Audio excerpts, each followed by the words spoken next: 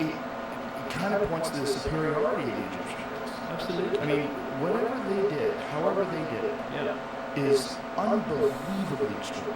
Yeah. And I think pointing that out is amazing. I mean, what you're discovering, what you're showing on that show, is that there are a lot of mysteries when it comes to the history of human beings, and we should embrace those mysteries. Because there's concrete, irrefutable evidence, especially in terms of like Göbekli Tepe and some of the other structures. I mean, this is wild stuff. The idea that human beings had an advanced civilization 10,000, 20,000 years ago, 30,000 years ago, what happened? That's what's really interesting. What happened? And that's why it's ancient apocalypse, because we know there was a global cataclysm.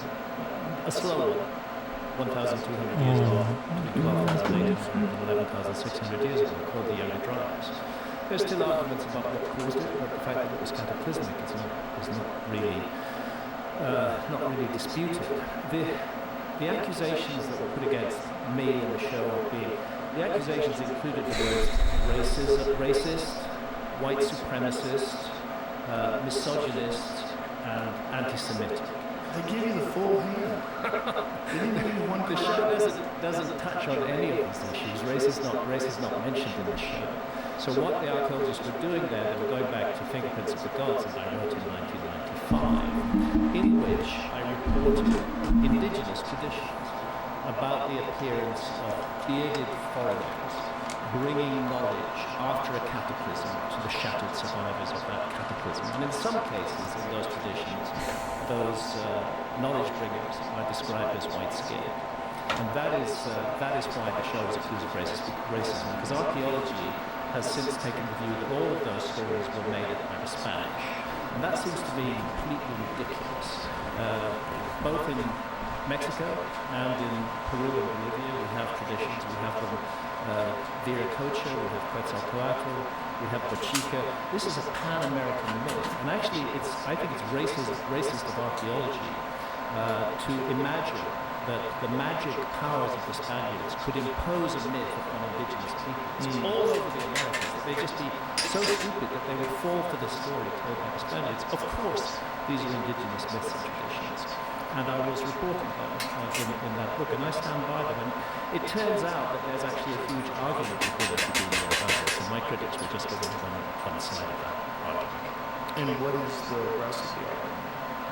What is the other side? Well, the other side of the argument that it's inconceivable that the Spaniards made up these stories. These stories were reported to the first Spanish visitors in Mexico and in Peru. They were reported to them by indigenous peoples as indigenous myths, and the fact that they're widespread across the Americas makes it very unlikely. I mean, if it was one story, but if it's a dozen stories and they're told over a huge geographical region, the notion that this is a Spanish conspiracy, it's an ultimate conspiracy. I don't think we should take away these traditions from the indigenous people who reported them. But it gave a very useful handle for people to attack this series on. So the theory is that it was an uneven destruction, right? And that some places fared better than other places in terms of the Younger Dryas impact theory, right?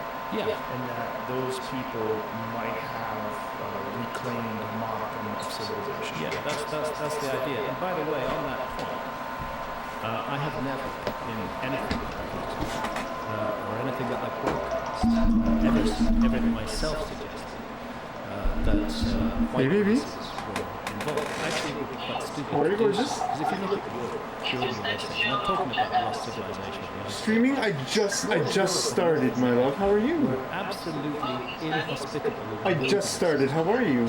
They were frozen, they were dry, they were dangerous. She is, baby. Oh, I'll come down. Of course, I'll come down for you. Of course, baby. South towards the equator, towards the tropics. That's where I would expect to find traces of Baby, I always love seeing you. You don't really find. I've never reported anything about the UK, for example, in Olympics. We have Stone. Okay, I love it. We have these Stone. See you soon, baby. Okay, bye. That was the I love time when the you. UK started to get warm, and it's the same with the rest of Northern Europe, and it's the same with the northern part of North America. You have to go down the southern part of North America, you have to go to Mexico, you have to go into South America to really find an environment during the Ice Age that would have nurtured a high civilization. And there's a lot of speculation as to why they weren't able to cross the Bering landmass too, right? Well, again, this is an area where there has been a narrative that archaeology has sought to impose upon us. This was called the Clovis first idea. And there was a people who archaeologists called the Clovis people. We don't know what they called themselves in North America. And traces of their characteristic tools, particularly sort of fluted points, arrowheads, spear points, turn up from about 13,400 years ago and end abruptly 12,800 years ago. And for a long time, with the beginning of the Epic Dryas, and for a long time, archaeology maintained that this Clovis culture, so-called Clovis culture, we don't know what they call themselves, were the first Americans, and that there were no human beings in the Americas before 13,400 years ago. And bit by bit, the new evidence has come in which has forced archaeologists screaming and tearing out their hair to back away from the Clovis first paradigm and admit that actually, yes, there were people here before that. But even then, they're reluctant to go very far back. We've recently had these footprints in White Sands in New Mexico, 23,000 years old or so. That's largely being accepted. But there are much earlier dates. There's 130,000 years ago from the Cerruti mastodon site near San Diego. That's the one that's being disputed because they say it could have been rocks that crushed the bones. Yeah. What I see again is an unfortunate mindset where a new and interesting idea is proposed, supported by masses of evidence, and published in Nature. You know, Nature has a pretty high bar on what it accepts. And then the critics look for any way to get rid of it. Can I stop you here? Are you aware of the boneyard in Alaska? I've heard of it, and it sounds fascinating. I don't think he's really revealed much about that. Well, it's an amazing discovery. This guy's a gold digger, and he has this large piece of land in Alaska. And mining for gold, they start finding like tusks and bones. In one area, it's only a few acres. They found thousands and thousands of woolly mammoth bones and tusks and saber-toothed tiger. Was it saber-toothed tiger? No. It was a short-faced bear. They found all these many animals that weren't even supposed to exist in Alaska. And he's like, look, we have the bones of them. Yeah. And one of the things they found recently was bones that were sawed, clearly sawed. Human workmanship. But like a sophisticated tool. Let me see if you can pull it up so you can see how it looked. Clearly cut. Isn't that amazing? So they're trying to find out what the dates on these are. That was my next question. Have they dated? They just got these recently. This is fairly recent. So I believe he's had some issues with universities not giving back his stuff, selling off his stuff. Yeah, well, he recently started a bone rush in the East River. Because it turns out that during like the 1920s and 1930s, stuff that they had taken from his land before he owned it, they had dumped some because they had so much of it. They dumped it in the East River, and you know they were all. Meanwhile, these people were found it. So here it goes. I think many of you are intrigued by these Ice Age bones found in the Boneyard, Alaska. If you zoom in, you'll see that it's been sanded or somehow been worked down to a smooth finish on the end. I'm going to carbon date one of them. We'll post the results when I do. So this was 3 weeks ago, so it's probably going to take a little longer. But look how smooth it is. It's perfectly cut, and we'll look forward to seeing the dating results. But the fact that we're dealing with megafauna that went extinct between 12,800 and 11,600 years ago implies very strongly that it's at least that number. Not only that, this area has a very thick layer of carbon that seems to indicate some sort of a mass burn or some sort of a horrible disaster. So they're going through these layers of things, and they're finding an unbelievable amount of animals. Just a mass diet. Yes. And what would cause a mass diet? Not human hunting. Right.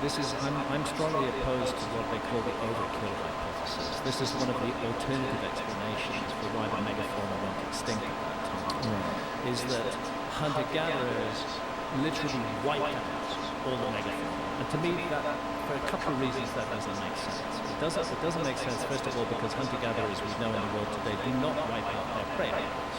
They live in coexistence with them. They live in balance with them. They don't just destroy them it's our kind of culture that destroys our house. Right. What we do with the bison, what we get with the bison.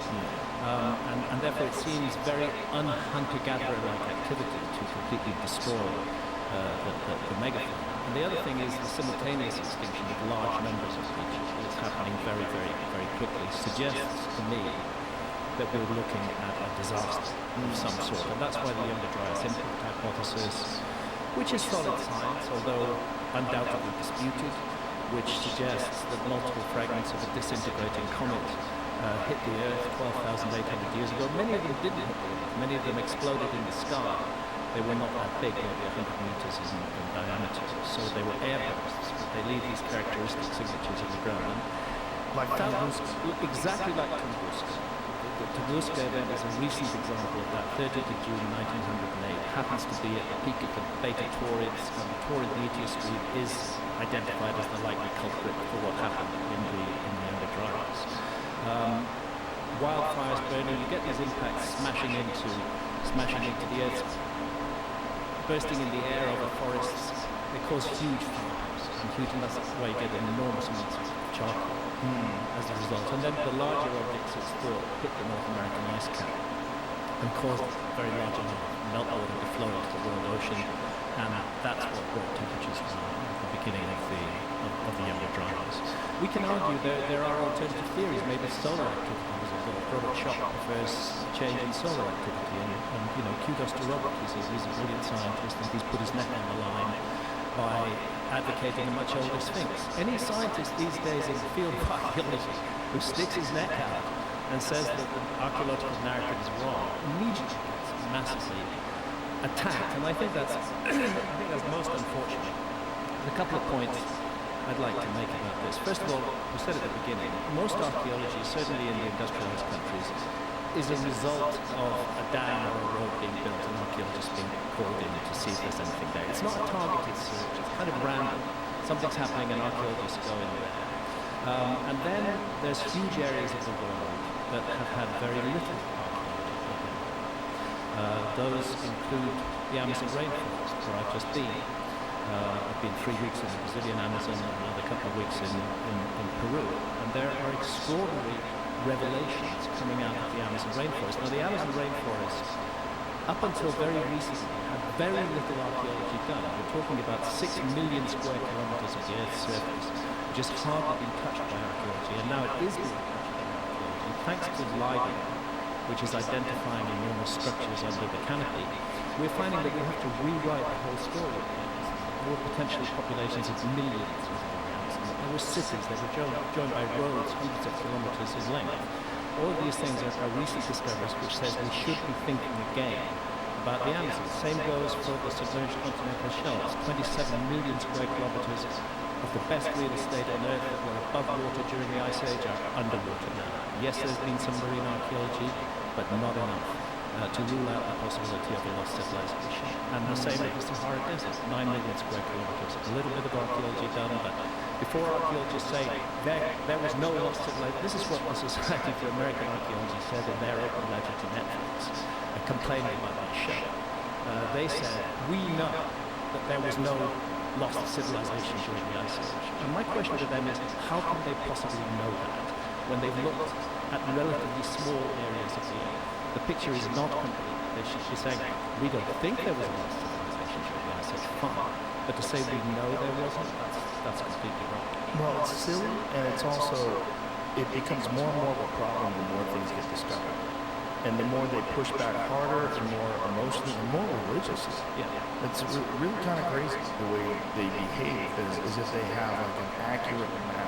Yeah. Like the way they viewed some of the older hieroglyphs that depict civilizations that were 30,000 years ago, like kings and The king lists from ancient Egypt go back 30 plus thousand years. But they want to pretend that those are myth. Yeah, and yet, for their chronology of ancient Egypt, they actually use the king lists. The moment those king lists start giving dates that fall within dates that archaeologists like. Everything before those dates, they say, oh, they just made it up. How crazy is that? Wouldn't it be a fascinating alternative if you were an archaeologist to go, you know what? Maybe this king's list is legit. Maybe this thing really is 30,000, 40,000 years old. And maybe that explains it. And now we have to figure out how It would be fascinating. Yeah. But unfortunately, it's not the way that archaeology works at the moment. I repeat, a lot of archaeologists have accused me of accusing them of a conspiracy against me and trying to Well, they're just suppress trying to my... make you a great kook. Yeah, I don't see any conspiracy. I see people who do believe in Palestine and who think I'm wrong, but who feel that I'm such a threat to the narrative that they present that I must be neutralized in any way possible. And that's a sad state of affairs. Science should embrace and explore new and different ideas, and particularly when it comes to the human past. Look, I mean, if I get in an airplane, True Faith, what's up, man? True Faith, what's up, brother? What's up, man? I might have to change my mic levels. My mic levels might be fucked. What's up, brother? Thanks, man. Thanks for being here, man. How are you, Eddie? 2012, what time is it? Oh, that was like a minute ago. Nice. Nice. Whew.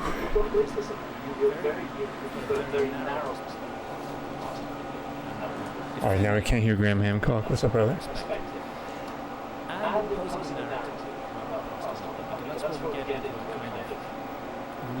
Hope you're doing well. Thanks, man. I'm good, dude. Thanks, man. Appreciate that, man. Saw you were playing some facility. What was that, last week? I was lurking. I'm going to China in like 2 weeks, man. I'm going to Changsha for 2 years.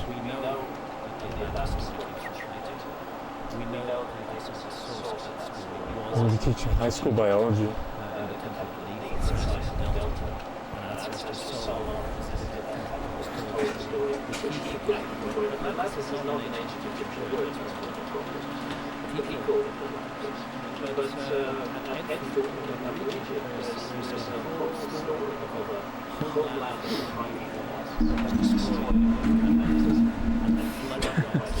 Oh, yo, you were in Fort Lauderdale. How was that, man? I love Fort Lauderdale. I'm a big Fort Lauderdale fan. You can lurk if you want. You don't have to just type, no worries. But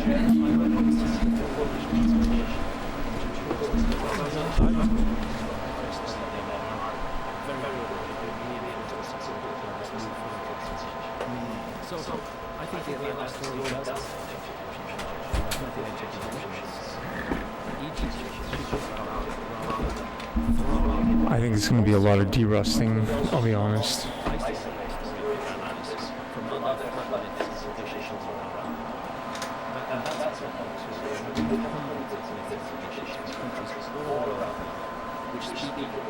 Yeah, brother, I'm going to be teaching their high school biology for 2 years. It's going to be crazy. It's going to be crazy.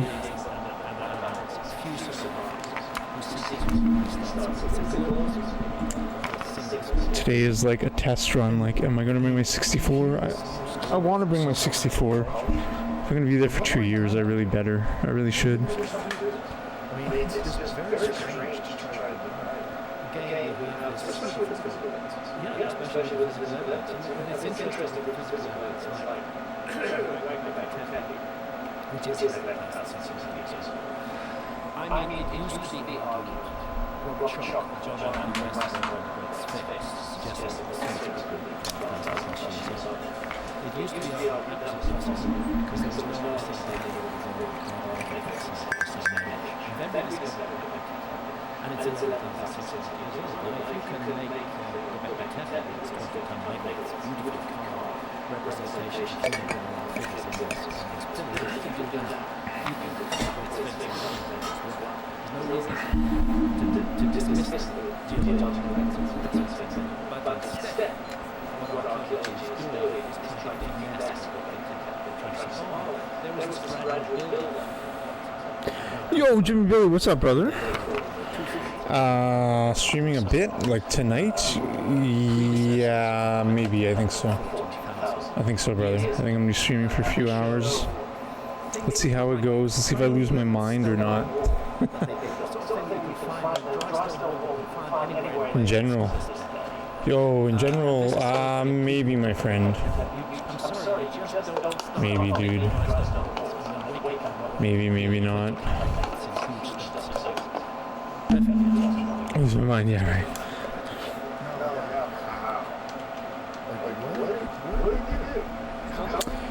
Yeah, man. I mean, I do want to get back into it, but I mean, I'm going to China in the next 2 weeks, brother. So I don't know what the fuck I'm doing in my life in terms of playing GoldenEye. I want to keep playing. I just need like, I'm in the process of like a move. Oh no, not yet, man, not yet. I can bench press a car, an ex-football star with degrees from both Harvard and Yale.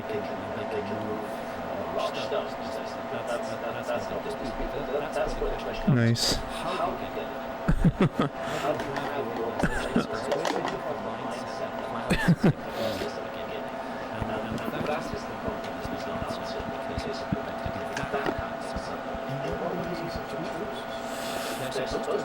Is Tour of Faith having a few beers on a nice warm Saturday evening? Yo, what's up, Swirl?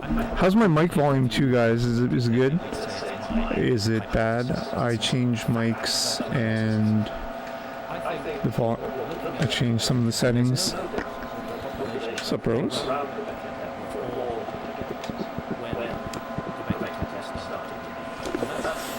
Sounds different. Is that worse? Can it be better? Is the podcast too loud? Thanks for all the help.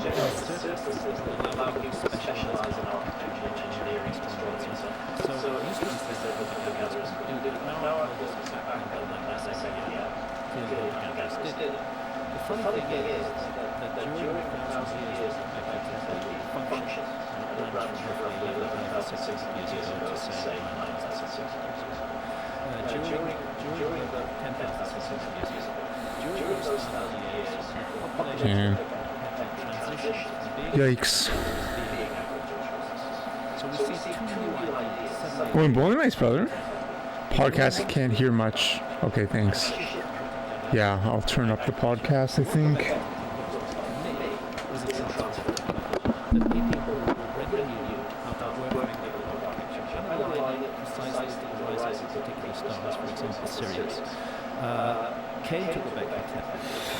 How's that? Is that better? Is that a better type of ratio? I think the Vector Tepe was created as a project. Thanks, Jimmy. Nice times you've been posting, man. To bring them together, and it's not an accident that during that 1,000 years I can bench press a car. To agriculture. I'm an ex-football star with degrees from both Harvard and Yale. Massive technical complications in Yes, thanks, brother. We accept those very precise alignments. But what I do see is a sudden appearance of something that should be. And that requires explanation. How do they determine the emergence of agriculture versus agriculture that had existed in some areas and not others, like it does now? Like you can go to the Amazon and you can see hunter-gatherers. Yeah, so I think my strategy for this, I think I'm going to do forced stuck. Try to get like a PB. Just try to get as many runs as I can. You know what I mean? I mean, for like 139, I'd be happy with 138. I'd be extremely happy with 138. With its skyscrapers. It's a wild sight. Still too slow, man. And actually, the interesting thing about the Amazon journey is it's been grievously misunderstood over the years, and fortunately archaeology is beginning to come to terms with it. There was agriculture in Amazon, going back a very long way, going back at least 10,000 years, maybe further. We may have discussed this before, but there's this curious soil that exists in the Amazon called terra preta, or Amazonian dark. recent investigations have shown without doubt that it's man-made and deliberately man-made, not an accidental result of refuse strips, but a deliberate attempt to make the Amazon fertile. And how do they know that it's deliberate? Because they find in it the same ingredients, and amongst those ingredients are always broken bits of ceramics. That's one of the odd things. They seem to be part of what makes it work. Ceramics mixed in there with dung, with human refuse, all deliberately put in there, not an accidental dung heap. But Are they fighting? Human beings said, we're going to make this ground fertile. I can't see Joe having a fight. The fertility of the Amazon comes. I mean, I know he does jujitsu, but I mean, it refertilizes itself. But to grow crops on the Amazon is a very different prospect. This is Liver where King. really comes into its own. I've been standing in a pit with an archaeologist there, a terra preta pit, and you can see this beautiful, rich soil. And it is a mystery. It yeah, man. replenishes itself. It I'm behind, man. I'm slacking. Are you kidding me? And it fits with this notion that Doesn't look like he has a lot of. Like I don't want to be negative to anyone, but looks like he doesn't have a lot of what's called flexibility or range. Again, I'm not hating. I'm just saying. The hyperdominant trees in the Amazon are all Like an Anderson Silva style. I'm not saying I have the body of Anderson Silva, but like that's, I guess, my body type. I don't think he'd be successful against him. Just the range alone. But I don't know how tall he is, right? He's so big, like maybe his muscle, maybe he's tall. And just his muscles are make him look small. Can you imagine? Like in terms of, right? He's just so jacked. He looks like a baby because he's jacked. Ground images, sometimes geometrical in form, sometimes showing animals or birds or spiders, other creatures, often actually showing Amazonian animals. But in the Brazilian Amazon, in the state of Acre, as a result of clearances of the Amazon that have been done for farming purposes, there's this rush to just cut the Amazon down and replace it with cattle ranches and soybean farms. Those clearances have revealed something that, again, according to the old view of the Amazon, shouldn't be there, which is gigantic earthworks, huge ones, a bit like the henges in Europe, enormous embankments, ditches, and in geometrical form. So you get enormous squares, enormous circles. You get I thought I got him. They keep repeating these geometrical images, and they're thousands of years old. When we were down there just yeah, I think I'm gonna have to bring my 64 to China. These days you don't have to. I did the first time. I just had terrible internet, and I wasn't gonna get good internet, but I moved back. A mile of known structures that are outside the rainforest now. He found 2 more huge geoglyphs under the rainforest canopy, which will be investigated. And this is bizarre and puzzling. They reckon. Team working on this, that's Marco Parsonen of the University of Helsinki and Alcea Ranzi, who's a Brazilian archaeologist and geologist.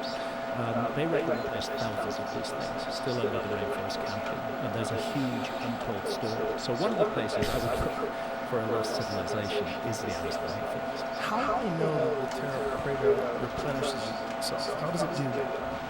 It's something to do with microbes and bacteria that are in the soil. And they keep on regenerating. They don't get used up. It's a kind of miracle. Fucking hell, man. Nobody can say they fully understand. That was practice run, but I still fucked it up. What is fully understood, and it's understood by settlers, is that if they plant on terra preta, they're going to get rich crops coming out of it. Is there a way to reproduce that in there? Attempts have been made to reproduce it. Biochar is one of the words that comes to mind. There's even indications that some of the modern indigenous peoples of the Amazon are still creating. This is a whole mystery that needs to be investigated much further. We're looking at the oldest examples are more than 8,000 years old, and that's just in the areas that have been surveyed. Very likely, terra preta goes back much. Oh, here we go, boys. No. Because it's such an issue with modern farmlands, where they have to use these modern fertilizers, which are not helpful in many ways. And they run off. Yeah. The topsoil is worn out. Yeah. So if they could figure out a way to reproduce terra preta, This would be one of the many ways in which our so-called high-tech industrialized society could learn from indigenous cultures. We could learn a lot from them about living in harmony with the environment and about clever things like therapeutic, clever things like curare, which is another Amazonian invention, which is the basis of modern anesthesiology. How did they do that? There's 11 ingredients in curare. And those ingredients are not active on their own. You have to cook them all together to get this poison, which is a muscle relaxant. Why a muscle relaxant? Still warming up. Because if you're going to shoot a monkey 200 feet up a tree with your arrow, you don't want it coiling its tail around the tree when it dies. You want it to drop to the ground. Yeah, bros. I left what's called Eric's Discord. I left a bunch of Discords. Nothing personal, anyone. I just need to like get my life in order.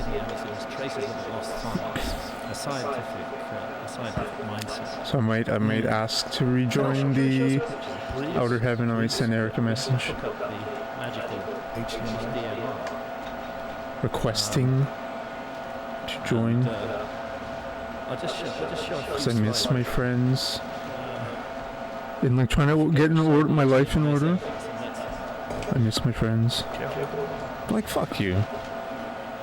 Like who? I guess I didn't kill those guys. It's fine. But I mean, I've been on the Elite. Like, I've been going to the pretty much, definitely weekly. Every, like, sometimes daily. Sometimes every, like, 2-3 days at the Elite.net, you know? Bigger than the entire subcontinent of India. And hardly any archaeology. It's particularly in the state of Acre, in the southwest, that we're seeing. This feels good. I'm here with, on the left there, that's Martin Pasanen from the University of Helsinki, and that is Fabio Filho, who's the LiDAR expert, and that's Alceu Ranzi, who's a Brazilian geographer and archaeologist. We're looking at the latest discoveries. They're about to take off our plane. Just incredible to fly over there. I've flown over the Nazca lines many times, but to fly over this, to see these huge earthquakes on a scale of hundreds of meters, sitting often encroached on by farms, was very, very, very exciting. And what's the conventional explanation for these things? There is no conventional explanation because really it's only begun to be studied. I'll say we first noticed them on an overflight more than 20 years ago, but it's only relatively recently that they've started to get the funding. And I want to pay tribute to Eugene John, who is a philanthropist, who has provided funding for these guys to continue their work, and who's also provided funding to the Comet Research Group, and who's also provided funding for the DMT research. Fucking terrible. UCSD. What's his name? Eugene John. He's a brilliant J-H-O-N-G. He's a brilliant philanthropist, and he's so open-minded, and he's looking to support research in areas that the mainstream just won't touch. So we're looking at Fazenda Sipoawa here, where we have an octagon of rounded corners. And then this is sample shot of the same place, and you can see what's going on. You see the smoke. Okay, I really focused there. I'm trying to like not spend so much every fucking run, like putting all my focus of my entire life into each run, but it seems like this was going to take. Event, which is a huge oval surrounding the square. And did they find this once they started cooling? Is that Like, it's just so laggy, man. That's how it became. Archaeologists became aware that these things exist.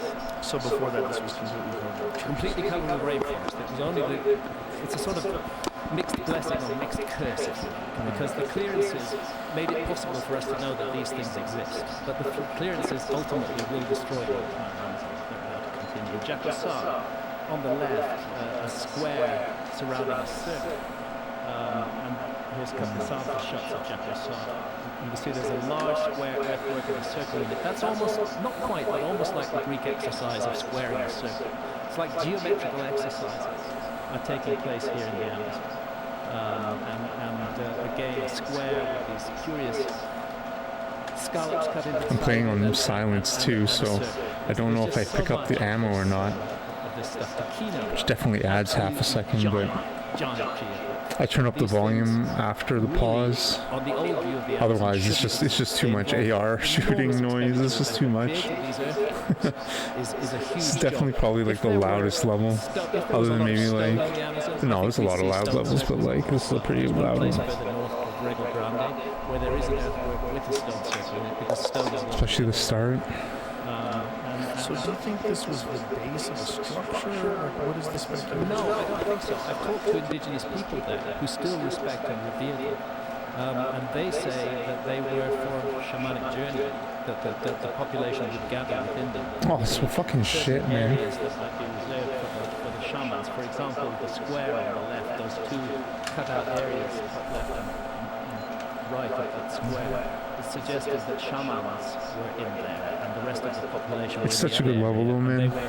They were undertaking visionary journeys, perhaps using The precision.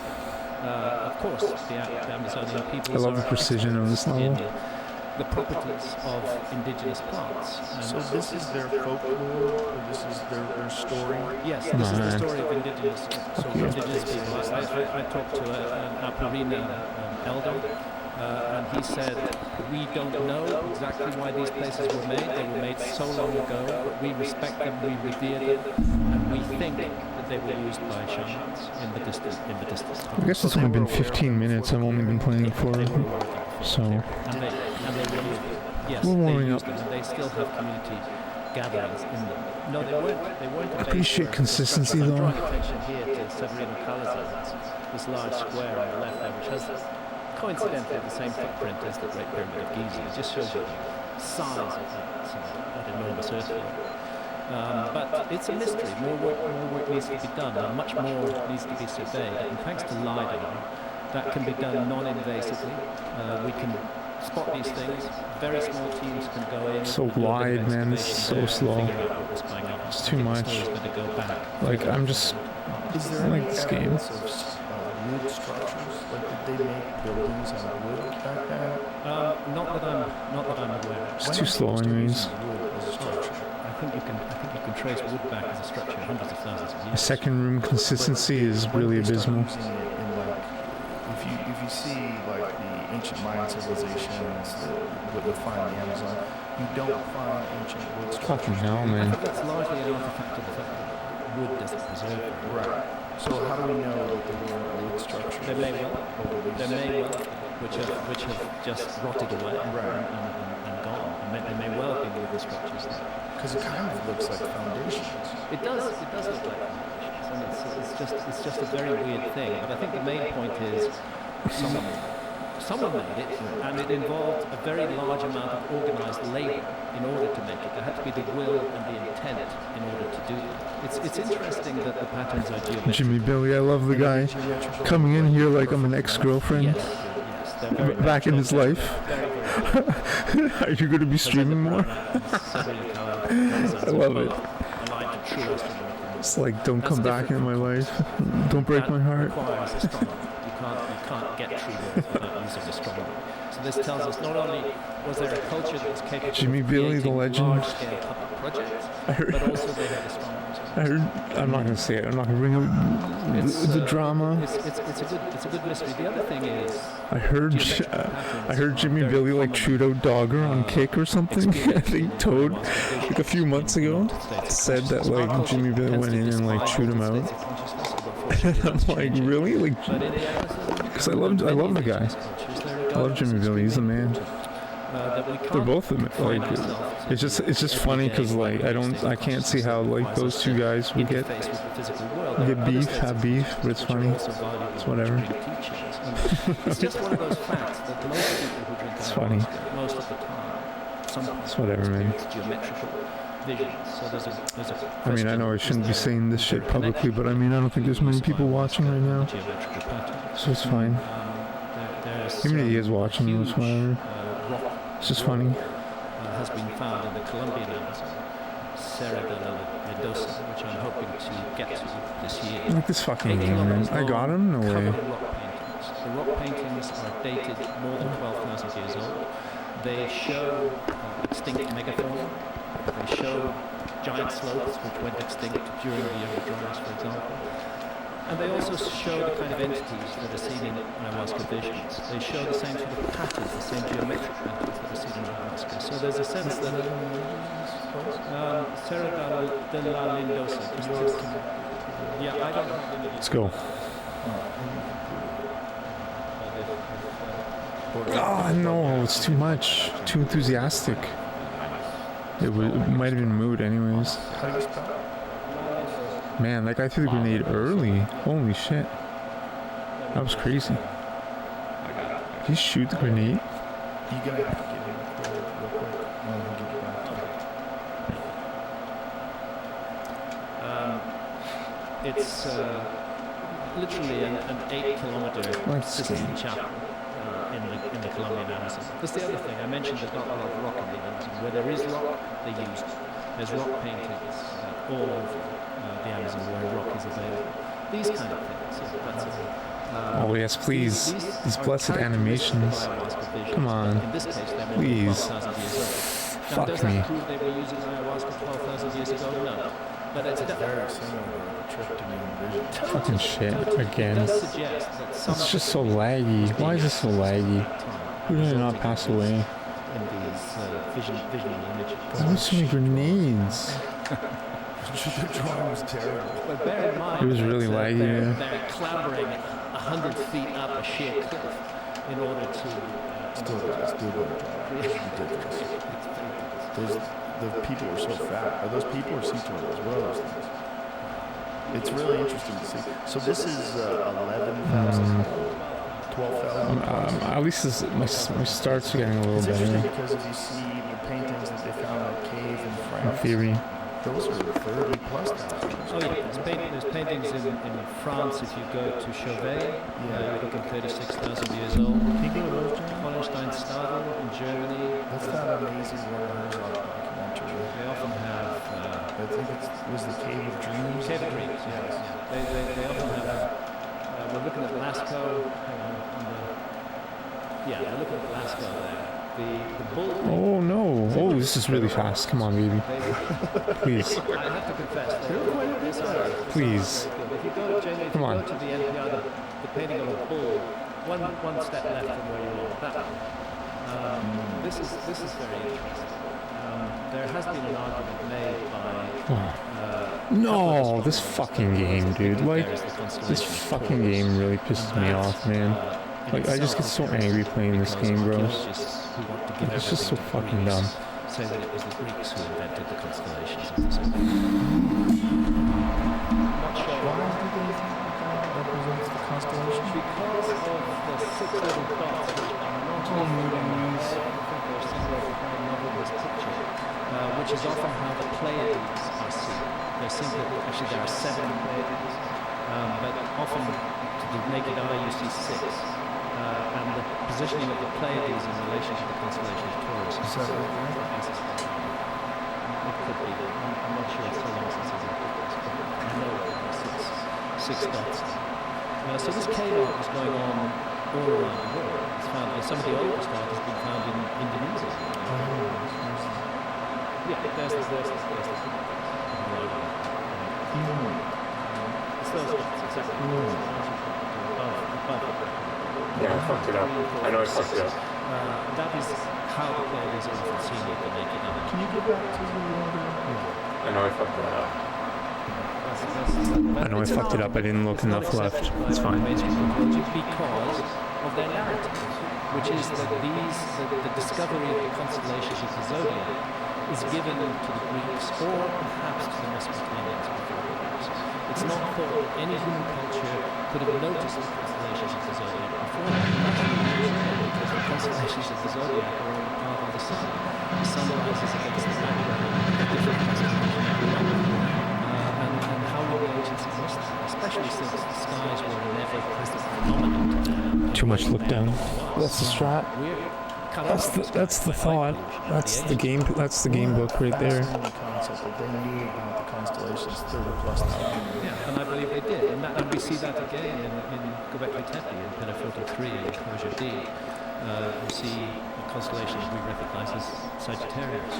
Brian and I were talking about one of the ancient versions of human beings. I sent him this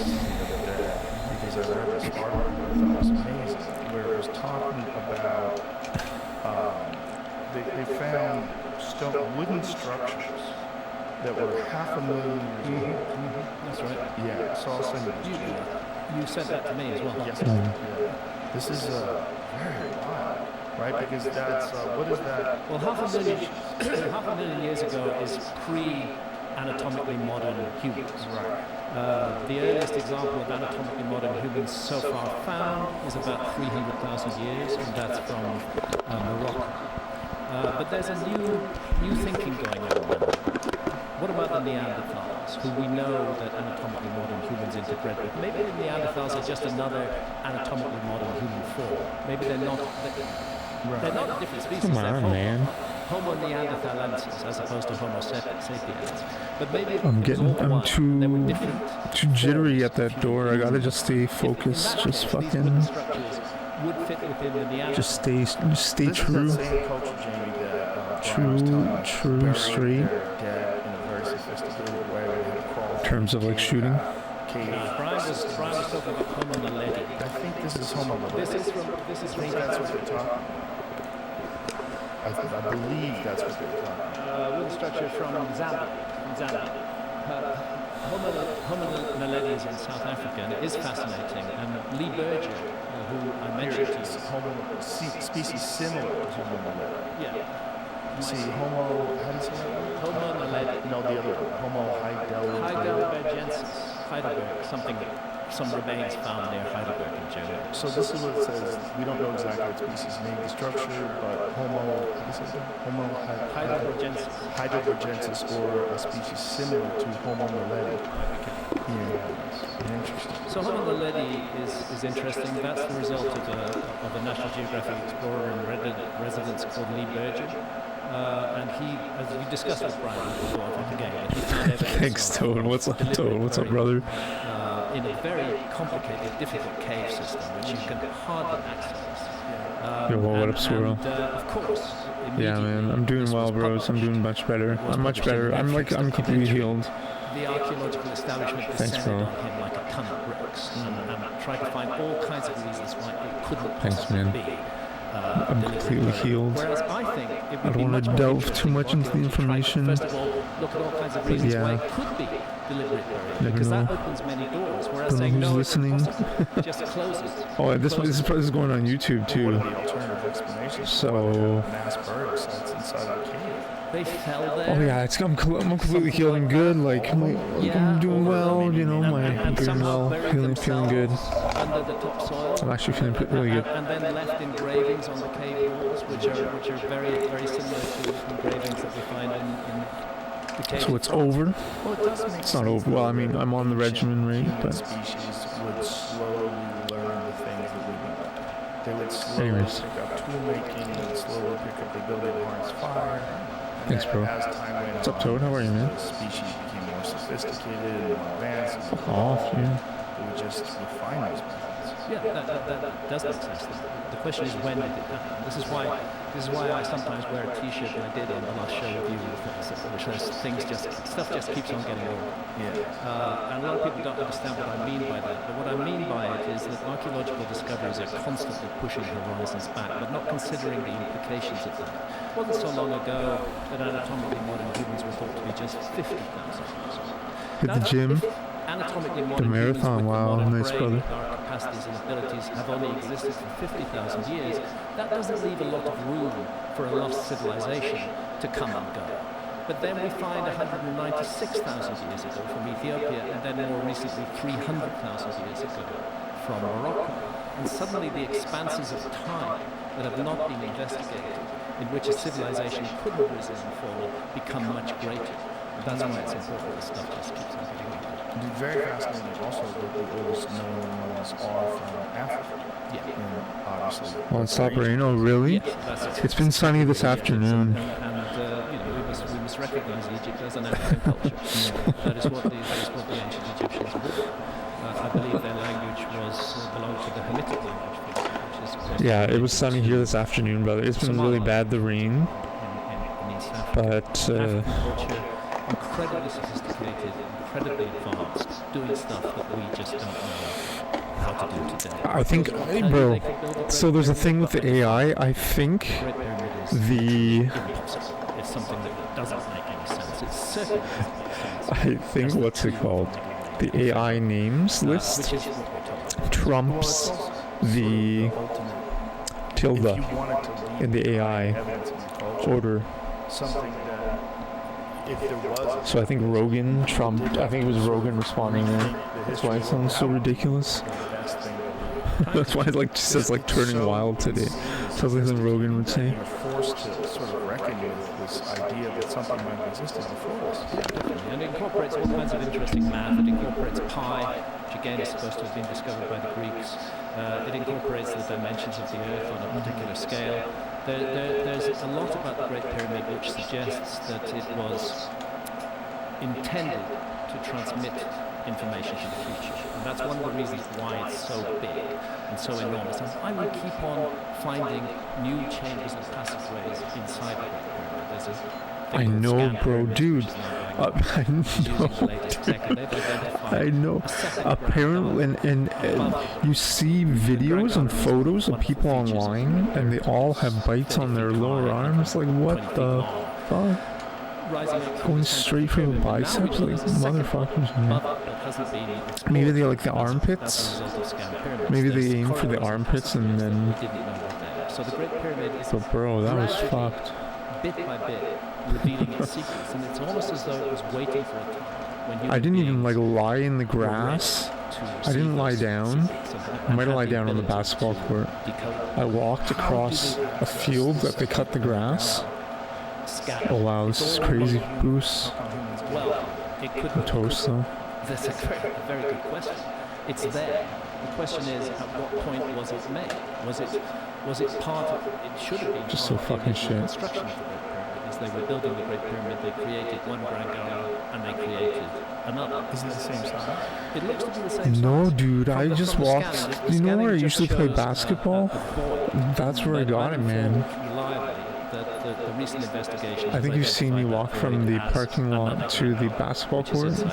But I walked across that little patch of grass. So it could have artifacts in it. It could have artifacts in it. I think there's just a lot of deer and coyotes and foxes and like groundhogs and I shit resist these names that in that area. I resist the notion that It's fucked, man.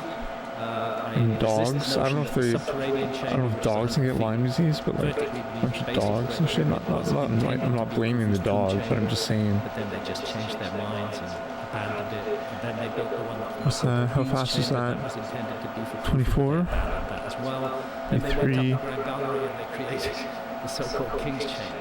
And because it has a sarcophagus in it, and for no other reason, that is said to have been the original burial place of Khufu. It's not enough evidence.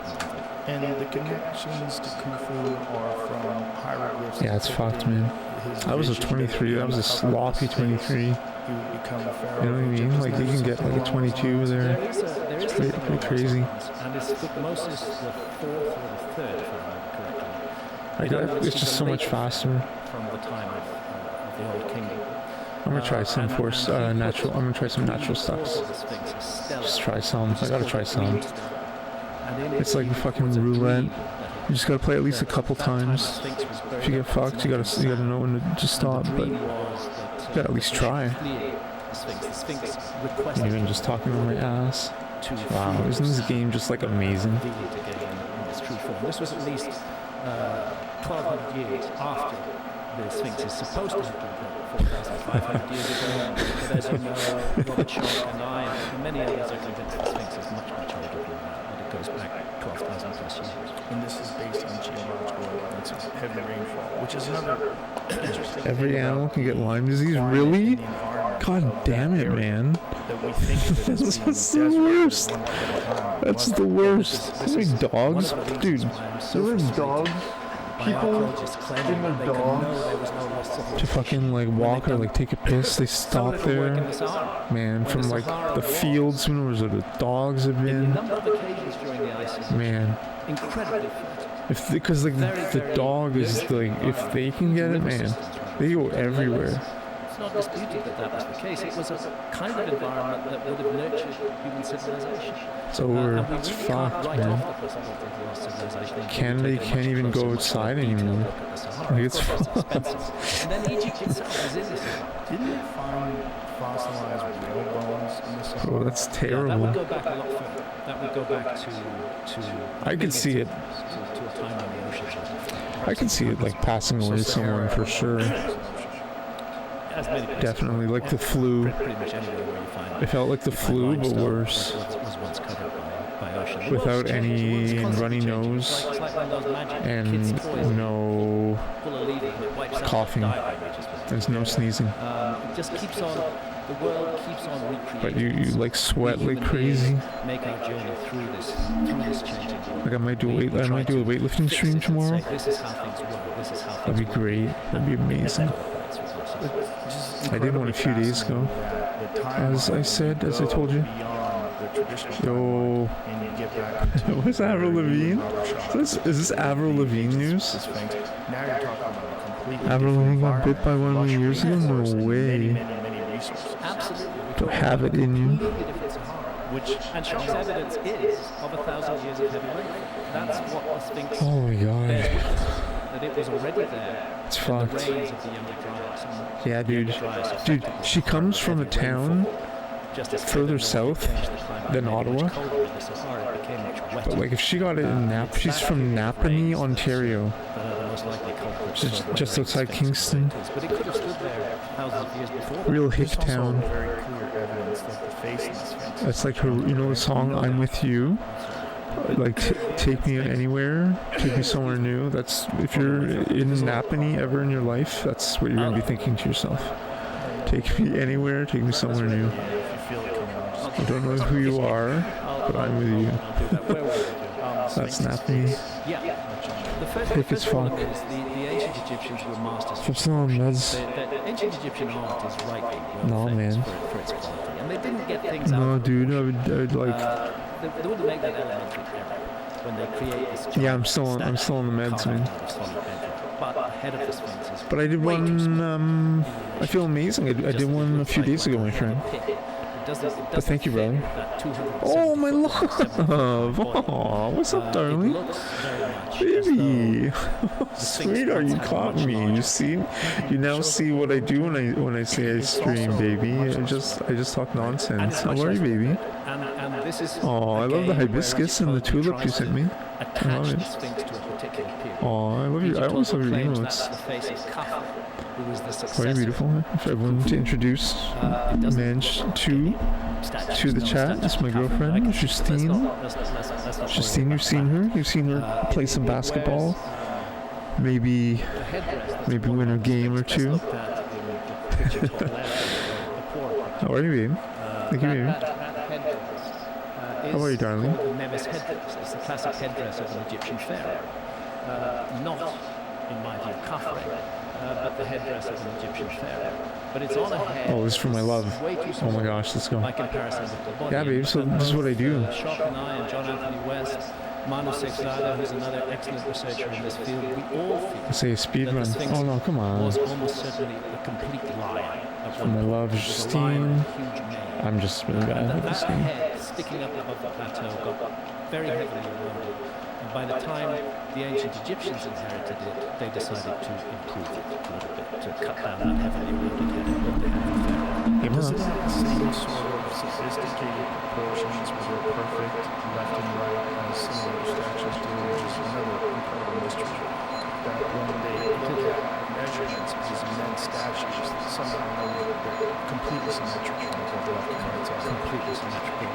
I'm actually not sure whether that's the case with the Sphinx. I wouldn't be surprised because I have no doubt whatsoever that the head of the Great Sphinx was carved by the ancient Egyptians who made those statues. The question is what was it carved from? What was it cut down from? So the geology, the precipitation-induced weather is one of the pieces of evidence for a much older Sphinx. But the other thing is the fact that the Sphinx is an equinoctial. Don't click that, baby. You know, if you stand looking That's spam. due east at Gygesz or anywhere in the northern hemisphere on the spring equinox, there's three key months of the year. four actually. There's the winter and summer solstice, and there's the equinoxes, the spring and fall equinoxes. On the summer Baby, I'm solstice, so glad the you're here, sun rises darling. far to the northeast. On the winter solstice, it rises far to the southeast. But on the equinoxes, it aligns perfectly due east. And that's what the Sphinx is. It's aligned perfectly to due east. And it's gazing at the horizon. And then we come to this contentious issue of who discovered the zodiacal constellations. Because the Sphinx, 12,500 years ago, was gazing at dawn on the spring equinox at the constellation of Leo. In other words, this lion monument on the ground was looking at its own celestial counterpart in the sky. Egyptologists dismissed that. They say that nobody had any idea of the constellations until the Greeks. I think they're wrong. So astronomy and geology together. Come on, AI. That was really lazy. Invite us to consider the Come on, that was really lazy of AI there.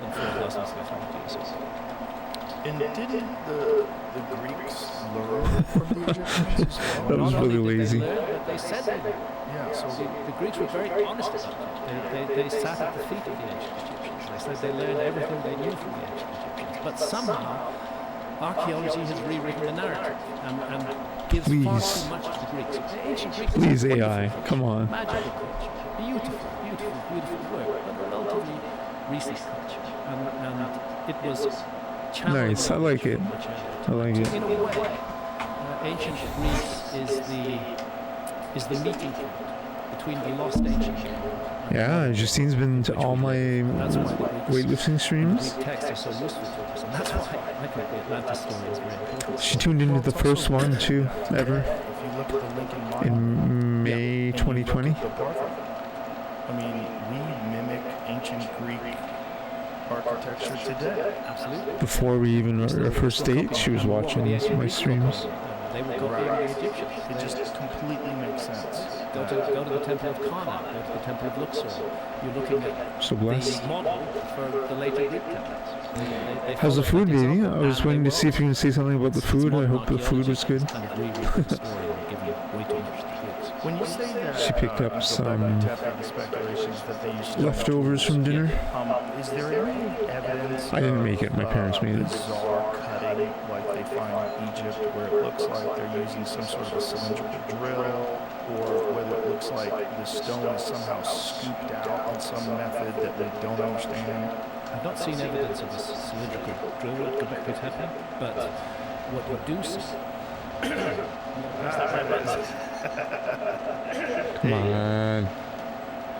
What you do see at the Göbekli Tepe is pillars with carvings in relief on them. Pillar three-dimensional carvings which stand out. That means that all of the stone around the carving had to be cut away. It wasn't So a matter of laggy, incising dude. the carving into the stone. You had to remove the stone around it to leave it standing proud. Much I might have been too fast. And it's on the So oldest over. so-called identified pillar in Göbekli Tepe, which may be different from pillar. It's pillar 43 in the closure of at Göbekli Tepe, which is any chance of getting that? It's a remarkable piece of ancient art. It's definitely 11,600 years old. So, yeah, the Tepe telegraph. That's on the right, another wonderful piece of relief. But there, We're making progress. this We are vulture making progress. That was our first is in A exactly complete. the position of the constellation of Sagittarius. That was the first A complete of the And night. the disk over its wing suggests the sun against the background of the constellation of Sagittarius. Below it, we have a scorpion, so like the constellation of Scorpio, and roughly in the right place. Above it, Pretty fast upload too. descended a bit like Ophiuchus. It seems to speak to a knowledge of astronomy in ancient time. Again, it's controversial, but a lot of work has been done on this. But the point is that carving is highly sophisticated at 11,600 years old. That creature, whatever it is, Jamie, that one that's sort of black and white, that image in the center says visual arts cork. Yeah. That one. It's amazing. They cut away the whole pillar to leave that creature, which itself Oh is my hard God. to identify as the crocodile. We found something very similar in Peru as well. Well, the proportions are off for a crocodile. It looks more like a cat. Yeah, I think it's more like some kind of feline, but exactly what creature it is, Something like a tail. it's hard to identify. When, this is all so interesting to me. And when these people are trying to date this to 11,800 years ago, say that people only had stone tools, how do they speculate that these people did this stuff? You can do stuff with stone tools. So they use harder stone to carve this stone. That's it. And they make, is there evidence of these stones? No, not that I'm aware of. There are some so-called pounding stones, but I find it difficult to see how pounding away could have created this very fine result. It doesn't make a whole lot of sense to me. It's Come the same on. with the incredible work that you find at Cusco and Sacsayhuaman in Peru. Again, they're not supposed to have had, this is supposedly recent, I think it's much older, the Incas, not supposed to have had metal tools. They're supposed to have done all the work with stone tools. I think it's a reach. I think we're looking at technology we don't understand. So one of them looks like a one to left pictures. Yeah. So that's identified, which is interesting to look at the other ones that aren't that way. Yeah. Some of them are. Yeah, I know that one's That's a fox. a fox. But interestingly, coming out of it are these screamers. And my colleague Martin Sweatman from the has suggested that is representing mutants coming down from the sky. As a tail of the fox. The fox was a constellation. What's that little fellow over there, Jim? It says, what's that? Pray for me, chat. One from somewhere else. No, I'm not sure which side that is from. It could be from Kentucky, judging by the feeling for this side. Let's find out. No. Yes, it's oh, is that the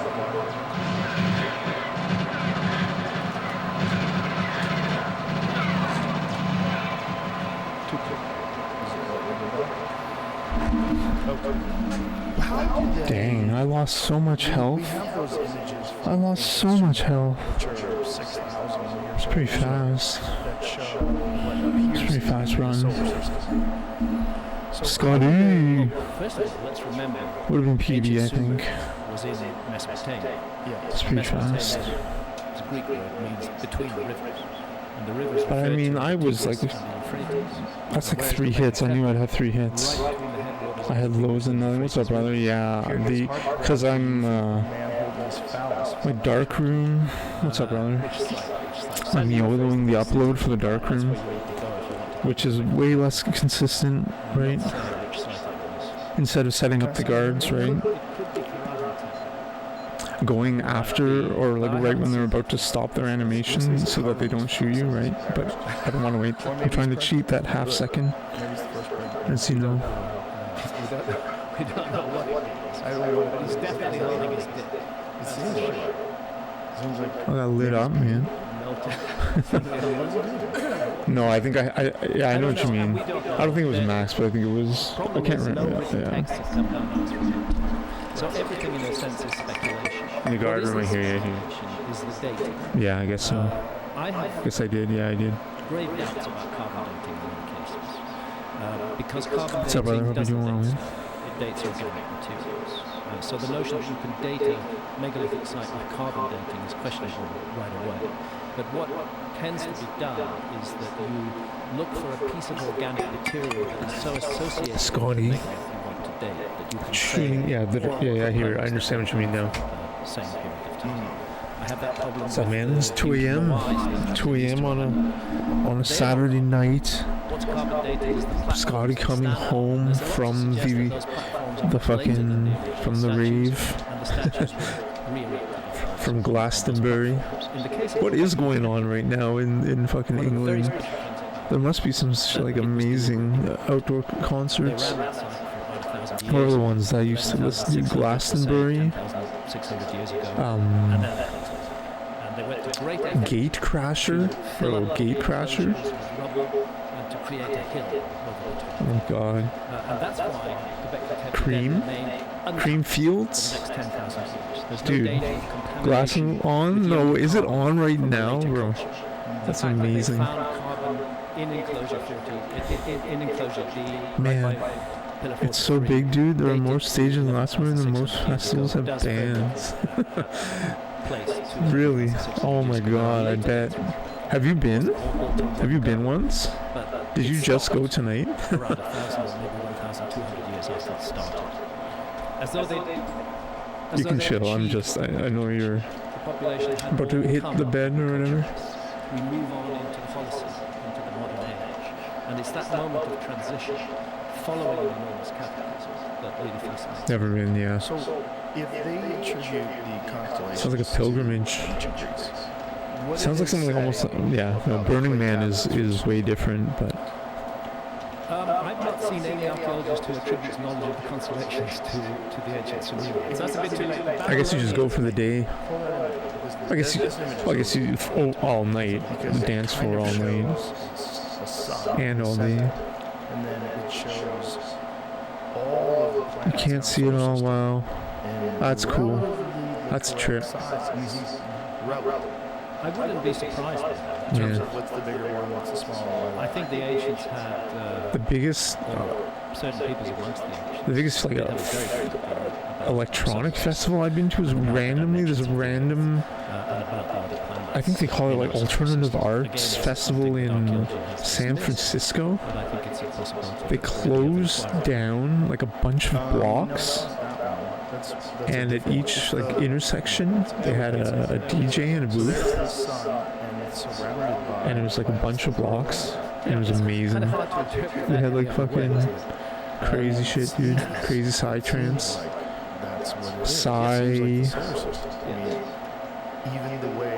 psytrance in its truest sense. Goa. And it's also depicted as a star as well. Goa trance. 1,500 acres, wow. The suggestion is much greater knowledge of the universe than is supposed to have existed at that time. And this is Sumer. That was the best party I think I've ever been to, in San Francisco. And everyone was dressed up, but they were dressed up like Cirque du Soleil style. What about the prequels to Sumer? Let's take it was amazing. I was so impressed. And by the way, just I had like a reflection of self-reflection, like I'm not as talented as these people. I have no costume, I have no intrigue. I'm just a boring guy. Is there images of this explosion in the sky? But it was amazing. I didn't take it negatively, like, oh, look at me. I took it like, wow, this is amazing. Yes. Ancient, massive amount of evidence. Particularly what is called shock quartz, where the quartz has been melted at temperatures in excess of 2,000 degrees centigrade. This is not caused by village fires. This is the characteristic fingerprint of a cosmic impact. Yeah, man, dude. Some of the best like pieces of music have come from those festivals, like specifically the Creamfields, Gatecrasher, and Glastonbury. The problem with Herrera is that it's now over Glastonbury right down the way. But before it submerged, an enormous amount of material was taken from it, and it's that soil that was taken from it. Oh, that's cool. Which is producing the evidence. Oh, I see. Wow, it's like, dude, it's like in the middle of nowhere, bro. It's like it's like what's it called, Woodstock. It's like the British Woodstock. That's cool. What about? But in this case, thank you, archaeologists. You can type in your town. For preserving soil and materials from that site, which allow this work to be done. There's no doubt that a cataclysmic event took place there. I'm on mobile, so I mean. Published in the last 2 or 3 weeks on Abu Hurairah. Search for location. Which are further consolidating this evidence that it was subject to a very large outburst. But dude, I didn't know it was. I thought it was near some cities, right? But it's like out in the fucking middle of nowhere. Oh wow, dude, that is massive.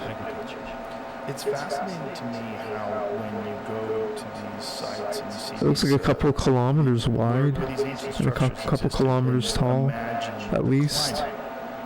No, maybe 2 kilometers, 1.5. What human beings do and what they're able to do, whether they're able to thrive. Oh yeah, your English use miles. And then it seems those that places where they create these incredible structures, like the mines. And where you go to a place like North America 20,000 years ago, that's crazy, bro. Unbelievably inhospitable. It's terrifying and filled with all sorts of predators. That's crazy. Kilometers. That's crazy. North American lion, which is bigger than the African lion, the North American cheetah. There's all sorts of the short-faced bears, saber-toothed tigers, all sorts of animals that would make it really difficult. I want to overput it. Go in there, nice. So it makes sense that the people that live there. Where do you live, if you don't mind? I know you're going to share this information publicly, and this is going to go on YouTube. Where do you live? Waste of time looking for any sign of a lost civilization there. Northern Europe was the time, because it was also a frozen wasteland. But yeah, I bet it's much different. I bet it's high tech, high security now, which is fine. It's kind of good now. I mean, kind of. I wish it wasn't, but yeah, that's what's really interesting. England's got some crazy people. North America in general is that, when you look at how the Native Americans existed and the way they lived, just a few hundred years ago, that seems to be like an artifact of what life was like before that. Yes. I think we must give full credit to hunter-gatherer civilizations who might do a bit of agriculture on the side. Like, what the fuck, dude? Those grenades, man. Not us. They're the ones who kept the species alive. They're the ones, after the yoga dryas, who kept the species alive, in my view, because they knew how to survive. And I've made this point before, but if such a cataclysm were to occur to our civilization today, and I don't think it would take much to bring our civilization down. A full-scale nuclear war, end of the story for technological civilization of the 21st century. Another comet event, something like the Yoga Dryas happening again. Sudden sea level rises. Consider how many cities we have built along coastlines. 30-foot sea level rise would destroy them. And the psychological nature of our civilization is very entitled. We tend to feel we've got it all made. We take it all for granted. We're not. I'm gonna do an audio check. I haven't done an audio check yet, which I know I've been streaming for like an hour, which is dumb of me, but I'm doing an audio check. Those survivors from our industrialized technological society, those who made it through, would be smart to go take refuge amongst hunter-gatherers. They would go to ways who would preserve them and allow them to Test. So maybe in that process there would be an exchange of information, just as the survivors of industrial civilization would learn from hunter-gatherers, so that they might have something to teach them. It's a lot of echoing. I think that's what happened 12,800 years ago. It seems like there's so much compelling evidence that that's the case. I get so puzzled and baffled by the resistance to it, because it's just interesting. Well, if it's right, it pulls the rug out completely from under the feet of archaeology, and that's why there's resistance to it. It's pretty terrible to listen to, eh? We got the fan going. Their territory, they've defined their territory. They see a gradual, slow, The mic also steady sucks. evolution of human society, and they think that we were at a relatively simple stage. During the so-called Stone Age, we just gradually got more and more sophisticated. It's a feeling it makes sense in lots of ways, but there isn't room in it for an earlier civilization to have emerged. It's quite exclusive. Your ticket has photo on it. When you apply for a ticket, you have to upload a photo. Pyramid Stage had the loudest sound it has ever had last year. So one of the biggest PAs on the planet. 650,000 watts, humanity 110 dB. Keeping off-site dB. PA almost works like noise cancelling headphones on a huge scale. Vituperative level of attack from archaeology that they did. Wow. Because it shows they've pressed their buttons. No way. It shows that That's crazy. It shows there's something they feel they need to. And since it's so big too, I guess they have the space to do it. Most dangerous show. Absurd ideas. Really crazy, but that's cancel language, that's the language you use. Also, you call somebody anti-Semitic or racist or whatever. This is how it was. What we're gonna do. All of those are easy labels which these days just need to be applied to a person. Nobody even investigates or goes, look. Cool, bro. That works less and less now than it ever has before. I hope so. We're catching on. Yeah, people are catching. It's pretty cool. And also the belief that everything they read is true, especially from mainstream media. Come on. That's something that grows them. No. This is one of the reasons why. Press that cough button. This is one of the reasons why my work has not been cancelled and hasn't disappeared, because archaeology dislikes it. Because the general public today distrust experts, and with good reason. There's a good reason to distrust experts. We've been told so many lies by experts over such a long period of time. They so often are confident, absolutely certain that they're right, and they turn out later to be wrong. That any intelligent person begins to wonder, are these experts really the only people we should listen to? That's awesome, bro. I like to think to myself. It's cool, you know a lot about it. Let's see. By a group of authoritative figures called archaeologists. I want a diverse range of information, and then I will draw my conclusions from it. I'm not speaking of me, I'm speaking of the general public. And I think that attitude is growing. But at the same time, there still is a slavish adherence to the words of experts. And we've seen that again and again in recent years. Science says it's so, therefore it must be so. Well, no. Science is a work in progress. Science often gets Everyone's still. and because science says something is so, it doesn't Yeah, mean that's crazy, bro. it is so. It shouldn't be a religion. It shouldn't be like That's good too, because you don't want it too dictate loud, from man. a high priest. It should be I know what you're saying one though, bit of with the information science, but I mean also just in It's general. also the reality of your book in 1995 being dismissed. Proud you have Now similar we see headphones. So much evidence that shows that it's true. That's got to be very satisfying for you. It is. As time has gone on, more and more of what you were. Yeah, it is satisfying to me. For example, when I published Fingerprints of the Gods in 1995, there was a whole constellation of evidence which suggested that something bad had happened to the Earth around 12,500 years. That's why the San Francisco one was so cool, because like all the shops and everyone was into it too, right? So all the shops were open, right? Everyone was out on the street, all the roads were closed. It was amazing. So like the neighborhood was supportive of it. But I mean, that was during the day.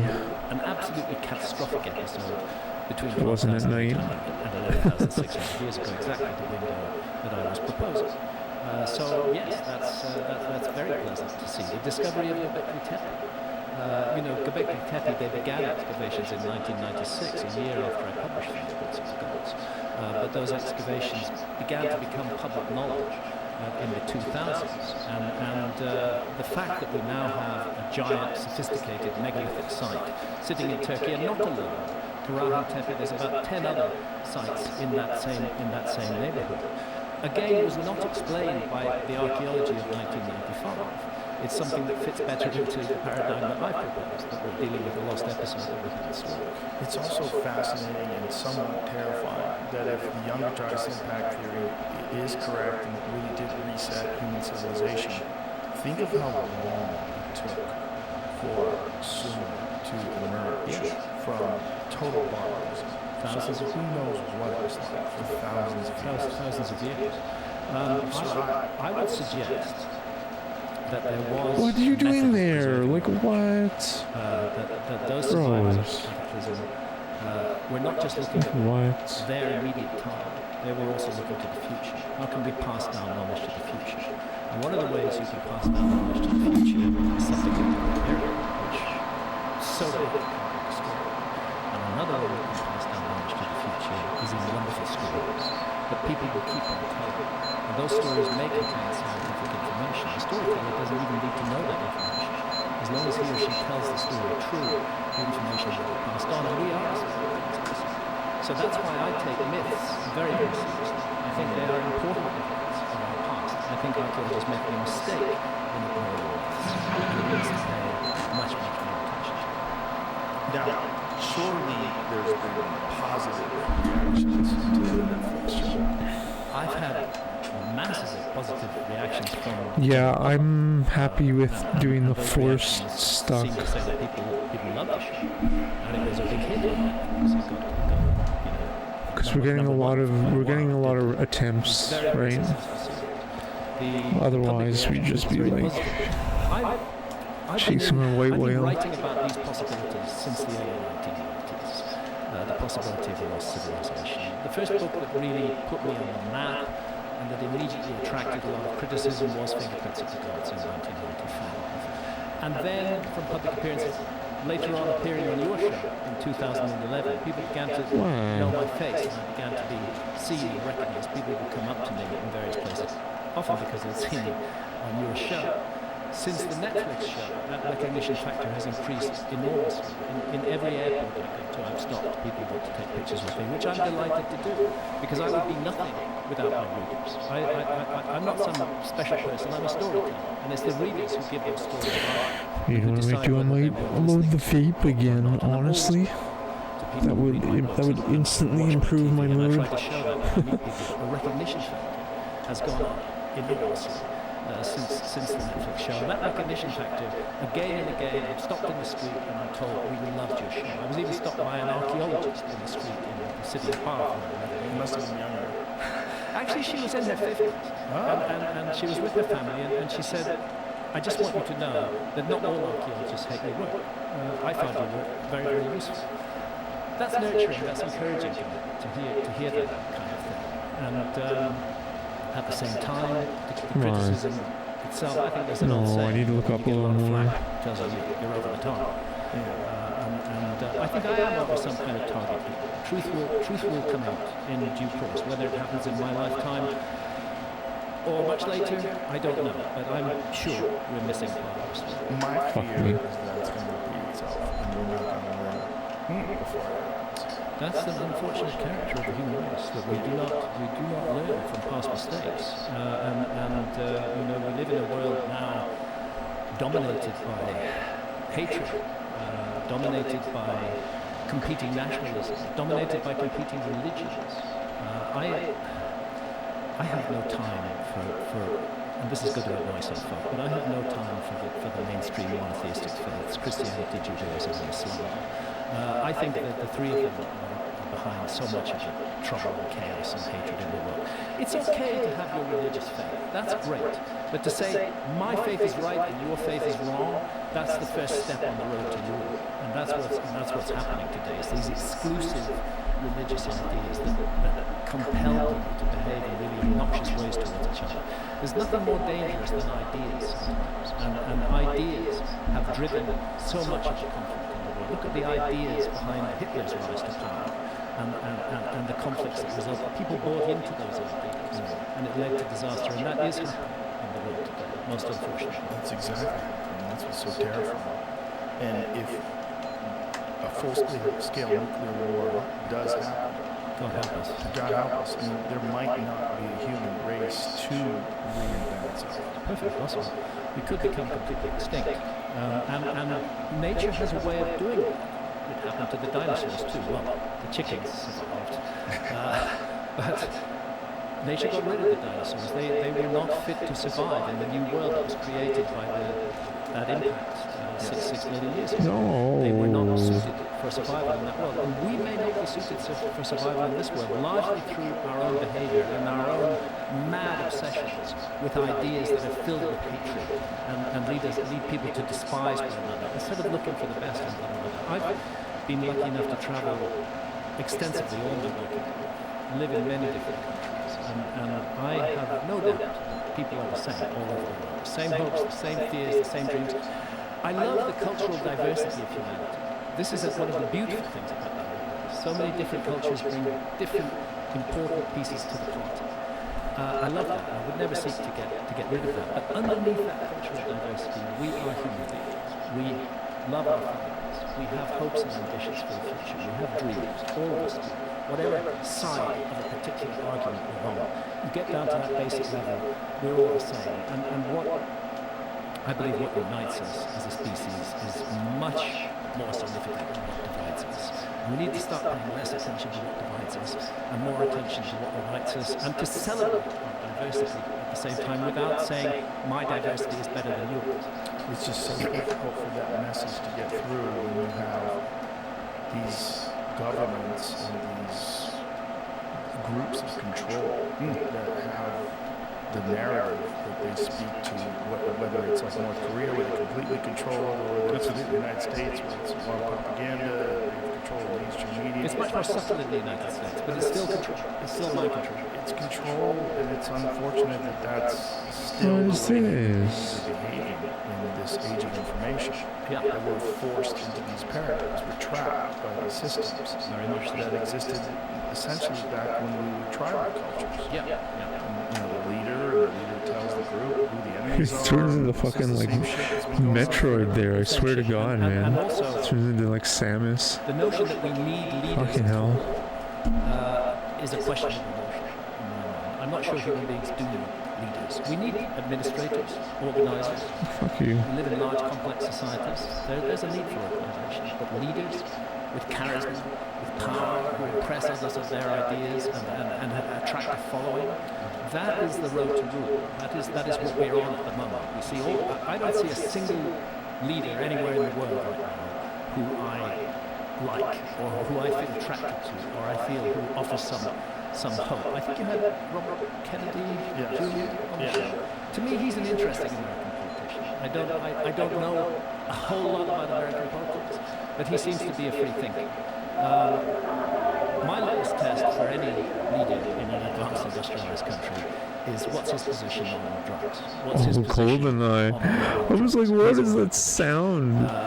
What is happening with that sound? This strict control, this legal penalties for people choosing to alter their own state of consciousness? Yeah, man. Or are they going to realize that's the N64 kid, as you know. Fundamental to what we are as human beings? Can I redeem it?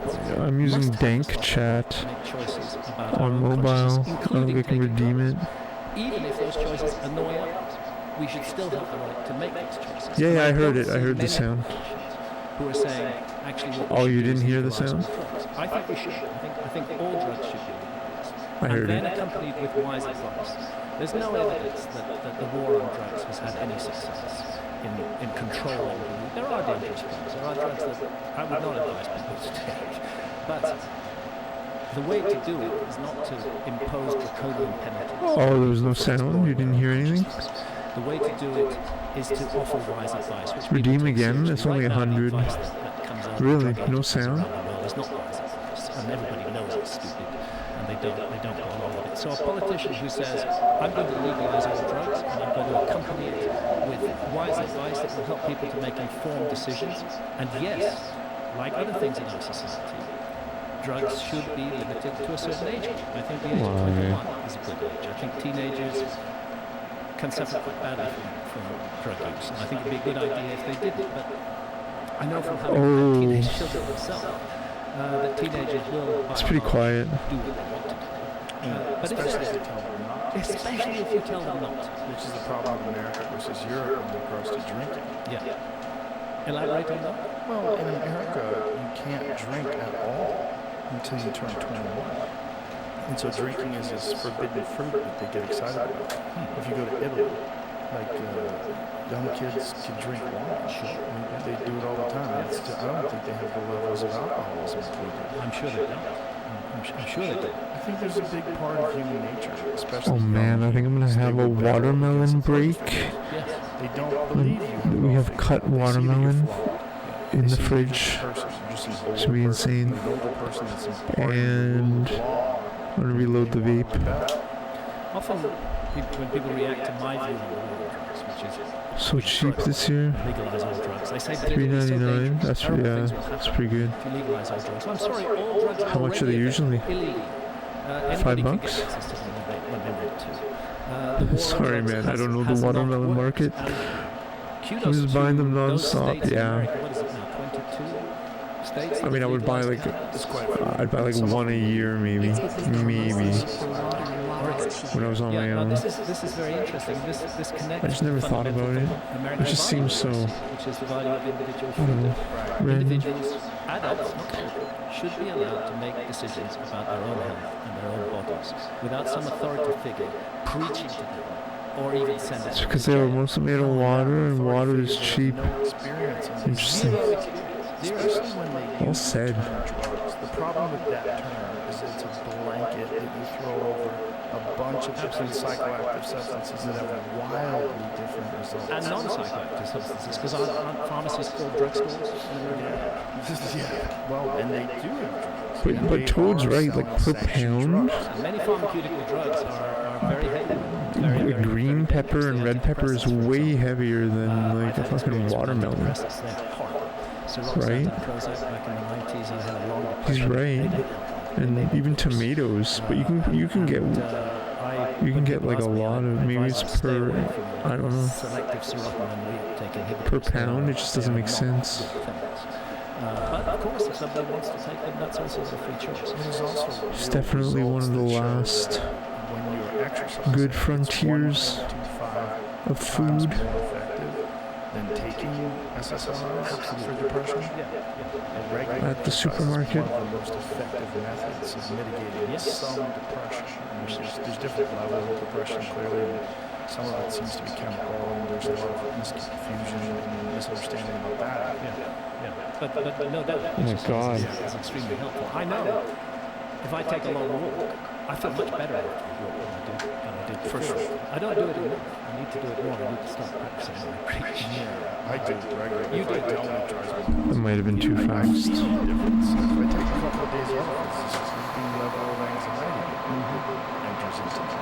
This weird discomfort with the world. And when I exercise, I feel good. Yeah. Oh wow, really? It's like just as a physical medicine. It's Crazy. something It's definitely the first stop. Maybe they import them. Maybe it's imported from like Mexico or something. or California. Legalizes prescription use of opiates. If you've seen any of the the Netflix series Painkillers, a great example of what they did to get the entire country on board with this idea that pain is something we should manage with opiates on a regular basis and stay on. Terrible. It's nuts. Terrible. It's nuts. Very often what happens is that the individual who's being prescribed opiates for pain, the doctor withdraws the prescription, then they have to go to the black market. Yeah, I think that's a sign I need some watermelon. Find somewhere else. The whole thing is a disastrous Maybe mess. last year the bad harvest was At my age, in which is China. I China. can't avoid. Did you hear the text-to-speech? I didn't hear it. My work, my studies, my experience. 1,000. Oh yeah, I had to put it so high because of the friggin' No fear of death. I do the friggin' spammer kids, man. They'd come in here and fucking. I put text-to-speech at like 1 point, Can I just finish? and this kid came in and he like spammed like a bazillion messages, and I couldn't do anything about it. Even when I banned him, the messages were still If I going find myself in through. that situation, that's an appropriate situation to take opiates. They're heroin Who and knows? heroin Maybe there's someone trolling still right now. but otherwise I would steer completely. Huge asshole. Yeah, I heard it. The next one. I heard it. Okay, let me get some watermelon. Where are you getting All right, so I'm gonna be honest. I'm gonna be like 10, 15 minutes, maybe more. Ayahuasca over the years goes back to I'm sorry. a near-death experience I had in my late teens, massive electric shock. I left my body. When I'm feeling good, I'll place water, get some more water and Saw everything. myself slumped on the floor. I am going to bed now. And then I came back. Have a From great that day. moment, I doubted Shut whether I am just this body. You too, brother. There's more to me. You too, man. Than that. More to all of us than that. Ancient Egyptian ideas about this realm being a theatre of experience where we come to learn and to grow and develop. We're obliged constantly, every day, to make choices, and those choices define us. And those choices may be very small, or they may be very large. But we are learning from these. And I just don't think that this is an accident. This is my belief system. I don't commit to any of the monotheistic faiths. This is my belief system. That this is a special place. That we are here to learn and to grow and to develop in a world that has consequences. Where there will be consequences to the decisions that we make. Bro, AI is getting I like lazy, the man. Buddhist AI, of dude, going bro. through multiple Safe, bruv. and, AI, man. eventually I'm disappointed in reaching a AI. state I of swear, perfection where you embrace they're nirvana. making it lazy But some come back. to Bodhisattvas, lower they choose not to go to nirvana energy use. I swear to God, there must be some sort of conspiracy where they're reducing the amount of energy. They're making it lazy. And I don't necessarily understand. It's been really lazy tonight. Let's test the goose. Let's test the goose spot. But yet, I really enjoy life. Like, if I had to do this one again, like, I probably wouldn't like my childhood, but my childhood made me who I am today.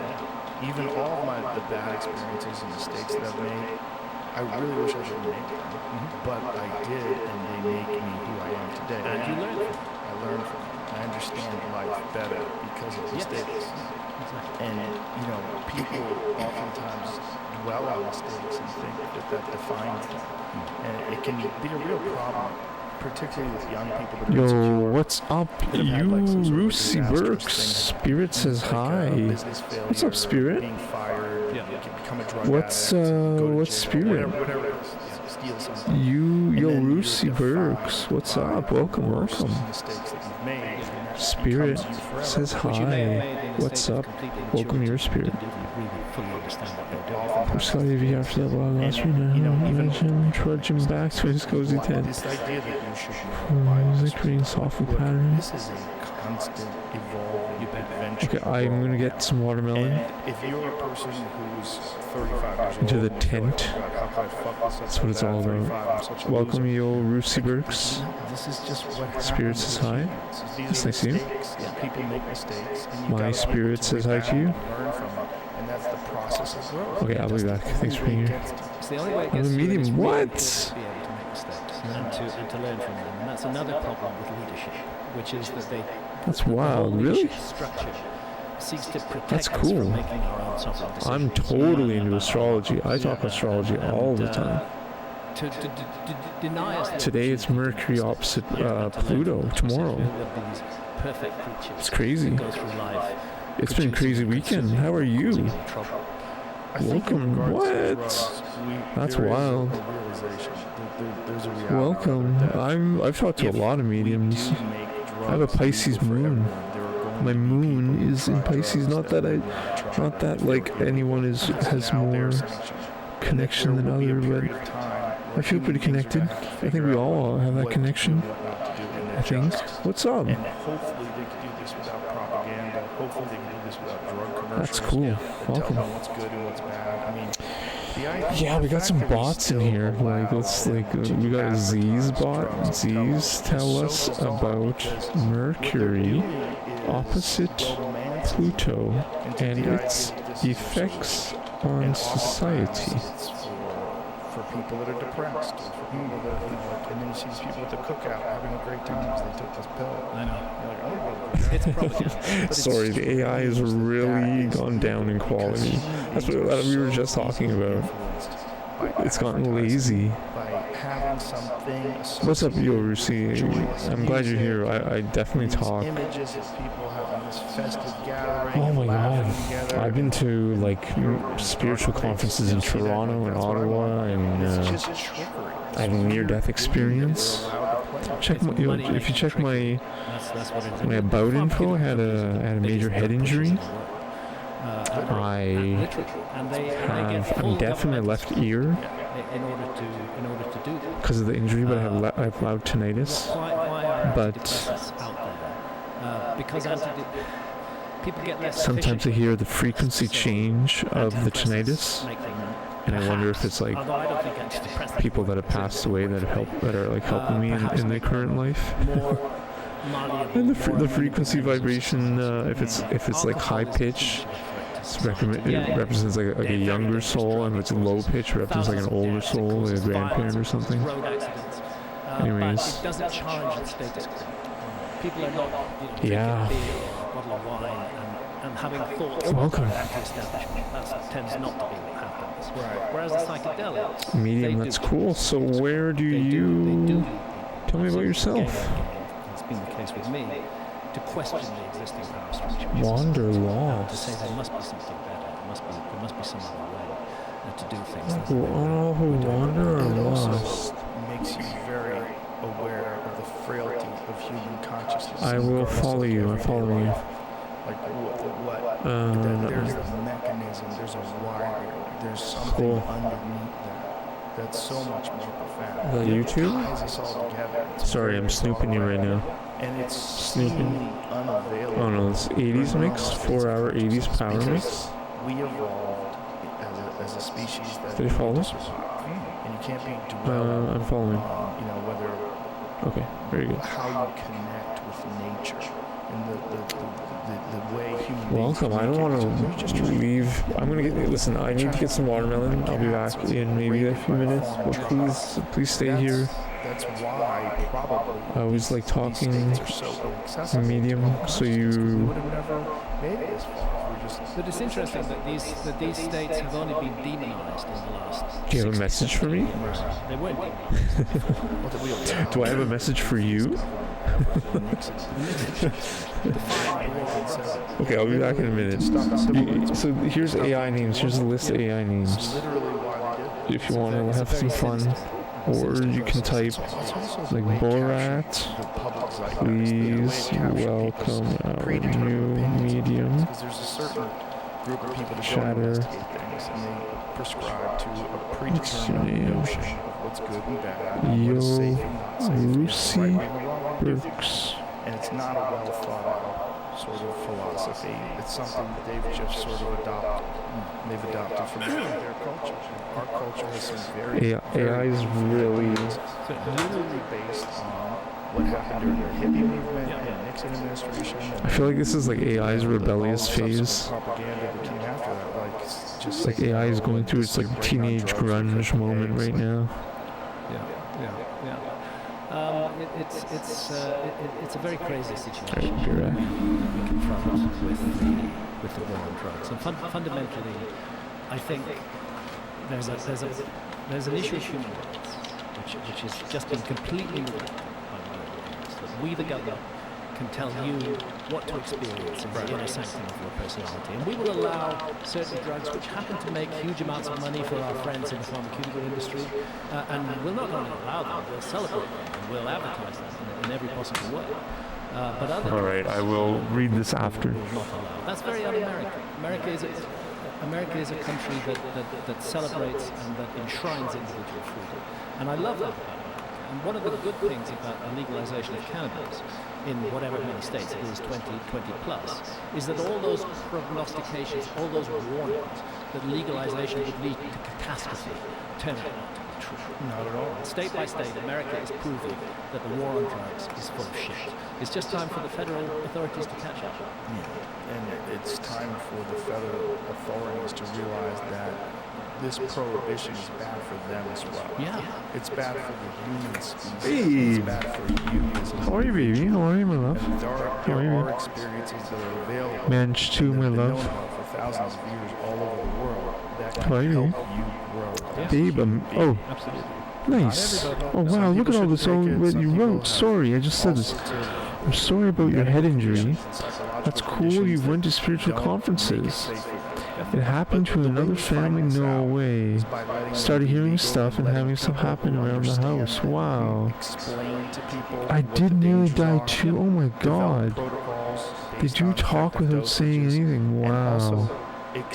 Always enjoyed when you think of someone and immediately you hear on the TV or they just wanted to say hi. Wow. Absolutely. There needs to be much broader information, not this kind of closed-minded, shut-mouth society that we live in. Wow. It needs to change. That's amazing. Very, very radically. Well, thank you for typing all that. In the UK, Amanda Fielding runs. I know, it's talking Wonderful. spiritual stuff is, it takes a lot of typing. Amanda has been It's a very lot of effective writing. over the years in getting That's amazing. I mean, I get some messages. Just received from the second week of April. Wow, no way, Toe, that's ridiculous. But you Rusi Burks. You're not Yo obliged Rusi to Burks. take Yo this. Rusi Burks. But they would be available in the setting of Yeah, experienced practitioners who know I what sometimes to do, get know how that. best to offer these medicines, to Like help my people Uncle Mike transition, that through the passed death away. process. And it's been shown that He was 67, he passed away in 2019. I'm half Lebanese, but my mother, Has so an my amazing father effect. is People- Canadian, internal Scottish, conditions, Irish, and cancer my would be mother is terrified full to Lebanese. stop that. and Uncle Mike was on my father's side. They So feel he was like, he had like blonde hair. larger, bigger. That this body, this life, this time and place is only an There's much more to him than blonde hair, but I mean, it's just like, it's a stark difference to me, right? Right, he like, he was a lawyer and worked with like legal things with like IBM and stuff. And it's just our ego that wants Like contract negotiations for IBM, the legal matters of that, right? The business. He has like an MBA, I think. I think he's an MBA, maybe, also. Might be wrong with that. He might just have a law degree and a BA. Pardon my ignorance. Okay, let me get this watermelon. I do need to get it. Sometimes he says hi, but I mean, in terms of medium with people, sometimes. I've taken mushrooms. When I'm on mushrooms, I saw a purple woman. I can pull up a photo of what I saw when I was on mushrooms. We are just accidents of chemistry. She looked like, I couldn't see her face. Well, it's also the most. That's an opinion. The most arrogant. After eating psilocybe cubensis. That's true. Because the people that have had psychedelic experiences, they waffle on those ideas a little bit. They go, well, I don't know what that was. There's no doubt that psychedelic experiences change people, and by and large they change people in a positive way. I'm not saying that drugs can't be harmful. They can be. I'm going to use that general word because it's just the word in our language. But by and large, the psychedelics are very positive in their effects and in their consequences, which kind of brings me to the issue of DMT. DMT, of course, is the. Could we Yeah, I saw this like woman. DMT is. I ate mushrooms in a field, and this woman came to me. Eyes open or closed. She was like right in my face. She's like, and I was in Brazil. I was living in Brazil, and I was addicted to these mushrooms, and I wanted to live in Brazil, live with these mushrooms, because I was living there because I was a research scientist down there in ecology, in landscape ecology, forest ecology, and I just wanted to live there for the mushrooms. And then this woman said, I gotta go home. I can't stay. I can't demand her presence all the time. I'm like annoying her. She's busy. She's working hard, and then I gotta go home. And like to Canada, back home to Canada, and then she disappeared. We talked for like maybe she talked to me for like 15 seconds. She's like, you gotta get home. You gotta go home. See, these are my She's like, you gotta go home. so I've got 3 pens. She's like, leave me alone. You gotta go home. I will have surgery. Have you ever taken supplements that help your macular degeneration stop? No, I haven't. Should I? Yeah, there's Pure Encapsulations has something that I take called macular support. And it has a bunch of nutrients that are crucial to preserving eyesight. Would you text me a little bit of information on that? Yeah. I have no affiliation with this company, by the way. No. Just something that I buy. But they work. Yeah, it stopped my vision still sucks, but it sucked up until a level and it didn't get worse. That's good to know. Yeah, and it didn't get worse, and it coincided with me taking supplements. Yeah. Just being really religious about it. Yeah. Can I show you one more picture? Sure. Rorash 64? No. Experience with ayahuasca. I'm with Don Francisco Montes Shuna, who's an Amazonian shaman in Iquitos, and this is 2003, and we are picking leaves from the chacruna bush. It's called Psychotria viridis. I love this photo. Those leaves contain. I love this photo because it shows and then 20 years that later, an animal probably did come up and take a bite and took a little nibble and walked away. And Francisco is definitely aged as well. And this was about 3 weeks ago. I had a Man, you know what you're missing? I have the. In some ways, I played it one of the most before. helpful sessions that I don't have the original. I don't have the card. I suffer from migraines, very bad migraine headaches. They're cursing me. I'm taking. See how blue it is? Pharmaceutical medication. I carry it still every is a triptan.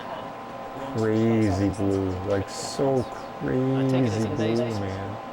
And it will pretty much guaranteed stop a migraine within two hours. Wow, so if I have to do public so speaking crazy. on a show, and if I were to get a migraine, Dude, these mushrooms are so crazy. In 2 hours I would be functioning again. What is it? What is a migraine like? Is it And do that. Hell on earth.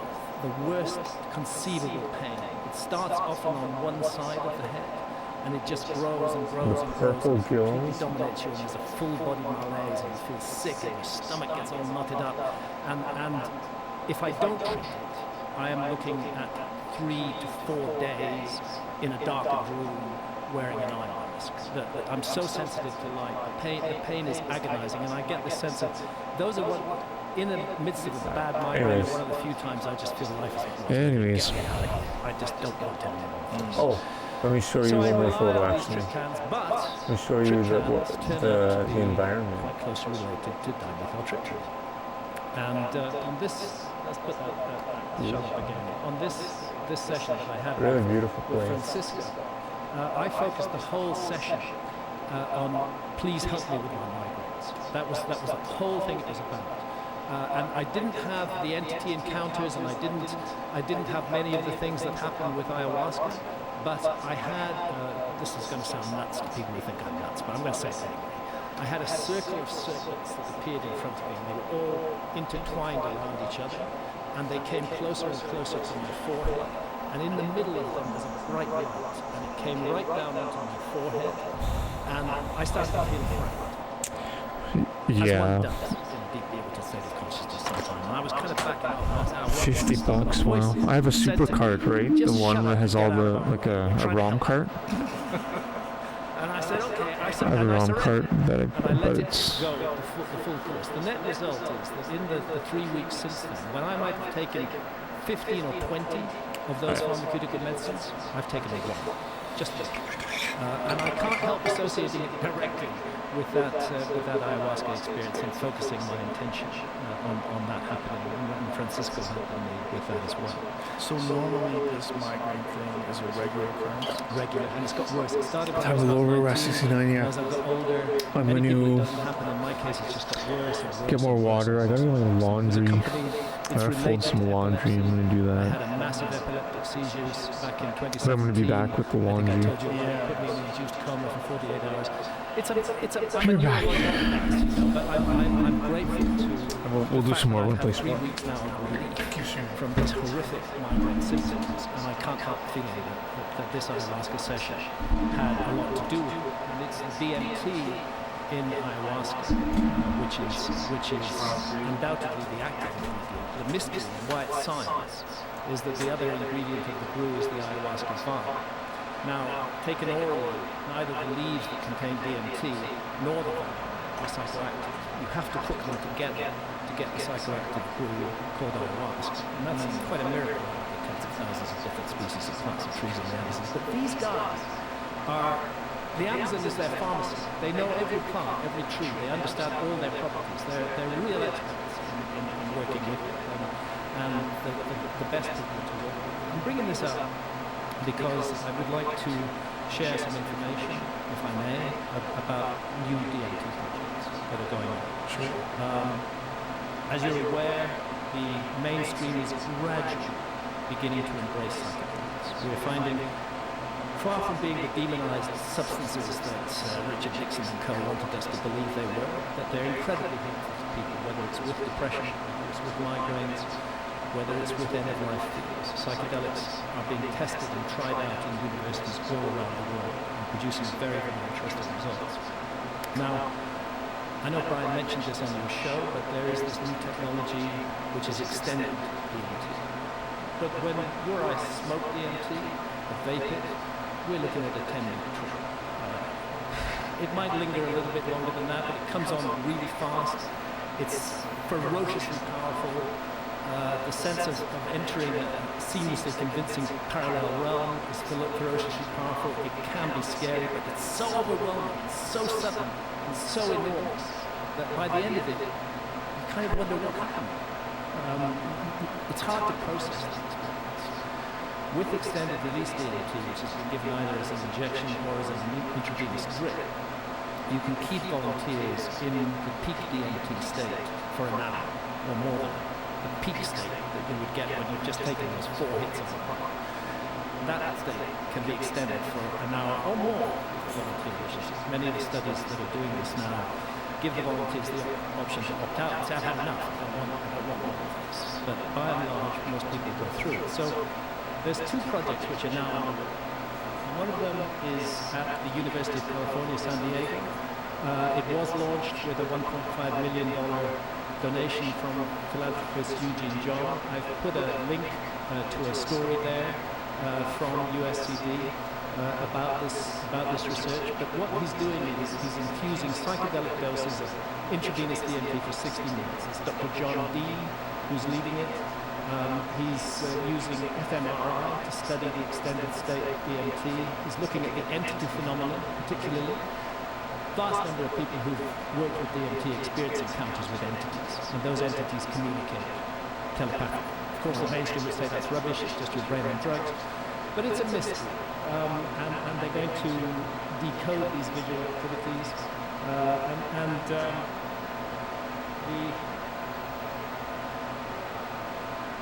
creation of new extensive altered states research into human potential. What this boils down to is focused on measuring whether a person's consciousness can extend past the physical body during trance or hypnotic states. And of course, if that were to check out in these investigations, we're now looking at opportunities for people to volunteer for these projects and to report their experiences in detail. They're going to be having people on DMT in one country and at the same time simultaneously people on DMT in another country, as well as happening in Switzerland as well. And seeing if there's some kind of out-of-body element. This is stuff that mainstream science wouldn't have touched at the thing, but now is interested in it. And that's a very positive thing. And if we can get proof of a mappable route, that's the exciting potential of this research, is that we are so focused on the physical world that we think all exploration is to be technological, that we are supposed to, that we're going to explore other planets, we're going to explore the solar system, we're going to explore the universe. Great, but what about exploring inner space? What about finding out who and what we are? and what about the possibility of a chemical gateway that leads you to a realm that you're just not capable of accessing around? That's what I think DMT is. And the fact that it's actually endogenously produced. Why is the human body producing DMT as a natural endogenous brain hormone if it doesn't have some very important function? And maybe that function is to shake us out of this locked-in state where we're locked into the physical realm and our needs to survive in that physical realm give us a brief holiday from that and allows us to encounter a wider reality that we've otherwise shut out from our consciousness. This is a hypothesis to explore, and I'm really, really happy that it is happening at the University of San Diego. Anybody who wants to find out more about it, it's down there at the bottom. You can go to the Center for Psychedelic Research at UCSD. There's a URL there. The point of contact is the lead scientist, which is j1d@health.ucsd.edu. Anybody wants to find out more about this research, which is starting, I believe, in the spring of 2024, they can get in contact with John Dean and see if they're interested in enrolling in the investigation. Do you have a hint to Elon Musk in this? This is not my words. These are words that have been sent to me by the team. The team says we're looking to raise about $20 million to make all this happen within 3 to 5 years. Hint, maybe Elon Musk would be interested in supporting, as he has mentioned DMT multiple times on Twitter and other public spheres. He's the guy you go to. Well, exactly. They've raised $1.5 million, and that gets the project started, thanks to Eugene John. But to take this project to the next level, they need more money. Yeah. And this is a highly creditable institution offering something very interesting. Well, he might be willing to do it because he's willing to offer Wikipedia $1 billion to change their name to Dickipedia. That would be $1 billion really well spent. Because Wikipedia is an encyclopedia of lies. It is full of bullshit. It is full of propaganda. It is full of dishonesty. I can say this from my own knowledge of my particular sphere. There is so much misinformation put out on Wikipedia. If it's the case in the sphere I know about, I bet it's the case in every other Do sphere. you know what they did with Andrew Huberman? He's a professor at Stanford. No. They didn't like something that he supported. I forget what it was. So they removed his research page. So all of his published research. Yeah, I was gonna say, you know what? And they locked it.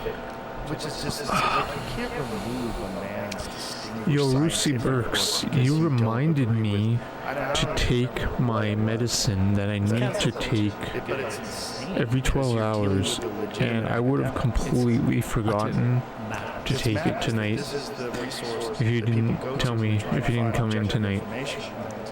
And these people will remove and it would have been really published serious. research from a distinguished scientist.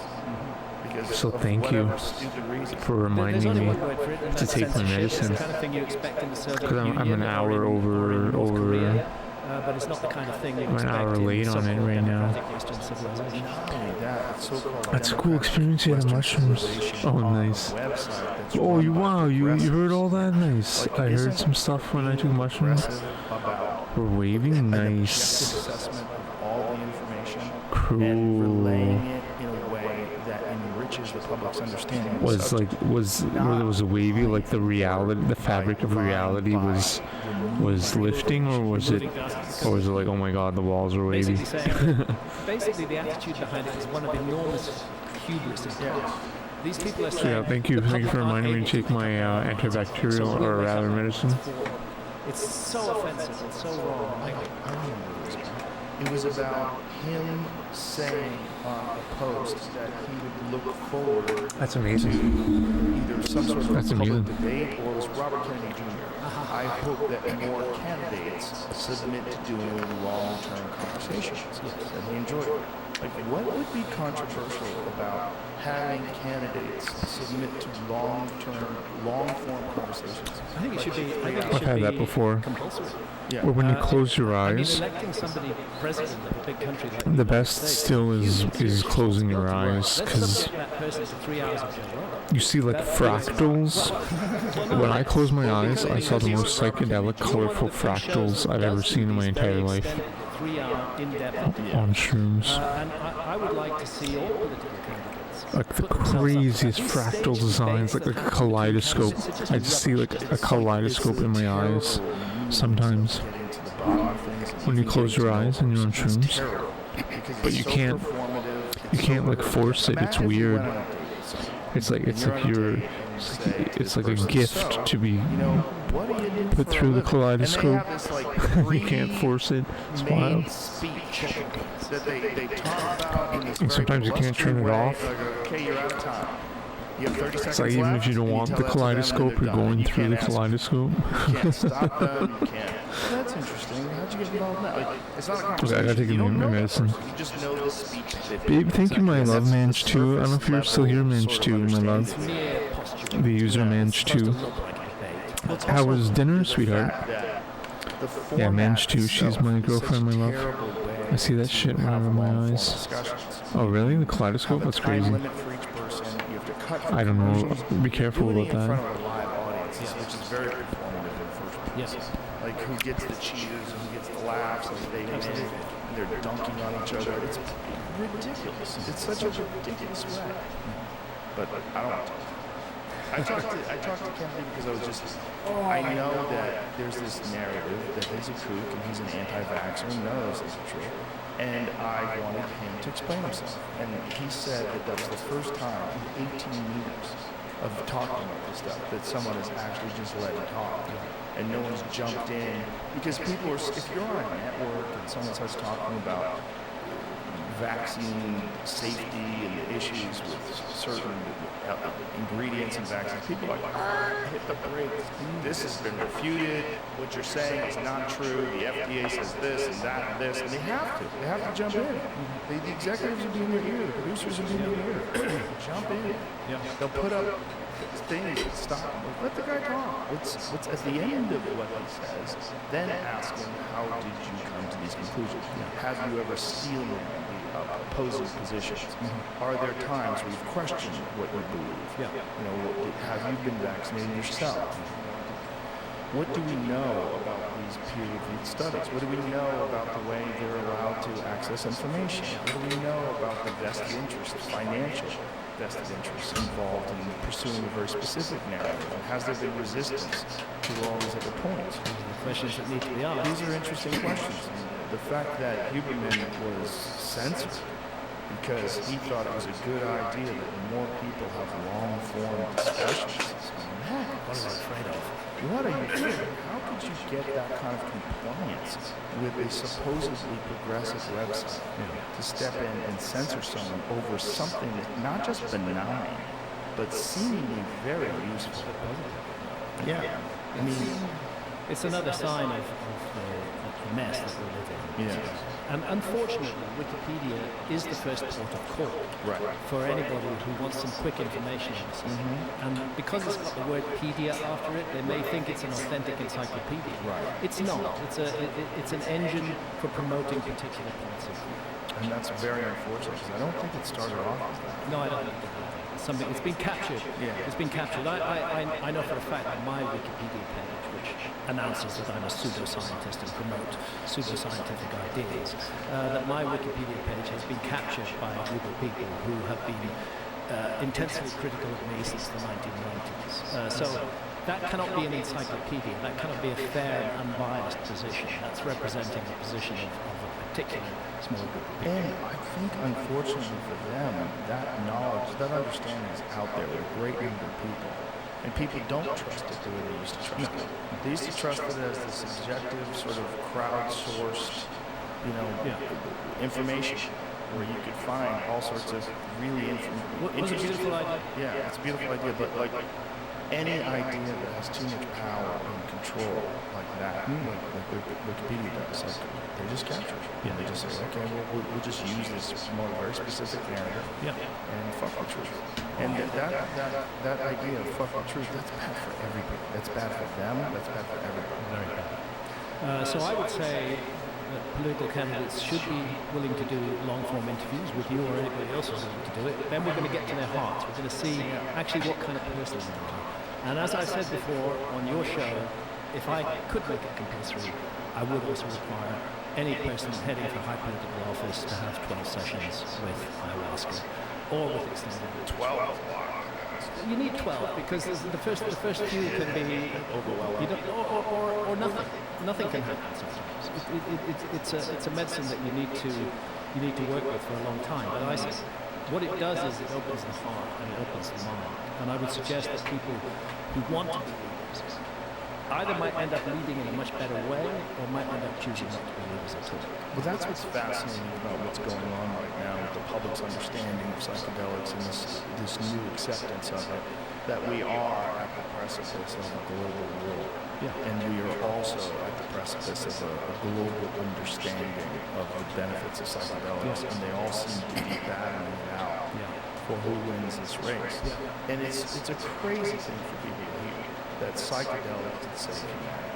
But I think they probably could. I think they could too. And the reason it's a crazy thing to hear is because we've had, 50, 60 years of propaganda, which has drilled itself into the brains of so many people. A lot of people just don't think about this at all. Can I mention the other issue? Sure.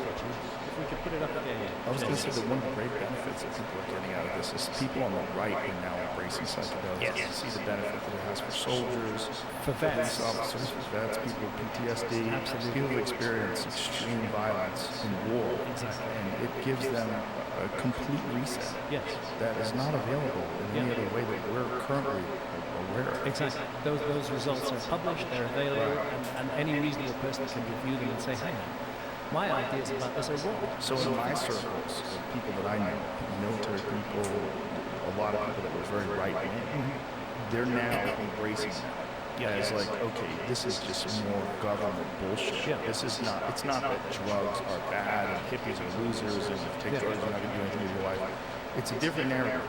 It's like, oh, they lied to us about that too. Yeah. And that's, now that that's being shared amongst conservative people because of the benefits it has on troops. Yeah. And I think that's one of the more important things about MAPS, which is an amazing organization. MAPS is fantastic. Amazing. And what they've done, and the way they've done it so legally and so carefully, and the way they've established these studies and showed the benefits, that it's opening people's eyes in a way that, like, Step by step. yeah, that it's not about drugs destroying society. Yes, some drugs destroy society. Some of them do. Some drugs may destroy some individuals. They can destroy some individuals, but the way to mitigate that is not making everybody a child that is to the will of an adult who doesn't even have these experiences. It's a better understanding of why and what's going on and what inherent trauma is causing people to gravitate towards these incredibly harmful drugs in the first place. And is there a way to mitigate that in our societies? Because we've made no effort to do that. None whatsoever. It's all band-aids. It's all band-aids. It needs to be thought through much more carefully than it is. The other outfit are called New Nautics. They are the spearhead for a scientist called Andrew Gallagher, who's a neuroscientist at the University of Okinawa in Japan. He is one of the inventors, together with Rick Strassman. I think you've had Rick. Sure. Rick and Andrew together invented the technology that would allow DMTX, extended state DMT.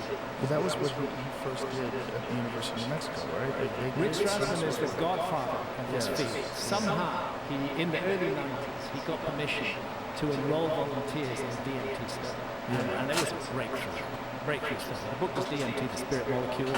Fantastic, intriguing results where people were not comparing notes or reporting encounters with the same entities. I was in a documentary about that too. You were. You presented that documentary. I remember that. It was in black and white. I think. I don't know. I think I was. I think you were. Whatever it was, it really worked well. And it introduced this to the public for the first time. It's an amazing thing to watch that go from being so incredibly fringe when I was being aware of it. Yeah. I think the first time I was aware of it was like listening to Art Bell on Coast to Coast talking about Terence McKenna. Right. You know, the late great Terence McKenna. The late great. I think that was the first person I'd ever heard talk about it. Yeah. And then, of course, getting a hold of through Psychedelic Salon. Getting a hold of those old recordings. I don't know if he still makes Psychedelic Salon. Is that still a podcast? That was amazing. Where it was all like Alan Watts and Timothy Leary and so many of Terrence's lectures that had been recorded, and you get a chance to listen to these discussions. They're so fascinating. Is that still around? I love the way Terrence lives on with the internet. It is? It's still there. I'll just finish. Lorenzo is the host, and he's been on the podcast as well. New Nautics, they're deploying Andrew Gallamore's technology. They have the support of the government. I'm not allowed to say which. They're going to be initiating this project early next year. Typically, people will go there for a week. They will volunteer. Questions such as the ontology of the DMT space, is it real? Developing methods of communications with the entities, studying their language, all of this is going to be the subject of the New Nautics investigation. The bottom line is that they've invited me to be a volunteer, which I certainly will be, and they would love to invite you if you feel like. Look at what's in there. We've obtained clearance for both you and Joe Rogan to experience extended state DMT complementary. Whoa. What was the other? You had another slide that you showed just a brief moment ago that was connecting it to SETI and NASA. It was saying that much like what SETI and NASA do for, where was it? There it is. Yeah. So pave the way for the next frontier in consciousness research akin to NASA and SETI for the mind. Yeah, that's right. That's where it gets really. What are you saying? NASA and SETI, and it sounds ridiculous. Right? But the only reason it sounds ridiculous is because for so many years we've been subjected to a mass of propaganda telling us that it is not ridiculous, telling us that it's ridiculous. Right. This is the problem. That mindset has been almost engraved in stone in human consciousness, and overcoming it will be UAP. So UAP project, sort of. interesting. Well, what do you think is going on with the UAP phenomenon?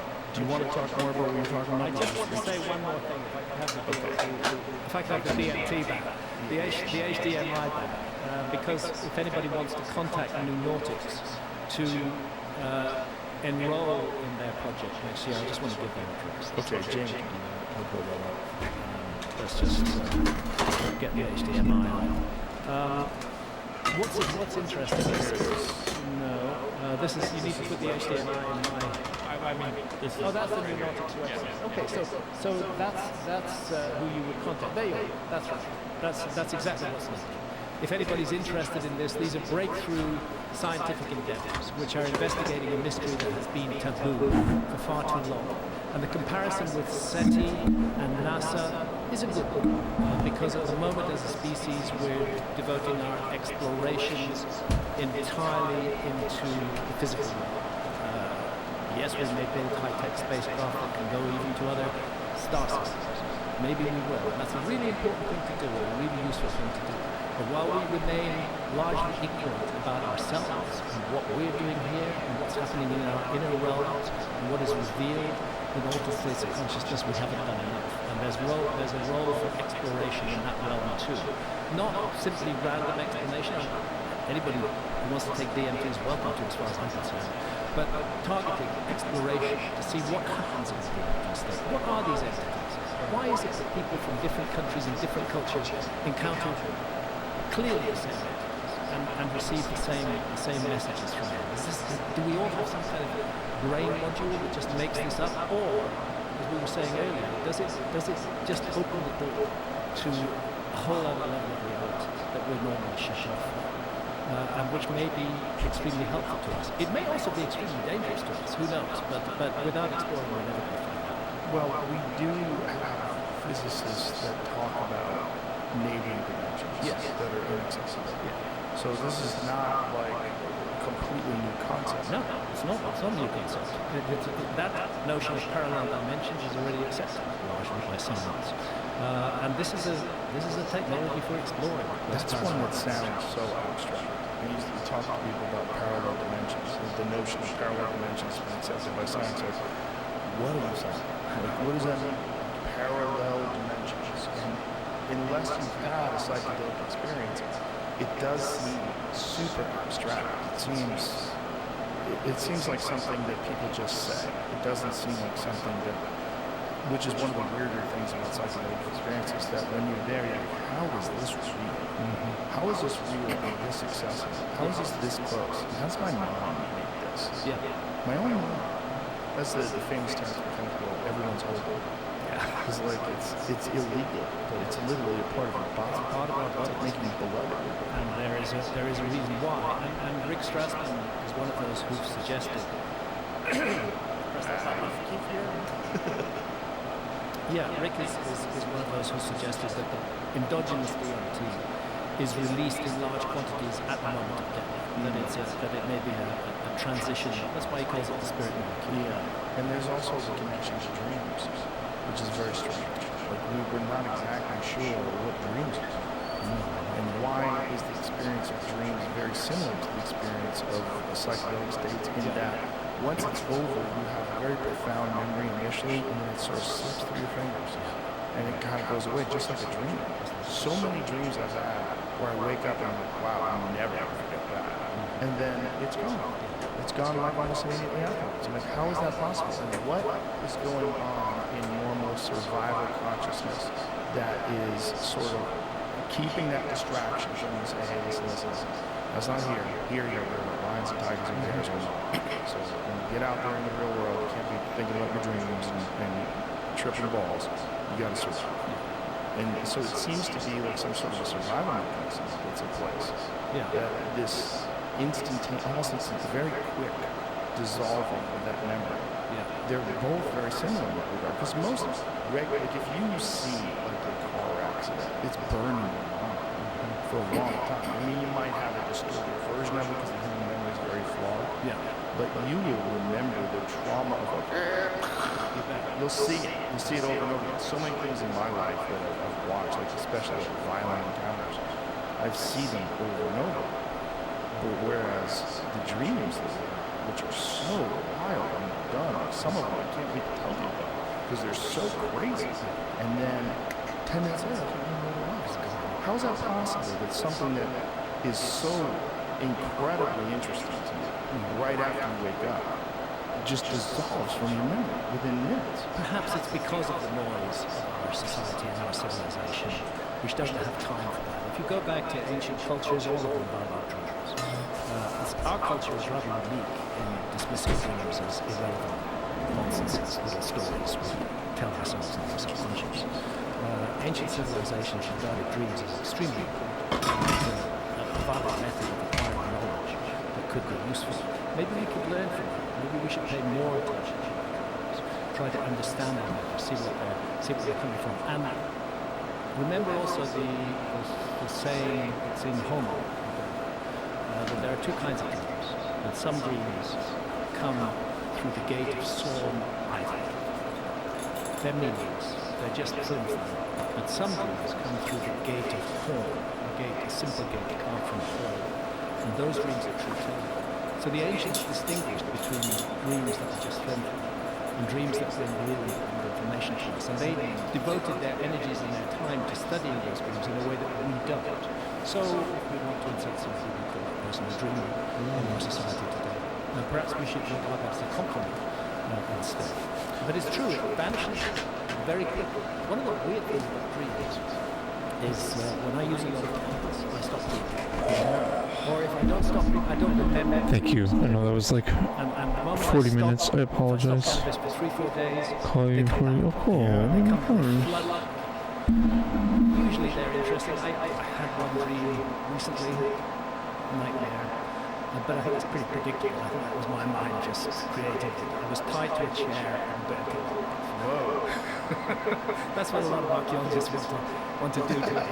So I think I was just realizing that experience. But so dreams disappear quickly. There may be ways of study, yogic ways of examining what dreams are. It could allow us to extract more information from them, and the same with DMT. I'm very fascinated by the yogic methods of achieving psychedelic states and doshas, particularly Kundalini yoga, which I've talked to people who've done it. I've been about learning it and getting into it to where I can do it. But the people that I trust that have done it say you can achieve very DMT-like states through Kundalini practice. But that they tell you during the practice not to try to achieve those states, and not to dwell on it. That's not what's bad. Yeah. But I think the more ways we talked about survival, but one of the things in that issue is that human beings are equipped to experience altered states of consciousness. If altered states of consciousness were really powerful, and if there's anything at all to evolutionary theory, evolution would have got rid of it. We wouldn't be able to access altered states of consciousness. The fact that they've been preserved in human beings, the fact that we have this capacity, suggests that somewhere in our story, even though we may be in a very vulnerable state if we're under ayahuasca or smoke DMT, something suggests that it is useful to us in some way. And it's been preserved in the genome, the capacity to access altered states of consciousness. Well, it's probably also one of the reasons why they made it a ceremony. Yes. Where there's people that watch over you, there's a very specific protocol, the way they handle it, the set and setting. And it's not everyone doing it all at the same time, or the entire village is going on. No, the control of set and setting is what shamans in traditional cultures are masters of. They create a ceremony around this. The Icaros, the songs that are sung by shamans during ayahuasca journey, themselves become visible in the ayahuasca experience, and you can begin to see them as pathways that you can follow. There is knowledge. There are ways and means to explore these states. It's just a relatively recent thing. We live in a society that has demonized these things. You know, thanks to Richard Nixon and his cohorts. Just amazing how long it's lasted. So long. Once something gets engraved in society, it's very difficult to remove it. It's a big struggle. Many people's lives have been ruined, not by drugs, but by the punishments they've received for possessing and using things. Those ruin lives. So the new work that's now being offered with extended state DMT, rather than that 10-minute rush of overwhelming experience, is offering the possibility to spend an hour on it and to navigate it and explore it much more carefully. So I'm very interested in that, and I think it is at least as valid as the exploration of outer space. Well, it's certainly promising, and if it does turn out to be a mappable place, and if it does turn out that people are encountering the same entities, and the same entities are trying to express the same information, that would be really, really fascinating. It would be a huge paradigm shift. Yeah, a huge paradigm shift. And I often wonder, I mean, many of these DMT, alien abduction experiences, they happen while people are sleeping. They all, and we know that, we think at least, that DMT is released in the brain during sleep. I often wonder if they're just accessing something that is there. That there is some sort of a realm that you can communicate with these things. Whatever these things are, and it sounds, if you're a person that's completely sober and never done anything, I know it's going to sound kooky, just know it. And it'll be used against you by somebody. But it's like they're talking to you. They understand you in the way you understand it. And they can explain things in a way that just like completely go, oh. Okay. You know, one of the things that I've experienced that is so bizarre is the notion of what your energy does to other people, or what that energy does to other people with experiences. Absolutely. Like you see a very clear, like a pathway that ripples along. You see this bizarre connection to them, which we oftentimes want to ignore that because we want to pretend that I'll figure it out. I'm by myself, the world, like that kind of, but no, you're like weirdly connected to everyone in some sort of strange way that you can't see. And in that way, these plant medicines, strangely, are moral teachers. They are moral teachers. They show us our own behavior. They hold up the mirror to ourselves. Things that we haven't even admitted to ourselves that we said are shown to us. And the instruction is, deal with it. You are this person. You cause that pain to my family. You can even experience that pain. I have a problem with anger. I say things in anger that I really don't mean, but I'm quite good with words, and they can be really hurtful to other people. And ayahuasca has shown me that more than anything else. And gradually, it's a long, slow process. I'm dealing with it much more than I would have in the past. I'm much more aware of the impact that something I say may have on another person. But I need to be careful about what I say, because I don't want to hurt them. I want to give love and I want to receive love. I don't want to hurt them. No, that's right. I got another maybe half hour in me. Thank you for being here, everybody. But very cool for the new chatter. Yo, Lucy Burks. You reminded me to take my medicine. You reminded me to do a lot of stuff. So thank you.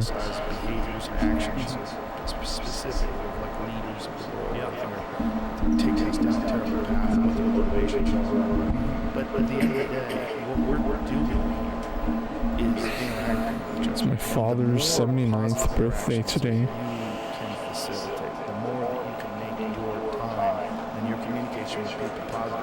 We had dinner with him last night and tonight. I'm really blessed. I'm really lucky. They're so interesting.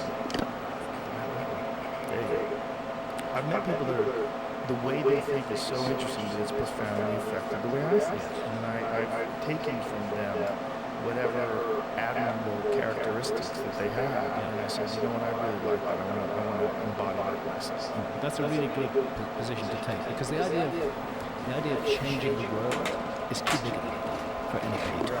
No individual is going to change the world. But what we can do is change ourselves. We can become more positive, more nurturing, more helpful, less cruel, and kinder. Those are very simple steps to take, and they tend not to be taken. And that's one area where I'm convinced psychedelics do. Just don't engage in unnecessary conflict. And retribution. This retributive notion. Somebody hurt me, so I gotta hurt them back. It just creates a cycle of envious violence and negativity. It's also bad for you. I don't know if you don't believe it because you have this desire to lash out. It's bad for you. Oh yeah, absolutely. And then we come to social media. It accentuates all the worst characteristics. And And takes away all the social cues and the real personal interactions you get with a person looking in their eyes. Absolutely. I feel like you say hurtful things and fuck that person because they're this and all that. And I'm allowed to do that. I remember you said something to me that I thought was rather wise at the time. You said you never look at the comments on social media, and you said why? You said if the comment is positive, it's just going to blow up my ego. And if it's negative, it's going to make me feel miserable. Neither one is useful, so better to avoid. I think that was really good advice. It's not good for you. I know that a lot of people like when someone interacts with their fans, I understand that. But it's just the possibility of it being bad for you is just too much. You can kind of cultivate an environment where positive people interact with you, but then you're going to get some bullshit that way too. You're going to get a distorted perception because you're sensitive, literally. It's better to just let people talk and just stay out of it and just do your best. Just always be judging yourself. Always be assessing. The only person who's got a right to judge, actually, is ourselves. And we're good at it if we really try. Yeah, absolutely. Yeah. On this issue of hurting other people, or not, or retribution, I'd just like to bring up that we were originally going to be here on the 24th, we're recording this on the 24th of October. We were going to be here doing a debate. Yes. There was going to be Dr. Flint Dibble, who's an American citizen, but he teaches at the University of Cardiff in Britain. He's an archaeologist, an experienced archaeologist, and he was one of the several archaeologists who most viciously and painfully attacked me after the release of Ancient Apocalypse. John Hoops at the University of Kansas was another. You, on our last show together, you issued a charge for a debate. And I said I'd be willing to debate. Any serious archaeologist was willing to debate me. John Hoops at the University of Kansas immediately backed out. He wouldn't debate at all. But finally, Flint Dibble said he would like to take up that charge. And the sad thing is that Flint, this is open knowledge because Flint and I published a joint statement on social media. Flint is suffering from a bad cancer right now. It was diagnosed after he accepted the challenge. He's on heavyweight chemotherapy. And I felt for him. He's been hateful to me. I don't want to hate him. I know he's coming from a place of sincerity. I know he's not, he genuinely believes in God. And I really welcome the opportunity to debate with him on your show, openly, for 3 hours, to have a detailed discussion. But it's not his fault that he's not here today. It's because the chemotherapy has made it just impossible for him to function in this kind of setting. But well, we wish him well. We hope he recovers. We hope he recovers, and we are provisionally talking about coming back on your show in April 2024, when he hopes to be over the worst of chemotherapy. To do that, and I look forward to it, and I hope that it'll end up being a reasonable exchange between two human beings rather than two human beings hating each other. Yeah, well, I think we can. Jamie, have you seen, there's been some talk of some new drug that they found that's very effective for cancer. Have you seen this? It starts with an F. I'm trying to remember what the hell it's called. I saw a story about that. Yeah, I'm trying to find it here. And then I have it saved in my Instagram, I think. Give me 1 second here. Saved. It's either I saved it on Instagram or saved it on Twitter. Let me find out.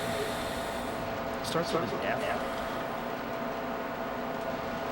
It's some sort of a very low-cost drug that's being repurposed. I think it's some sort of an anti-parasitic drug that's being repurposed and is having supposedly remarkable results. Yeah. You've heard of this as well? I heard something about it. I haven't looked at it in depth, but I did catch a headline. I must have said that. And this is where we can also say that modern science isn't all bad. There's a lot of good stuff in modern science. I appreciate it. Yes. No, of course. Modern science is amazing. The problem is money. The problem is when these people that are creating these incredible drugs, these scientists and doctors and these people who are having these amazing medical advancements, they're connected to something that just wants to make money. The people that are selling the drugs and the people that are running the companies are completely different than the scientists that are legitimately developing these things, and many of them turn out to be very effective for all sorts of ailments and diseases. So I said this Come on, please. overlooked miracle drug for cancer, why Big Pharma fears fenbendazole. At least 12 anti-cancer mechanisms of action. Fenbendazole, Joe. Papers reviewed. So I think this stuff is supposed to be low cost, and this is some of the speculation and conspiracy theory about why people are afraid of it. Well, I hope that Clint is aware of this, and that it helps him to That's probably that's very good to I know. hope he's interested in it. Oh, I think it would. I hope so. But there's been some reaction to this? I just found out about this a couple of days ago. His research was the stuff right there has at least 12 proven anti-cancer mechanisms in vitro and in vivo. It disrupts microtubular polymerization, major mechanisms, reduces cell cycle, immune arrest, blocks glucose transport, repairs glucose utilization by cancer cells, increases P53 tumor suppressor levels, inhibits cancer cell viability, inhibits cancer cell migration and invasion, induces apoptosis, induces autophagy, induces cryoptosis and necrosis, induces differentiation and senescence, inhibits tumor angiogenesis, reduces colony formation and inhibits stemness in cancer cells, inhibits drug resistance and sensitizes cells to conventional chemo as well as radiation therapy. Interesting. Sensitizes cells to chemo. Very similar drug in the same family is already been approved by the FDA. And that is mebendazole, and it is in several clinical trials right now for brain cancers and colon cancers. So why are no fenbendazole clinical trials for cancer? The answer seems rather obvious. It's very cheap, it's safe, and it seems to be effective. Very effective. Interesting. Big Pharma don't see a margin in it. I mean, if that, who knows? But if that is the case, then what about enemy people? They're preventing information and preventing people from using things. Yes, we've created a society that seems to be designed to make us sick, and then Big Pharma steps in with so-called remedies, which happen to make some people a lot of money. Yeah, well, it's certainly an error. This is the only way to go. The way to go is eat whatever you want. Don't even think about your diet and your health. I have a friend who got over cancer, and I said, did they talk to you about diet and health and vitamins? This person doesn't take any vitamins. And they're like, no, there's no discussion at all. Okay. So I send them some stuff about ketosis, the studies that have been done about ketosis and cancer, and then, I mean, that's one of the things that some doctors will tell you to do when you're going through cancer, is to get on ketogenic diet. There could be some benefits. You want to cover all your bases if something's wrong. And one of the things I would imagine your doctor should tell you, like, hey, you should probably be more metabolically healthy as well. Absolutely. We are what we eat. Yeah, literally. I know it sounds so, again, abstract, but the food that you consume is literally Fuck you, man. your physical tissue. It's the first step in the healthy life. Yeah. How controversial. How radical. Someone get to Wikipedia right now. Call us suicide. Absolutely. Yeah. So back to Flint Dibble. So hopefully we will do well with this and have some freedom and we'll have a respectful conversation. And, maybe we both can conversation. Or all three of you. Yeah. That's what I hope. And I'd like to say on the record, I don't hate ecologists. I know that there is a lot of great work that's done by ecologists. I myself do not do the work I do. We're ecologists out there in the field, painstakingly digging and producing evidence. I have respect for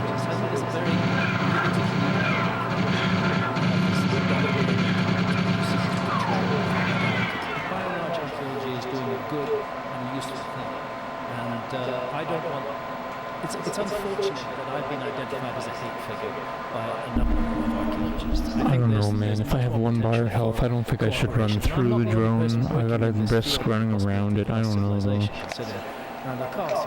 Because I only have like 3 hits. He's brilliant. Taught himself Egyptian hieroglyphs. He can read the Egyptian hieroglyphs fluently. There's a lot of people working in this field whose information could be of use to archaeology if archaeology would just lower its threshold ideas it has now. And again, it's probably not most archaeologists are probably very curious about this. It's probably a very vocal minority and power dynamic that exists in so many different aspects of civilization, where groups of people control anything. They're very reluctant to give away that kind of power, especially if what they're doing is just discovering ancient stuff. I mean, something like they're creating. That's a pretty good attempt. That was a pretty good attempt. I got stuck on something. Oh, what did I get stuck on the side of the box? Which is something pretty much Come on, man, that was pretty good. acquires the data. Definitely. Yeah, it was much slower than the other It one. should be encouraged. We need to know about our past. We need to understand our past better. And archaeologists are part of a mechanism for understanding our past better, but they're not the sole mechanism. Another thing that we talked about recently that I sent you was this new AI ability. That AI has the ability to translate some of these ancient languages now, which is really interesting. I think so far they're getting more out of languages that have already been translated, where there is something for the AI to work on. Whether AI could be deployed to decode the Indus Valley script, for example, that would be very interesting. The Easter Island script, the so-called Rongo tablets of Easter Island, fully developed script which nobody can read. Do you know that Easter Island, back in the 19th century, was subjected to slave raids? The slavers were Peruvian slavers. They came to Easter Island and they removed almost the entire population. Only 111 Easter Islanders survived those slave raids in the 19th century.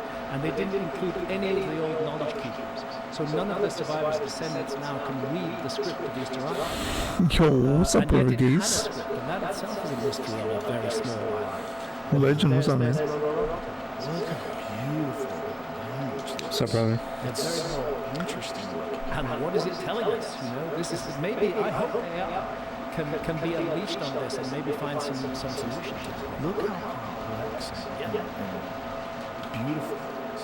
It's so Oh, good interesting. start, good start. It's not, like when you look at cuneiform, it's kind of crude looking. Yeah. You know, it's like these just weird lines back and forth. But Is there a this god? Is there actually a god? And I don't know what this means. And we have Fuck me, man. that the elders used to read from them to the community. But all those elders were taken away in the slave raids and nobody was left who could read. I don't know, it's pretty Many shit. of the tablets were taken It's out of not Easter good. Island. Some of them have ended up in New Zealand. It's not good. It looks good, but it's not good. It's so cool. I had no idea that this even existed. And it's a Our mystery. colony has It's a decided to mystery on a partner tiny with a island, non-English 2,000 speaking miles from Tahiti continent, and 2,000 miles from South 5,000 American coast. kilometers Tiny across the island, but they ocean, have their own fully and evolved script. sabotage a That is relationship hard with to our explain. rich It's one neighbor of the things that instead. makes me think Easter Island's Well fucking origins are much said. older than Look at that drawing. Of Yes, that is well said. Yeah. Well said, man. many repeated characters, has all the characteristics of a script of a written language. Sounds like let's get some AI Trump in here. Trump, what do you think about That's right. Mark If it weren't for the Carney Rosetta Stone, we could not read the ancient Egyptian continuing hieroglyphs. It so happened this that a trade war? relatively late period of Egyptian history, when the Greeks were the Ptolemaic dynasty, that they wrote down a stela in 3 languages. In ancient Egyptian hieroglyphs, in the more I agree with you though, recent bro. form of ancient Egyptian hieratic, and in Greek. I agree, man. That gave them the key. I think nationalism Our whole knowledge of ancient is the Egyptian has next psyop. It's not a new psyop, but I think it's like gave us the access next to that psyop. wisdom and that ancient world. Like, remember Maybe Canada not is complete not access, for I think there's a sale? lot Remember those not hats? understood in The ancient merch? They had the merch. particularly their exploration of death and It's what happens absurd. after death. they put their best minds to work for. So they're like, oh yeah, the Canada strong pass and all this bullshit. But at least thanks to the resistance, I think that's the next psyop, man. we can read the ancient Egyptian. So fuck Canada, man. But I mean, no, fuck Canada. I love Canada. I love Canada, and I love America too. I hope Elbows up, strange times. Yeah, man. Oh, the psyop is in full effect, dude. Now it's gonna be like 1984, man. Like Half-Life 2, brother. It's gonna be crazy. I feel like Mark Carney's like the next boss in friggin' Mortal Kombat 2. Very advanced civilization 5,000 years ago. And they had script that we could. How many I don't different know if it's scripts like, that we can't read exist? what's his name? Toro or Minotaur? That is quite a few. But the most famous is the Indus manuscript. It is absolutely insane that if it wasn't for the discovery of the Rosetta Stone. I don't trust Carney's, yeah, really. Well said. Well said. Egypt would be dark to us. It'd all be guesswork. Now, imagine having the gall to say you know everything about the history of the earth when literally the discovery of one stone changed everything. Who knows how many stones out there are not discovered? And who knows how much is under there? That's right. There's a huge untold story in ancient Egypt. That's also there's different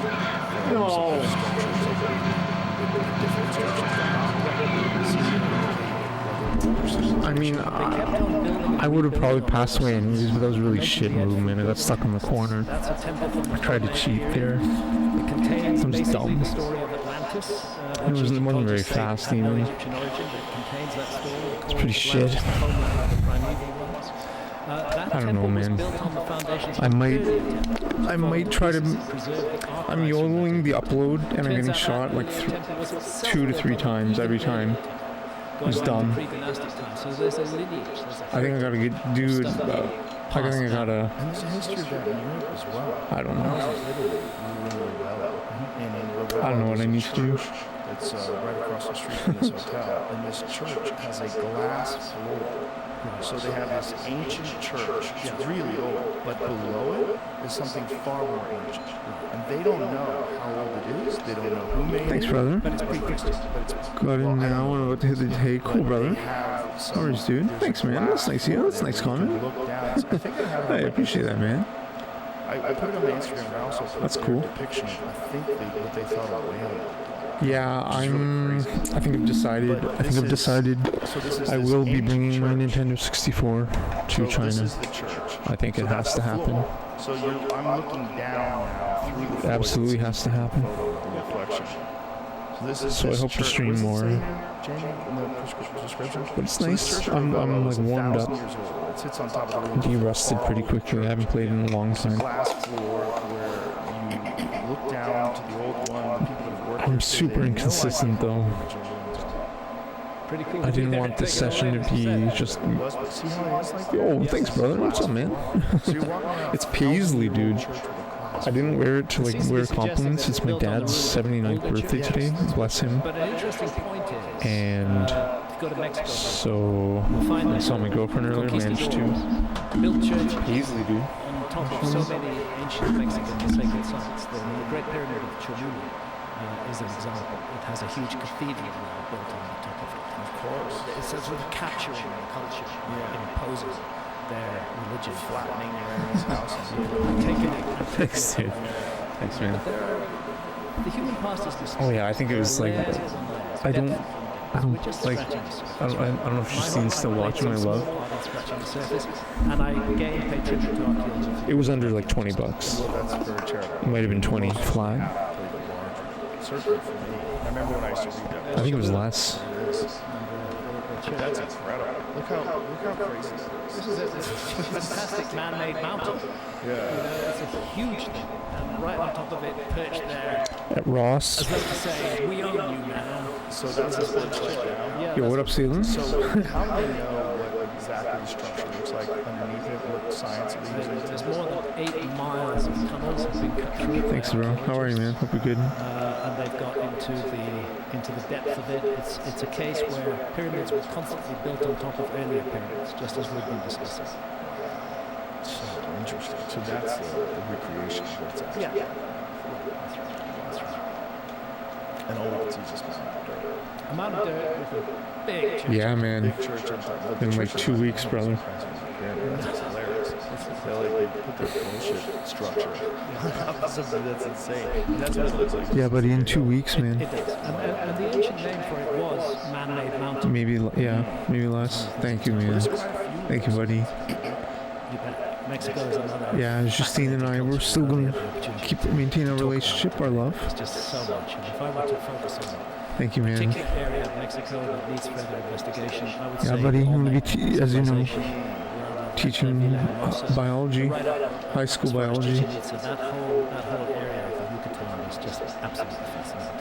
And the In features. Changsha. That's what's interesting. Changsha. What the Olmec sculptures show is So cool. Too. Serious motherfucker with his hat on. they show multi-ethnic people. It's fascinating that they show faces that we would definitely regard as African faces. Perhaps Polynesian faces. Yeah. But other faces are also shown.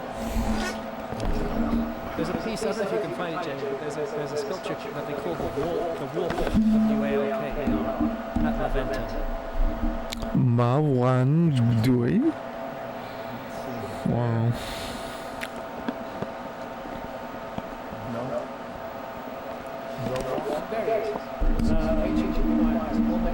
Mawang Dui. Wow, I gotta Google that right now. Mawang Dui. Now, look at that picture. That's another ethnic group that seems to be represented. Right. It looks like he's got a beard. And he's got some crazy hat on. It looks like he has a tail on it. And some glyphs around it. And the oldest representation of the feathered serpent. What? Quetzalcoatl. That's what Quetzalcoatl Crazy. means. That is also found amongst the Mawang Olmec Dui. sculptures of La Venta. So much to dig into there. And what's the mainstream archaeologist explanation for the Olmecs? What do they think? They see them What correctly as a the predecessor fuck? culture to the Maya.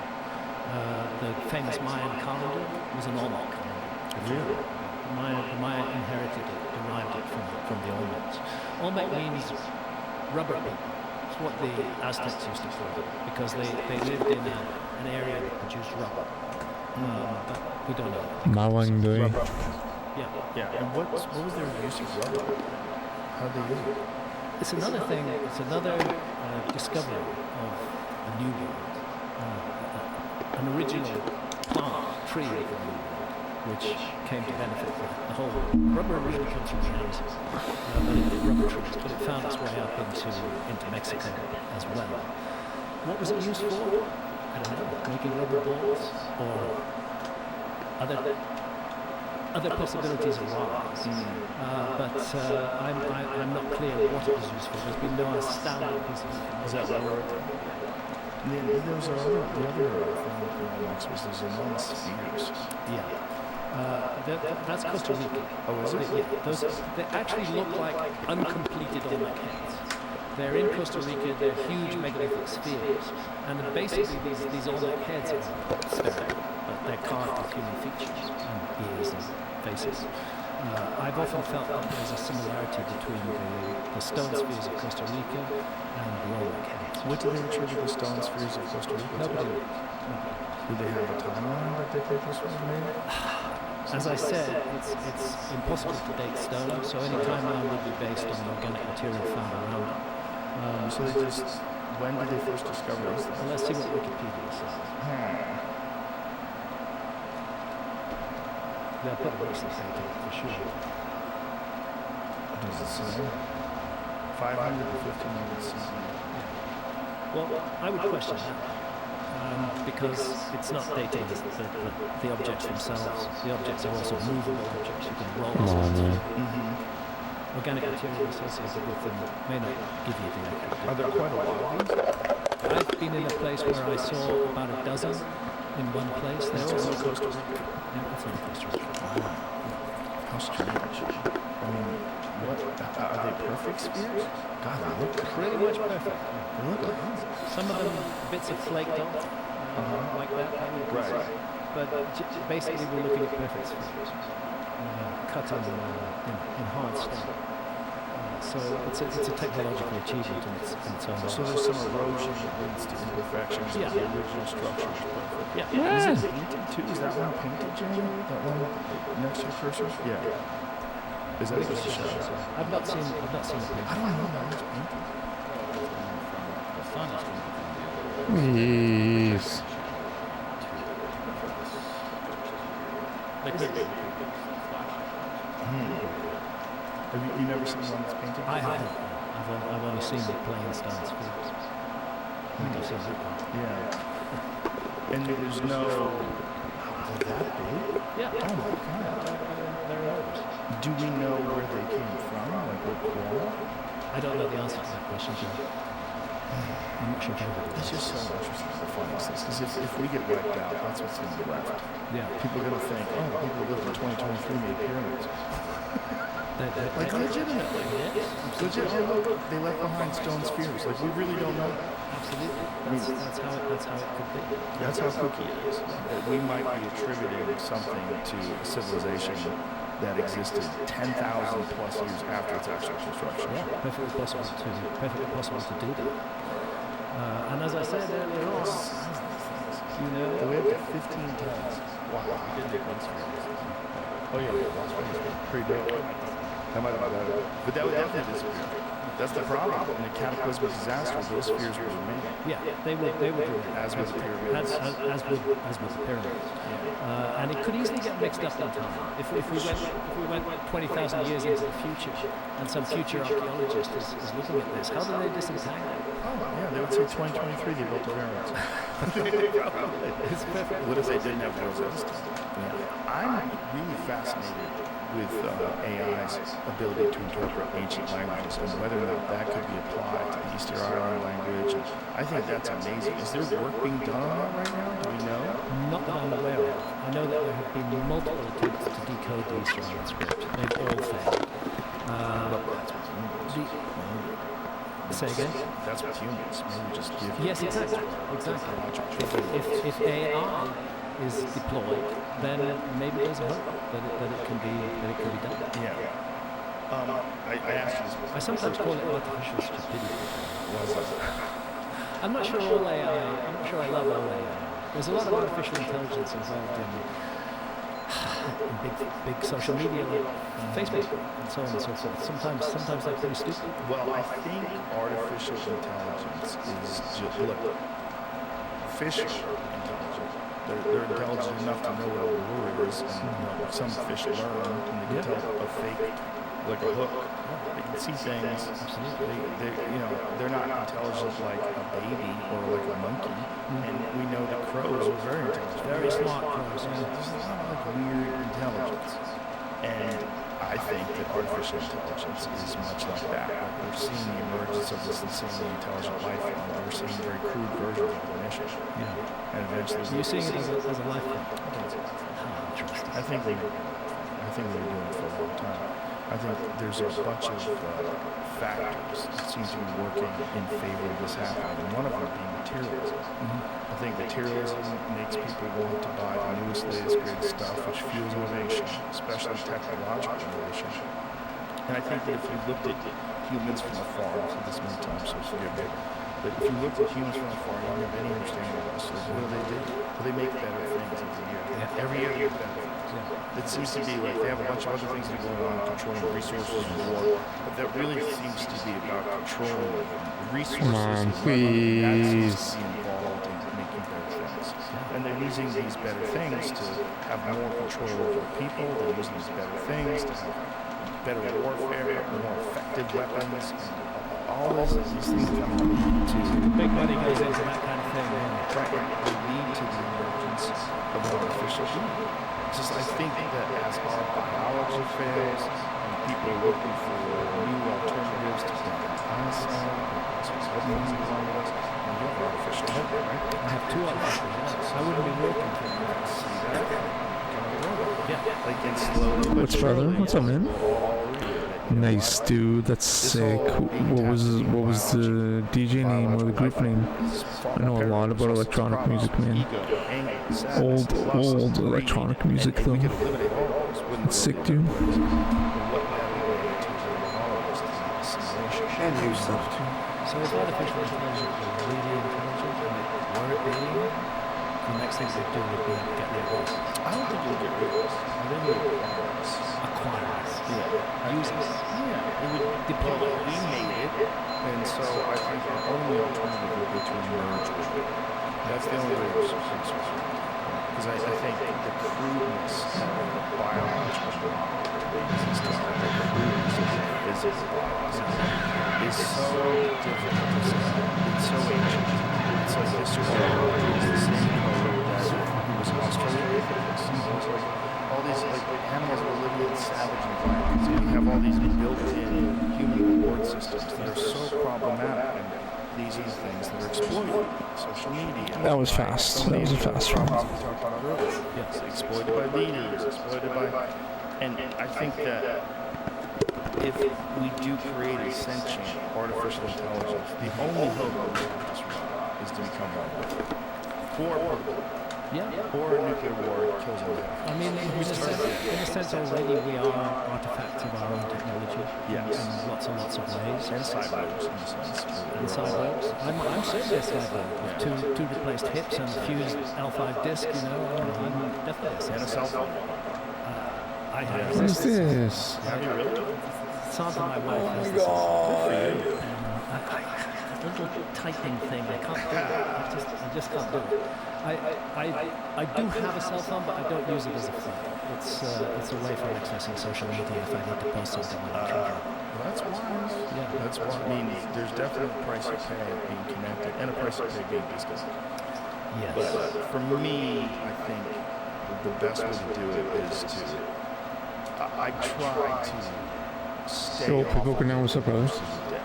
and occasionally dip my toe to see what the fuck is going on. Yeah. But it takes too long. It sucks in so much of your time that you don't really have other things. Unfortunately true. It's I've reached the stage in life where there's Yo, papaya, nice. unconstructive this, but there's just stuff I don't want to Those learn. badass, I super don't soothing particularly sounds, want nice, to dude. learn how to use a cell phone for Oh I have other wow, stuff that I want. crazy. I could use it That's basic. crazy. I can, you know, type a message to You you. went to, wow, that's really cool. I don't do the thumb thing. Dang, But dude. I just feel I don't. That's I don't crazy. It's gonna be in your head eventually. It's going to be. Anyway, if artificial What's up, Blake intelligence Booker, is now? gonna take over the world, I hope it investigates the mystery of consciousness as well.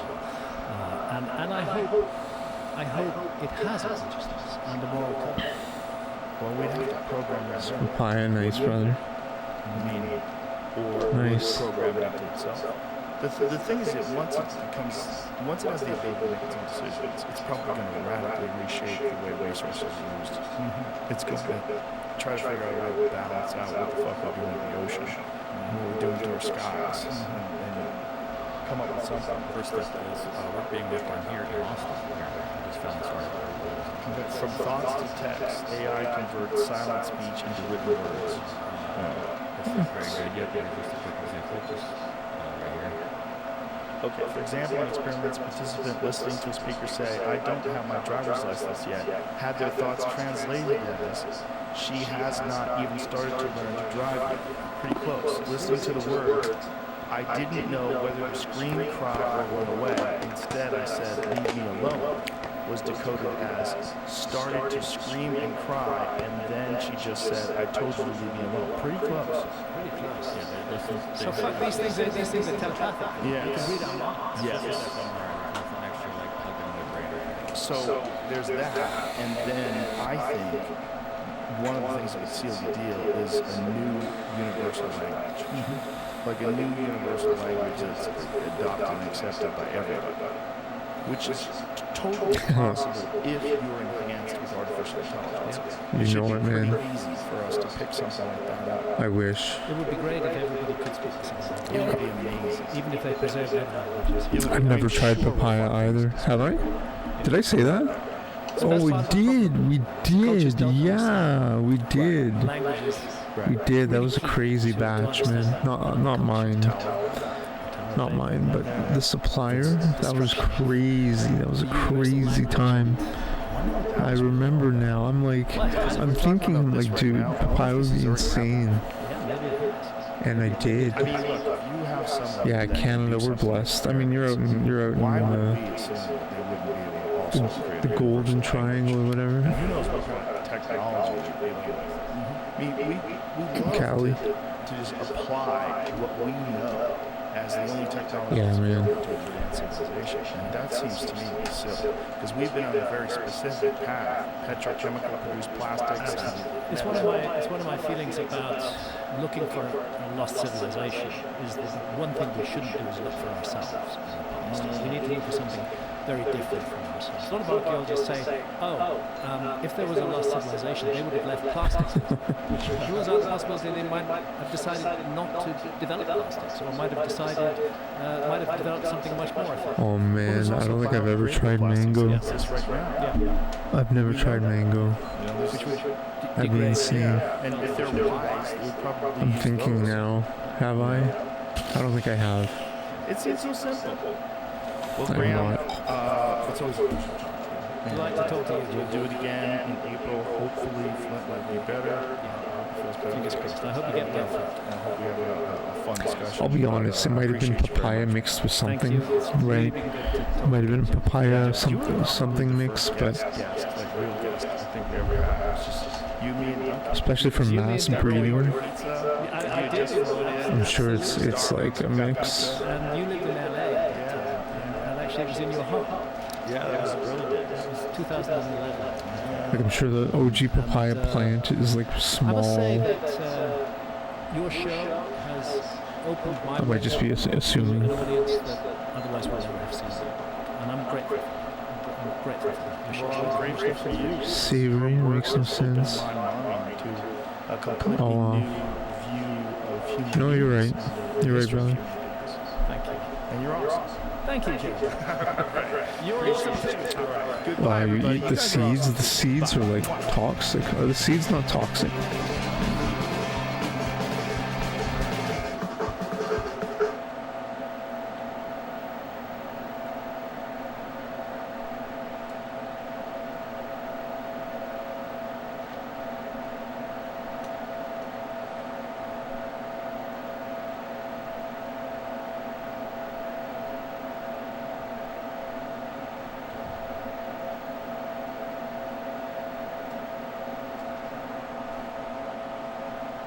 Oh wow, insane.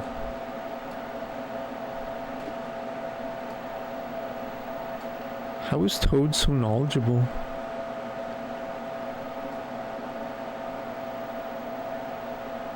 I wonder if he just Googles everything quickly.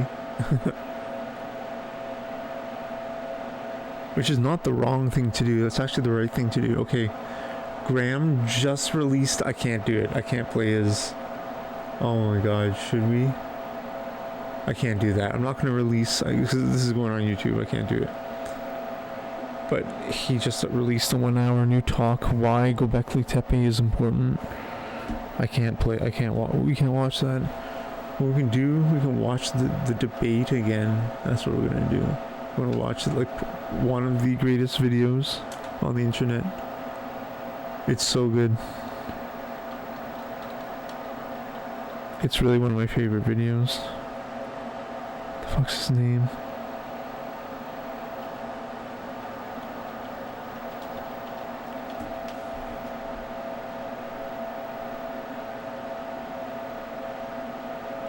How many times have you seen this? This video is so good though, man. 3, 2. I gotta turn it down, I think.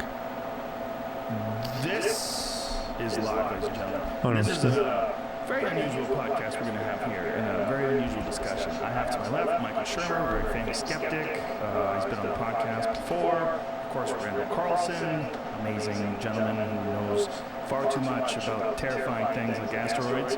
And Graham Hancock, author, also a fantastic human being. many times, been on this podcast as well. And this all came out of a podcast that Randall and Graham and I did recently, and Michael Shermer commented on it, and it was all essentially on the hypothesis that the Great Extinction.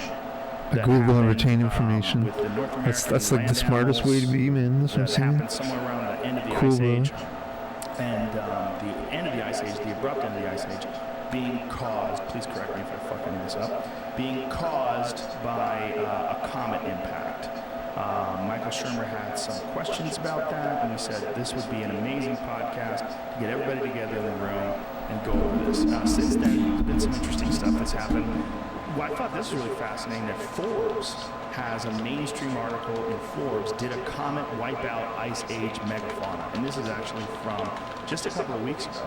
And then there was also this interpretation that's fairly recent as well about one of the stone tablets, one of the stone carvings rather, on Göbekli Tepe. And Graham, you would probably be the best to describe that. Yeah, that was published in Mediterranean Archaeology and Archaeometry, peer-reviewed journal, by a couple of scientists from the University of Edinburgh, and they are proposing an interpretation of the Göbekli Tepe imagery. There's quite a lot of imagery on those T-shaped pillars, particularly one pillar, pillar 43 in enclosure D. And their deduction, what they take from their interpretation, of course many will disagree with them, their interpretation is that those images are speaking of the comet impact. They're speaking of a comet that hit the Earth roughly 12,900 years before our time. And Randall, this has been something that you've been obsessed with for many, many years now. We've documented it, detailed it in many conversations that we've had on the podcast. Yes, now I can't say that I'm that familiar with that article. Yo, what's up, Rosa Ferrari? What's up, man? We're learning, don't piss off AI. Well, it's so complex, but now It'll say F you too. some type of an impact into the mix, and it seems to fill gaps. It seems to fill gaps that were, at this point, still unexplained. F you too, that's too much, man. That's too much. Extent of climate change and some extent of human predation. That's like an A2 Brute moment. And I've always felt like Holy jeez, man. Yo, what's up, bro? How are you, man? Ferrari? Probably had a role, but only in the very final stages. Oh, good to hear from you, man. And one of the I still remember the Miami streams. You were in the Miami walking home streams. Climate changes between the what's called the Random shit. which was the rather gradual warming at the very end of the Pleistocene, which was then followed by the Younger Dryas. Shout out to the big rocks. And in the end of the Younger Dryas, which is dated at about 11,600, which is considered now to be the boundary of the Holocene. Younger That's Dryas, such a good social commentary on my would be name. the beginning of the Holocene. And it seems that most of the extinctions did occur between roughly 13,000 and 11,600 years ago, although the dating Oh my has God, dude. widespread, so you can't pinpoint it down to a specific. Yo, Sailor. But I've always You felt too. that there had to be something we need to look at that triggered the This is good for the extreme fun, not climate worth changes that we having each do see at the end of the that's part of the Ice plan. Age. And Yeah, it's exactly what I'm why thinking. Play you poker can't, now. Like, attribute that solely question to is, Milankovitch, AI which is will- basically the changing we'll go solar, to war terrestrial like humans, geometries, because they're too slow. reduced to our monkey state. Very rapid climate change. That's crazy. And so I'm gonna use a washroom one of the things and that I think has been missing. I was just say Sailor Curse. I was thinking the other day, man. Twitch banning your account is wild because you had were you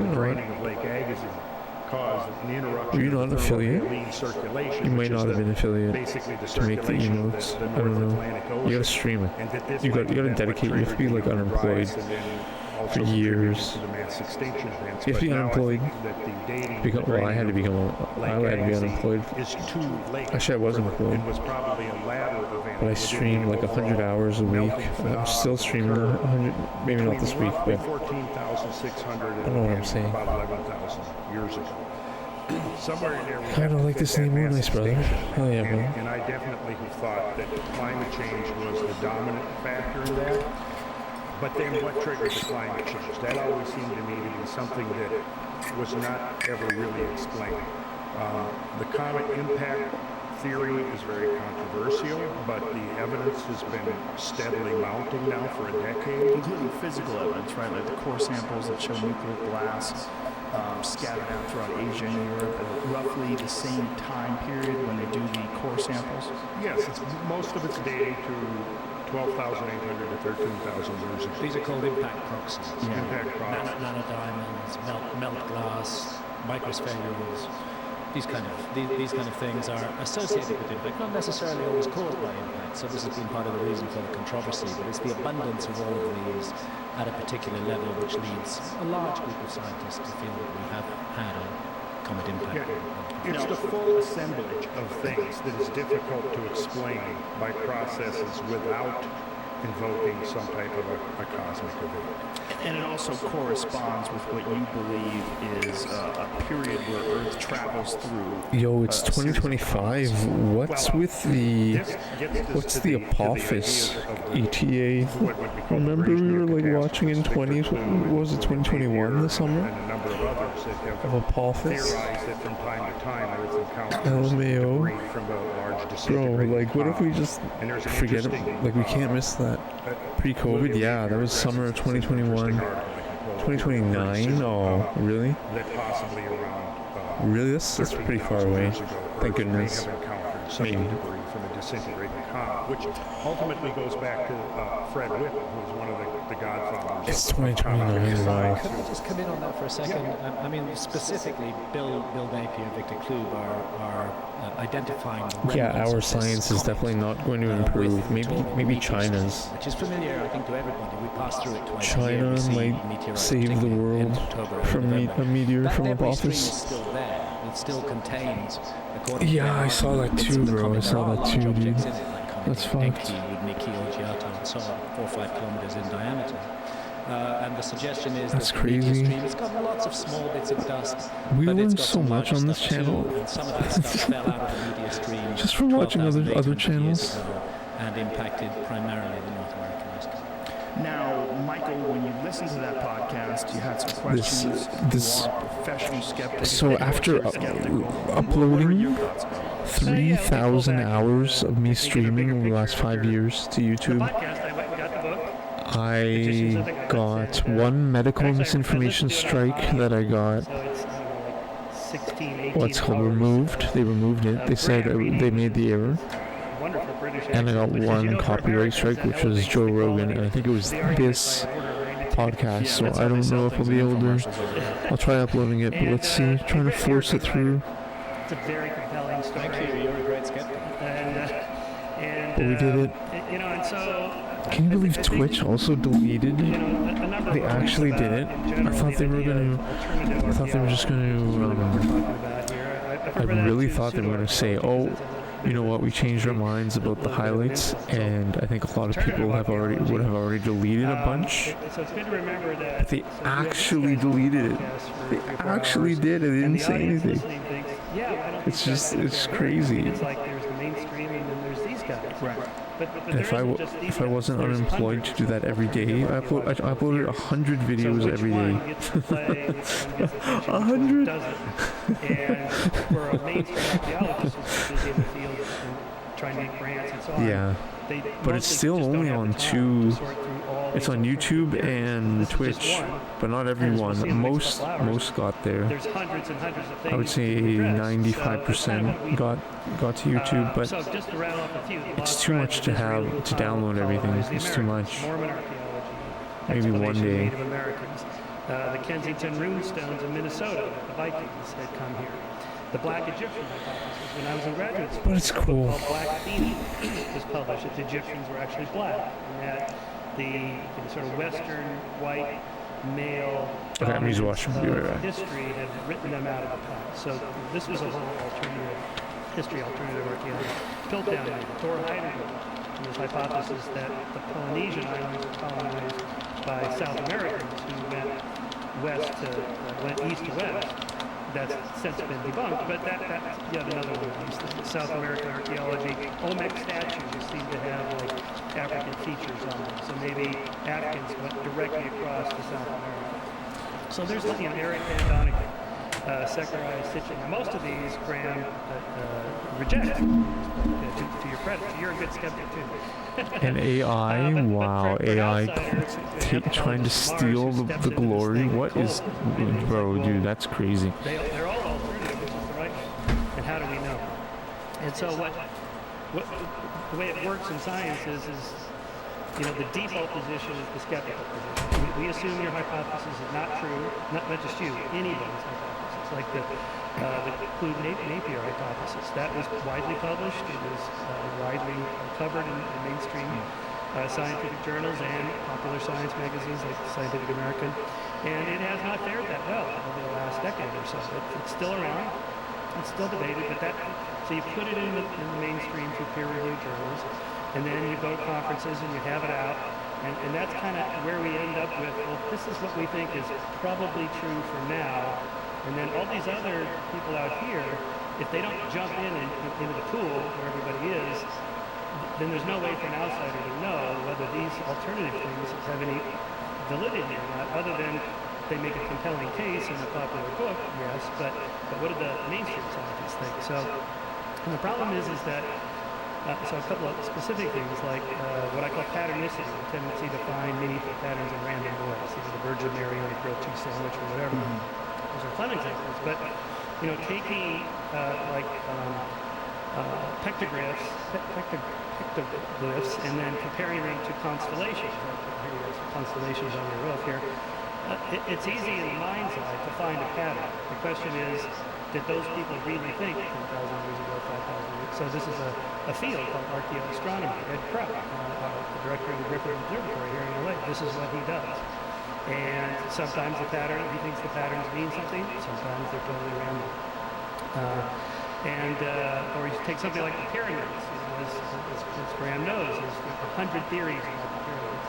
And there's the mainstream one, and then there's all these other ones. And this is why people like the director there, just can't deal with them all. So just as one example I used in my book, Why People Believe Weird Things, that one guy calculated that if you divide the height of the pyramid into twice the side of the base, you get the number close to pi. And then he just sort of works all these different numbers, so therefore it's cosmically significant. Well, Richard Hilgren was like the best example, right? He would find these patterns in Mars and claim that if you go from this rock to half the distance and why would you do that? That doesn't make any sense. He would create these patterns. Right, and that's okay. I mean, all scientists look for patterns. Just take climate change. Either the Earth is getting warmer, or it's not. Either it's human caused, or it's not. There's a pattern in the data. You can see the pattern. The question is the pattern real? So this is why we use the term climate consensus. It's not a democracy. It's not like we voted on it and decided this is the truth. It's that independently, all these different scientists working in different fields, publishing in different journals, come to the same conclusion. So we call this consilient science or convergence of evidence science. That it's not like these guys are meeting on the weekends going, boy, we got to combat those crazy right-wingers with our data. They're independently coming to these conclusions. So that lifts our confidence that, there's probably something to their theory. Such that there's now so much data converging into this, you'd have to deconstruct every one of those independent evidence. So then you have things like what I call the problem of the residue of anomalies. In any field, there are residue of anomalies we can't explain. So like UFOs, for example. Ufologists, me, a skeptic, agree that 90 to 95% of all the UFO sightings are explained by natural phenomena. Venus, swamp gas, airplanes, geese, whatever. They know that. And so we're really only talking about 5%. How do you explain that one right there, 1967 on June 3rd? I don't know. No one knows that one. And then from there they build, well, that's my case. Right. If you can't explain that, then I have a case. No. Well, that's very different than what we're talking about here. How is that relevant to us here? It's totally relevant because I think almost all of your argument is based on this residue of anomalies, what we call the God of the gaps argument. If you scientists can't explain this particular rock right here or that particular petroglyph, and I'm going to count that, toward my compilation of data to support my hypothesis of a lost civilization. But no one is saying that the scientists can't explain it. What essentially, particularly Randall with a series of images has shown, is that what you have here is something that can be explained by rapid melting of the ice caps. And Randall, step in if you will. Come on, Okay, man. Well, they do say... That's the I mean, craziest. depends what you mean by rapid. That's the. You know, I mean, a glacial dam that, as our geologists will tell us, I mean, that breaks, that's fairly rapid. Back in '96, there was a very popular book called Noah's Flood. Come on, man. This was a serious book by two geologists who said That's too much. it was the rapid filling up of the Black Sea that swamped over the civilizations living on the edges of this, and that's where the whacking flood comes from. Okay, so it is widely debated and so on, since it doesn't prove that well. But that's fairly rapid. I mean, we're talking over the course of weeks or months or years. To a geologist, thousands of years is rapid. So, an impact by a comet that happens in a couple hours or a couple of days or weeks versus a couple of months or years, what do we mean by rapid? Okay, well, what are you saying? Okay. So what are you saying about their theories in particular? Okay, so the problem, I think, Graham, the deepest problem is much of your theory depends on negatives. That is, I don't accept a mainstream explanation for the pyramids, the Sphinx, the Machu Picchu, whatever. Well, let's not talk about that. Let's just talk about this specific subject, because it's going to take a long time just to Yeah, cover okay, all right. So I'll just yeah, all right. So my final point is false falsifiability. That is, what would it take to refute your hypothesis? Like, for me, the answer would be, like, if Göbekli Tepe turned out to be what you think it might have been, the place where advanced ancient civilization once inhabited, or they used it. Where are the metal tools? Where are the writing, the examples of writing? Perhaps a decision was made not to use metal. Perhaps a decision was made that errors had taken place. That in reinventing civilization, we shouldn't perhaps go down quite the same route as before. Perhaps writing isn't always an advance. Perhaps an oral tradition which records in memory, which enhances and uses the power of memory, may be a very effective way of dealing with information. We regard writing as an advance, and I can see lots of reasons why it is an advance, but if we put ourselves into the heads of ancient peoples, maybe it wasn't. I mean, there's a tradition from ancient Egypt that the god Thoth, god of wisdom, was the inventor of writing. But we have a text in which he is questioned by a pharaoh who is saying, well, actually, have you really done a good thing by introducing writing? Because then the words may roam around the world without wise advice to put them into context, and what will happen to memory when people. So there might be a choice not to go that way. All right, but then what do you mean by advanced? When you say there used to be a lost advanced civilization before 10,000 years ago. Well, let's just pause here for a second, because what we know for a fact is that the carbon dating in all the area around Göbekli Tepe is somewhere around 12,000 years. Is that correct? 11,600 years ago was the earliest they found so far, but a great deal of Göbekli Tepe is still underground. Right, so at least what we know is someone built some pretty impressive structures 11,600 years ago. 7,000 years before Stonehenge. So when that story broke, this is long before you came along with your book, it was controversial in the sense that we thought hunter-gatherers could not do something like this because to do that you need a large population with a division of labor and so forth. And so what the response to archaeologists was, well, I guess we were wrong about hunter-gatherers. Maybe they can do more stuff than we gave them credit for. So why is that not a reasonable hypothesis versus it was actually advanced, but we need something completely different by advanced, not writing and metal and technology. We mean, I don't know what you mean. What do you mean? Well, I mean, we have a body of archaeology which goes on for decades, which is saying that megalithic sites, for example, Gigantea in Malta or Hagareem or Niagara, megalithic sites date to no older than 5,500 to 6,000 years old. Gigantea would push it close to 6,000 years old. And there are no older sites than that, and therefore the megalithic site is associated with a certain stage of Neolithic development. Then along comes Göbekli Tepe, 7,000 years older than Stonehenge. Incredibly sophisticated site, very large scale. I mean, Klaus Schmidt sadly, he's passed away. I spent 3 days working the site with him. He was very generous to me. He showed me a lot. He taught me a lot. And he said basically 50 times as much as they've already excavated is still under the ground. There's hundreds and hundreds of giant stone pillars that they've identified with ground-penetrating radar. He's not even sure if they're ever going to excavate them. But by all accounts, we are looking, if we take what's still under the ground into account, we're looking at the largest megalithic site that's ever been created on Earth. And it pops up 11,600 years ago with no obvious background to it. It just comes out of nowhere. Now, to me, that's rather, well, that we know of. But to me, that's immediately a rather puzzling and interesting situation. And I would be remiss as an author and an inquirer into these matters if I didn't take great interest in that.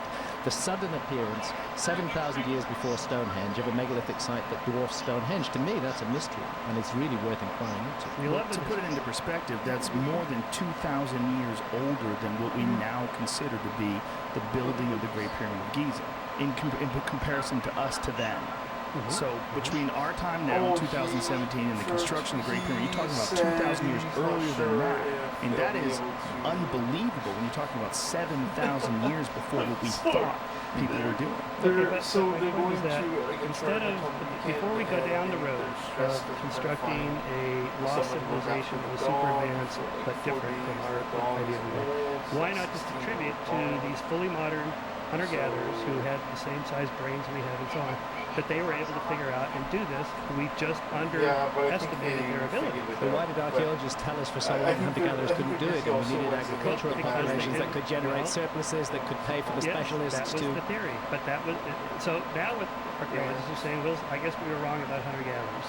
Well, they might be wrong about hunter-gatherers, or there might be another civilization that they had not discovered that has been unearthed by time.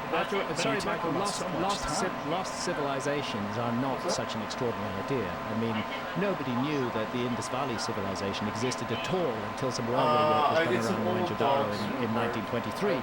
Suddenly, a whole civilization pops up out of the woodwork that's just never been taken into account before the 1920s. We still can't read its script. You know, the idea that we come across that another turn of the spade reveals information that causes us to reconsider not just was it hunter-gatherers or agriculturalists, but perhaps something bigger than this is involved. That's not such an extraordinary idea. I get it that mainstream archaeology doesn't want to go there, but that's my job to go there. I don't think that's correct. They would be happy to go there if there's evidence. By what you just said, they now fully accept the Indus Valley civilizations. How did that happen if they were dogmatically closed-minded? I don't say that they were dogmatically closed-minded about that. The evidence, the massive amount of evidence that came up with the discovery of Mohenjo-Daro, Harappa, Dholavira, and other such sites, it's very difficult. You have to be completely stupid to say that that's not a civilization. Göbekli Tepe is a bit more nuanced. You know, we have stone circles. We have some interesting astronomical alignments. The world's first perfectly north-south aligned building. Maybe. No, definitely. Again, that's a patternicity thing. Well, I'm citing Klaus Schmidt. Well, that's all right. But any of us who read back into history 10,000 years ago, what we're thinking, that they might have been thinking, that's always dangerous for anybody, not just you. That's a good point. Who was Klaus Schmidt? Klaus Schmidt was the original excavator of Göbekli Tepe. He was the head of the German Archaeological Institute, DIG, at Göbekli Tepe. He kindly spent 3 days showing me around the site, and really nobody's disputing the astronomical alignments of Göbekli Tepe. They weren't particularly interesting to Klaus Schmidt, but they're there. And what is the alignment? Like, how is it established? Well, when you have a perfectly north-south aligned structure, perfectly north-south, to true north, not magnetic north, then you are dealing with astronomy by definition, and there are other alignments of the sun. True north as established today, or with the precession of the equinoxes? True north is always true. Okay. It's the rotation axis of it. Okay, so to this day, it points exactly in the same place where it was pointing. It always points to true north. Okay. But back to, they don't want to go. Sure, they want to go there. They would be happy to go there. Case in point, 2 weeks ago in the journal Nature, the most prestigious scientific journal in the world, there was published an article that humans, or maybe Neanderthals, lived in San Diego area 130,000 years ago. This is an order of magnitude older than the Clovis days. This was the mastodon bones they found that were smashed. Bones, yeah. So here's an example of how, so clearly there's not some conspiracy to keep alternative people or fringe or radical theories out. It was published in peer-reviewed, the most prestigious journal in the world. There it is. And then what happened? Well, Hasn't there been a massive reaction to that and lots of scathing remarks by other academics? yes, and that's normal. That's how science works. Yeah. You get pushed back. You got to have a thick skin. It's just the way it goes. You've got to have a thick skin, that's for sure. But maybe sometimes your skin is so thick that you just can't sense anything around. Well, of course, we don't want that either. So what do you think is going on when you look at something like Göbekli Tepe that's covered up purposefully, right? Yes, deliberately buried. Again, I cite Klaus Schmidt. He's the authority on this. He's the excavator. He absolutely adamantly insists that site was deliberately buried and finally covered with a hill, which is what Göbekli Tepe means in the Turkish language, pot-bellied hill. Yeah. And you're talking about something. Give me the perspective of how large they believe it is currently. What's excavated at the moment is on a scale of Stonehenge. What's under the ground may be as much as 50 times larger. Jeez. But at Göbekli Tepe, no one lived there. There's no tools. There's no. Well, you're talking they about don't even have- they- 12,000 but they don't even years have old, though. But if it's buried, there should be pottery. There's no pottery, no writing, no articles of clothing. No one lived there. Well, you're saying nobody lived there, so why should they have pottery? Why should pottery be in the fill? But- Why but would they how go? Why they go along and break some pots and stick it in the artificial But how fill? about something? They're trash when something that would indicate it's different, a different kind of people than what we're used to seeing in the archaeological record. Well, in other words, Well, it's just rubbish that they poured in. It's just stones and earth, buckets of it. In other words, Grant, for you to gain support for your theory amongst mainstream archaeologists, they want to see positive evidence to overturn the old theory. In other words, the burden of proof is on the person challenging the mainstream. I completely agree. In every field. But isn't there some proof that the mainstream idea of these hunters and gatherers never had anything in what the theory was that would indicate these people were capable of building something even remotely the size of Göbekli Tepe? To me, that's the stunning beauty of this find. It overturns our ideas of primitive hunter-gatherers that could not do this. Apparently they can. That's one possible That's assessment. right. So this, I call this the bigotry of low expectations. It's like we had these kind of low expectations for these hunter-gatherers. Maybe we should jettison that idea. And in my own other field of the history of religion, they also threw that off because this apparently was a kind of a spiritual religious. That's the wrong word. They wouldn't have used. Actually, nobody can know that. That's right. So, but if it was, this is the big National Geographic article emphasized that. Maybe this is the very first religious spiritual temple ever built because they didn't live there, so they went there for a reason. Isn't it also possible that this is signs that civilization was more advanced 12,000 years ago than we thought? Okay, more advanced. What do we mean by We're talking about the ability to construct an amazing structure. Well, okay. How big is it? Like how tall are these stones? Some of them are 20 feet tall. Yeah, but some of them are smaller with astronomical alignments. Klaus Schmidt called it a center of innovation. He was intrigued by the way that agriculture emerges around Göbekli Tepe at the same time that Göbekli Tepe is created. I mean, he went on record with me, perhaps he's not right, but he went on record with me as saying that was the first agriculture. These were the people who invented agriculture. Now, to me, the notion that a group of hunter-gatherers wake up one morning and invent megalithic architecture, the world's largest megalithic site, and at the same moment invent agriculture, stretches credulity a bit. And I think I would prefer to propose, and I have proposed, that what we're looking at is evidence of some kind of transfer of technology, that people came into that area who had other knowledge, and that was applied, and perhaps they mobilized the local population around this site. Perhaps that's precisely why we see agriculture developing there. So perhaps that's the skill that's being passed on. But I don't see anything particularly. Okay, the stone work is spectacular, but that's not any more advanced than a few millennia afterwards. But you're talking about something 20 feet tall made of stone by people that were hunter-gatherers? But a couple hundred people can move multi-ton stones. There's no mystery in moving the stones. They're still moving 20-ton stones in Indonesia today. I mean, megalithic culture still exists. You also know that the carving on the outside is extremely complex. It's three-dimensional carving. Okay, but I mean, But you know what that means? But But do you know what that means? Lascaux at 30,000 years ago has magnificent cave paintings with three-dimensional. But that's painting. You know what they? But there's you know, hold on a second. Do you know what I'm saying when I say three-dimensional carvings? Yeah, like the Venus. No, the carvings were on the outside, meaning they didn't carve them into the rock. They carved away the rock around them, which is pretty sophisticated stuff for hunter-gatherers. And they're doing this on these 20-foot tall stone columns. I mean, it's pretty impressive stuff. Okay, but there the assumption is that they couldn't have figured this out. We know from modern societies where, say, Australian Aborigines in one generation, they go from stone tools to flying airplanes.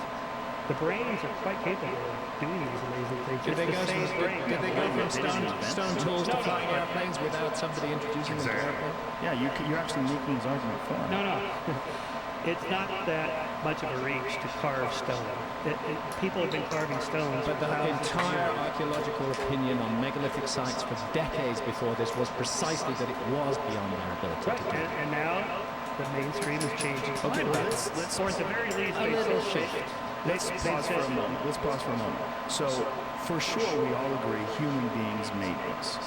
Yes, not Yes. aliens. So the argument is not whether or not aliens made it. The argument is whether or not humans made it that were sophisticated. Well, they're clearly sophisticated enough to make this incredible structure that is some sign of some sort of civilization. I believe so. It is. It's a gigantic structure. I agree with Graham that we've again, undersold who these people were. My friend Jared Diamond goes to Papua New Guinea. He talks at the opening chapter of Guns, Germs, and Steel, how smart these people are that live out there in nature, and what it takes to survive. He wouldn't last an hour from L.A. He wouldn't last an hour with his Papua New Guinean friends out there in the wild. Well, that's just because he doesn't know how to survive, and they've been passing down the information for generation after generation. Very smart. Okay, so it's not a problem of intelligence. And is there? Okay, so here's the other thing we don't know is that there might be lots more of these sites, and where there's There are. I visited one of them, Karahan Tepe. You've got the T-shaped pillars sticking out the side of a hill in the farmer's backyard. I mean, I think we're actually at the beginning of opening up this inquiry, not at the end of it. By any means. But then before you, okay, why not just say we don't know? This is a spectacular mystery and leave it at that. Right? Why write a book that says you guys I'm going to fill in all the gaps? You guys on the mainstream side won't speculate and won't explore. I don't claim to be an archaeologist. I'm not a scientist. I'm an author. It's my job to offer an alternative point of view and to offer a coherently argued alternative point of view. And I must say, Göbekli Tepe strikes me as a gigantic fucking mystery, and a mystery that is worthy of exploration from a point of view that may not satisfy you. Oh, well, it doesn't have to satisfy me.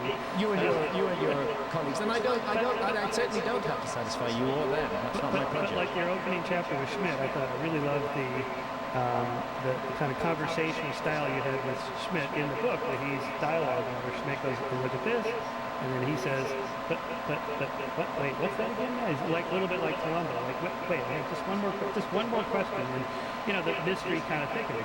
That's perfectly okay. That's great. I mean, that's what science is all about, is uncovering mysteries that we then have to figure out. So there's always more mysteries, but that doesn't mean that's not positive evidence in favor of a particular theory like the lost civilization. It's just we can't explain it. Full stop. Yeah, we certainly can't explain it, and you can't explain it by saying that we underestimated hunter and gatherers either. Well, why not? We know they did it. Whatever you want to call it. Well, we know humans made it. That's right. We know humans made it. But whatever you want to call it. Why do they believe that people were only hunters and gatherers 12,000 years ago? It's because they didn't have any evidence to the contrary. Right. This is evidence to the contrary. I agree. So you agree that there weren't hunter and gatherers? Okay, but there's several stages in between. Just 12 people living out in the jungle by themselves. Sure. Us, there's like a whole bunch of different. Well, I would say that Göbekli Tepe is a gigantic stage. Well, we don't. Okay, they didn't live there, so we have to figure out where were they living and what was there. So that has to be excavated. Well, they only excavated 10%. Meanwhile, what you're saying is that we shouldn't speculate at all, because mainstream archaeology is speculating.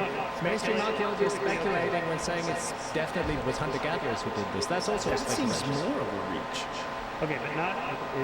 They may be more than hunter-gatherers. They may have been partially settlers. You can have any kind of number of states. But what you can't apparently have is the possibility of a transfer of technology from people who were really masters of that technology already when they came in. But where are these people?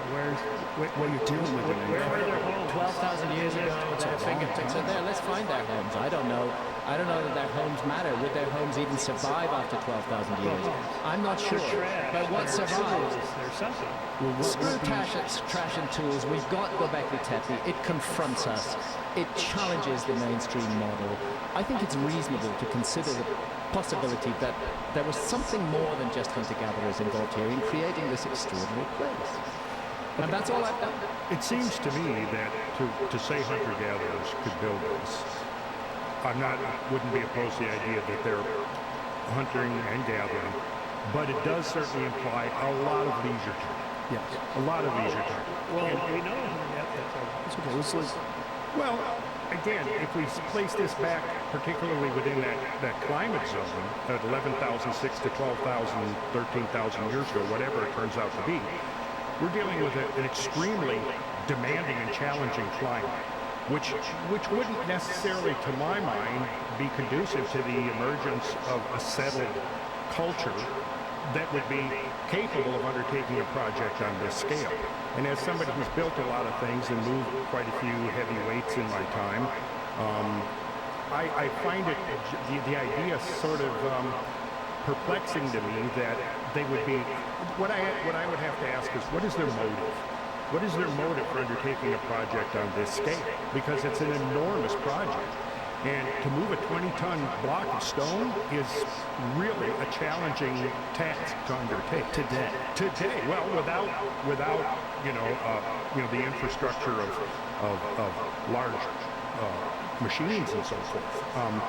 But to do it by hand, it would be an enormous undertaking. And I, to me, it's like, when are they having time to hunt and gather when you're engaged in a project of this scale? But we know hunter-gatherers have way more free time than modern society people do. That's the one thing we've learned, is that it's a pretty good way to make a living, actually. They have a better varied diet than we have. This is the Neanderthal diet, right? They have a better varied diet and a lot more free time. Yeah, but that's And a lot less stress. We knew that all along about hunter-gatherers when we were saying they couldn't build megalithic sites. But we're looking at a time where the environment is undergoing rapid changes to which adaptations would be extremely challenging. And we know those changes are going on all over the planet. We know that sea levels are rapidly rising over a period of a few thousand years, from a sea stand low of about 400 feet up to the present level. We also know that biotas were shifting dramatically all over the planet. The effects of the Younger Dryas were global. Pretty much that is, I think, the emerging consensus, that both hemispheres, north and south, are being affected by the climate change of the Younger Dryas. So what we're doing is replacing this phenomena, this project, within this context of these extremely challenging times in which, adaptation to the environmental changes could easily be the all-consuming challenge of the times. I'm just finding it difficult to imagine a disconnect, to see this disconnect between a project of this magnitude and the motive for doing it during a time when obviously the environment could be posing serious constraints upon people's ability to function in that. Well, Randall, we don't even know the motives of the Easter Islanders. No, we don't. They raised these huge, but we know they did it. But hasn't that become a central question, though? Something had to motivate. But let's get back to Göbekli Tepe. So let's just be real clear here. We know they're humans. We know that it's at least 12,000 years old. And we know that the real dispute here, the real question is, did these people have structures and did they have agriculture? We know that they were human beings. They were essentially modern human beings. So were they hunter-gatherers or did they have structures and agriculture? Before Göbekli Tepe, they didn't have structures and they didn't have agriculture. After Göbekli Tepe, they did. So the fact that they were able to build something so monumental, what kind of a leap is it at all to think that these people could figure out how to plant food and figure out how to make a house? Well, I mean, again, if you look back 30,000 years, 40,000 years to these cave people, these are pretty sophisticated. Yeah, beautiful. They are. Clearly, they had abstract reasoning. They could think from the concrete to the abstract and so on. It's not a big reach to go from that to moving stones. I'd say there's a big difference between painting and engraving and cave walls. I don't think so. And To me, the painting is even Sorry, more I'm creating the largest megalithic site that's ever been built on Earth. Wait a minute. I think there's a huge difference between those two. I mean, nobody would compare the construction effort on Stonehenge or Gigantea with cave paintings. I agree with you. The cave paintings are magnificent. I've had the privilege to visit many of the painted caves. Stunning work. And as Picasso said when he came out of Lascaux, we have invented nothing. Right. I mean, that was that modern human mind symbolic mind at work there, but this is another matter. This is a large-scale construction project that's going on, and it's not just a construction project. It's not like huts. It's hundreds and hundreds of very, very large megalithic pillars, which have to be mobilized, brought to the place. You know, organizing a workforce in order to do that, even that requires preparation and time and learning and practice. It's not something that you wake up one morning and just can do. You think that the paintings are more impressive than Göbekli Tepe? Yeah, or at least proper. I think that's absolutely ridiculous. To convey three-dimensionality on a 2D plane, that's what Picasso meant. It's like, wow, that's incredible. It's like developing perspective, and to use the natural shape of the wall to create a three-dimensional perspective look, that's pretty abstract. You're comparing apples and pears. It's not a construction project. Okay, It's not. I don't think it's even remotely. But I don't think it's even remotely. What I'm saying is that it doesn't take a huge leap of imagination. It's like these people were pretty smart. They had We know they were smart. We know what they were smart just because of the fact that those construction projects were done by who? By whoever. We know that they were smart. Whoever built Göbekli Tepe was clearly intelligent. Whoever made those 3D carvings, clearly they were intelligent. But to think that someone drawing on cave paintings is more impressive than erecting 20-foot stone columns with three-dimensional carvings on them of a lot of animals that weren't even native to the region. That's Because they could have been animals were But my point, Joe, is that these paintings are like, say, 30, 40,000 years old to Göbekli Tepe. So there's tens of thousands of years to develop more that would very likely to find more archaeological sites. and yet up till now we haven't found it. We haven't found all of that intermediate material. Which is, see, if I could actually see that intermediate material between the upper Paleolithic cave art and Göbekli Tepe, if I could see the gradual evolution and development of skills, I wouldn't need to invoke a lost civilization, the survivors of a lost civilization who've mastered those skills elsewhere to come in and teach those skills at Göbekli Tepe, but it still looks to me like a transfer of technology unless you can show me that evolutionary process whereby I can understand how this group of hunter-gatherers became equipped to create this giant site, where they practiced, where they learned the skills to move the stones, to organize the workforce, to feed and water the workforce in a rather dry place. All of that is actually quite a logistical challenge. Yep, and obviously somebody met it somehow. some humans. Yeah, Right? So the real question is, did they have structures? Did they have agriculture? Did they have some sort of a community where they lived in an established location? I would imagine. So that would push back the time where we thought that there was a civilization. That would push them back into a realm of at least stepping out of the hunter-gatherer stage. Now, your guy Schmidt, as you show in your book, he did not go as far as you did. Certainly not. Right. But he admitted it's a mystery. Okay, why? That would be the scientific approach. I don't know what it is, great mystery, let's just wait and see, versus I'm going to postulate a lost civilization. Nothing wrong with it, correct? It's a free country, and scientists do this all the time, as you've mentioned. There's a rather humorous thing, which I have to say, actually, I might even ask Jamie to pull up the couple of images of Fingerprints of the Gods. That's the book I'm best known for. Come on, please. And when I published Fingerprints of the Gods in 1995, essentially I was saying civilization is much older and much more mysterious than we thought. And I was ridiculed for proposing that. 2013, one of the magazines that ridiculed me, New Scientist magazine in Britain, publishes as a cover story a picture of Göbekli Tepe and the headline, civilization is much older and much more mysterious than we thought. Okay, fair enough.